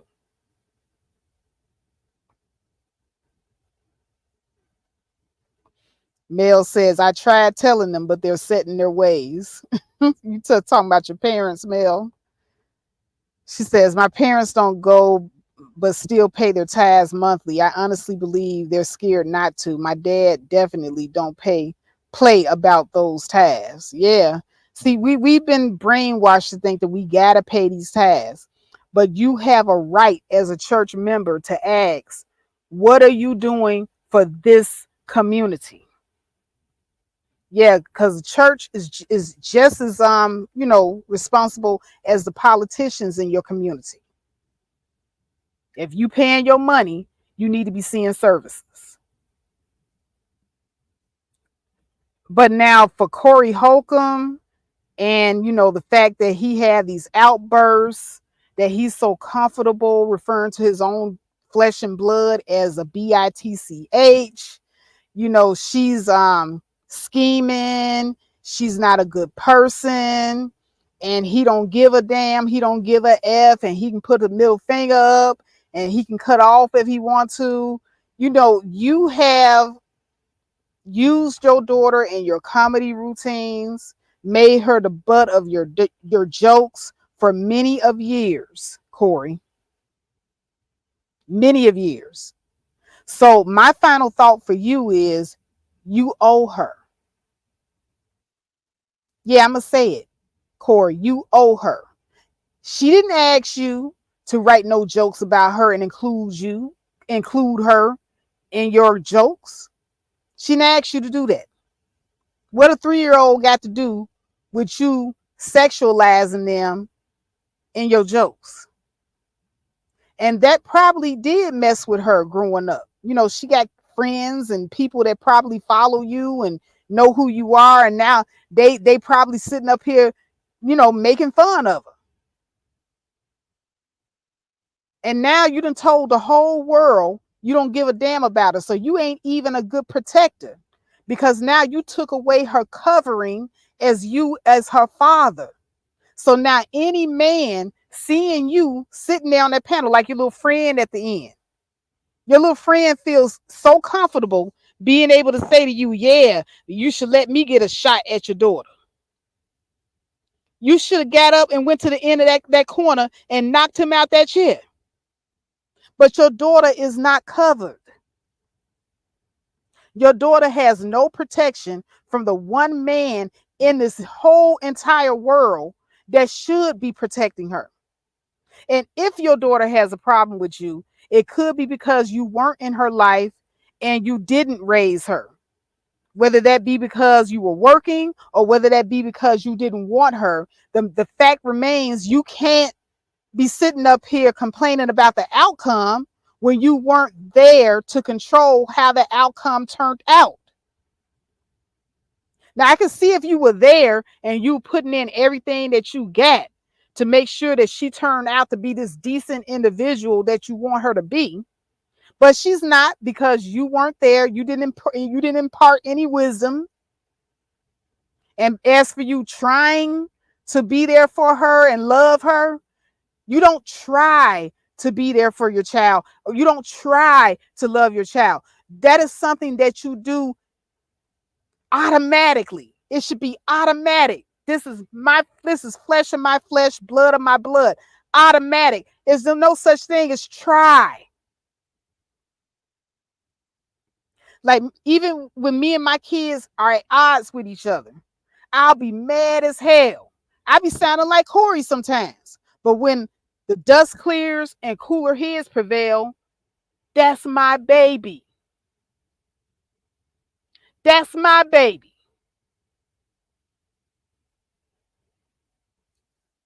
So, you know, as far as, you know, what your daughter turned out, what she is and what she isn't, that's on you, Corey.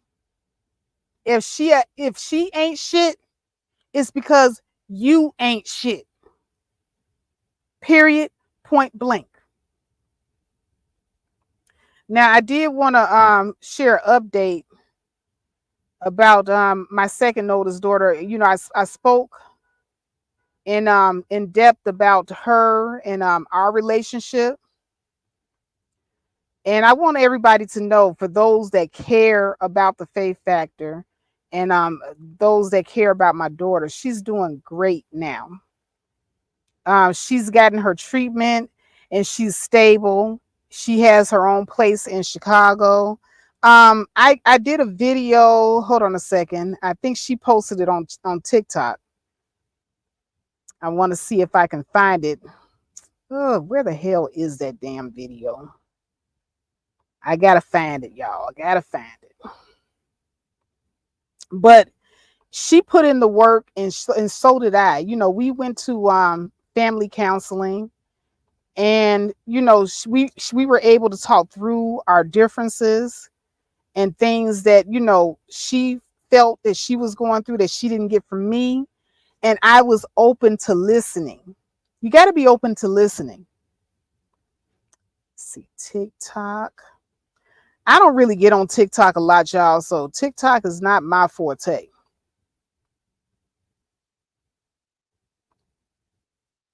Let's see here.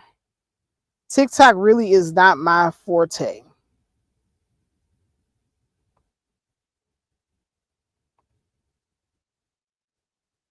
What they say, TikTok make your day. Okay, so here we go. So I just wanted to share this with you. Hold on a second. Just briefly.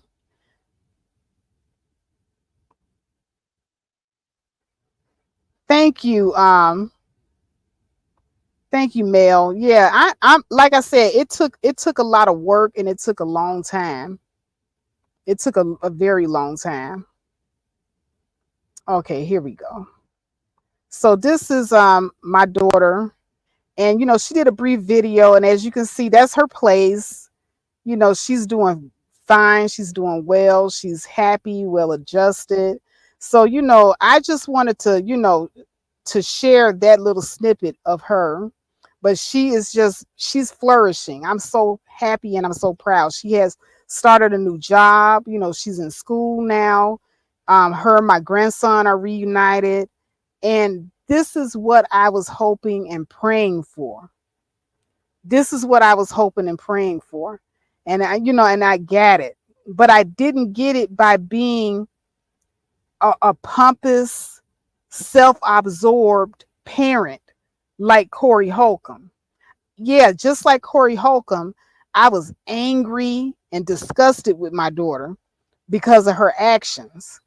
And then I took actions that I shouldn't have taken. But sometimes you have to step back from a situation and you have to evaluate what you did wrong and what you can do differently. You're not right all the time. Exactly, Mel. Folks are too busy being right fighters to actually get back to the work so they can have healthy familial relationships. And that's what I had to, I had to kind of, pull my own chain because I do. Mel, I struggle with wanting to be right all the time. And I had to realize, Faith, you're not right all the time. Sometimes you need to get out of your own way and you got to listen.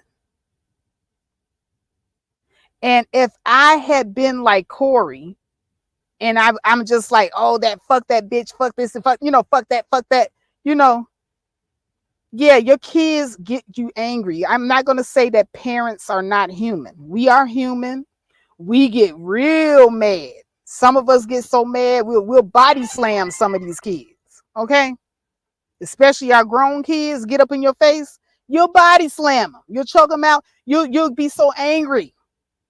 But sometimes, when the dust clears and cooler heads prevail, you have to get down to the bottom. What is the apex of the problem? Where is this anger coming from with your child? Mel said, me too. I have 3 adult daughters and 1 adult son. It's been a roller coaster. Trust me. Yeah. I mean, any real parent knows this. Like, I can't stand these fake ass motherfuckers that come on here. I ain't never had no problem with my kids. My kids was just perfect. We never had them kind of problems. Yo, lying ass. I'm telling you, when my son hit puberty, and he wanted to start dating girls and he wanted to start staying out and feeling himself, and he thought because he was getting bigger than me that he was going to run the house. Do you think that I was able to keep him in line by being a passive parent? Do you think that I was able to successfully keep him in line by being a passive parent? Hell no. So, any parents out here sitting up here talking that bullshit, I've raised 4 of them. I know exactly what it takes and what it don't take. And then there are times where you got to not be as aggressive.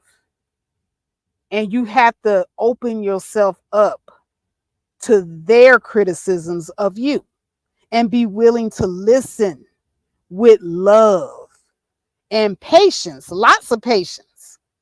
Because I'm telling you, some of the stuff that I was hearing from my daughter was nonsense, but I had to have the patience to let her get it out.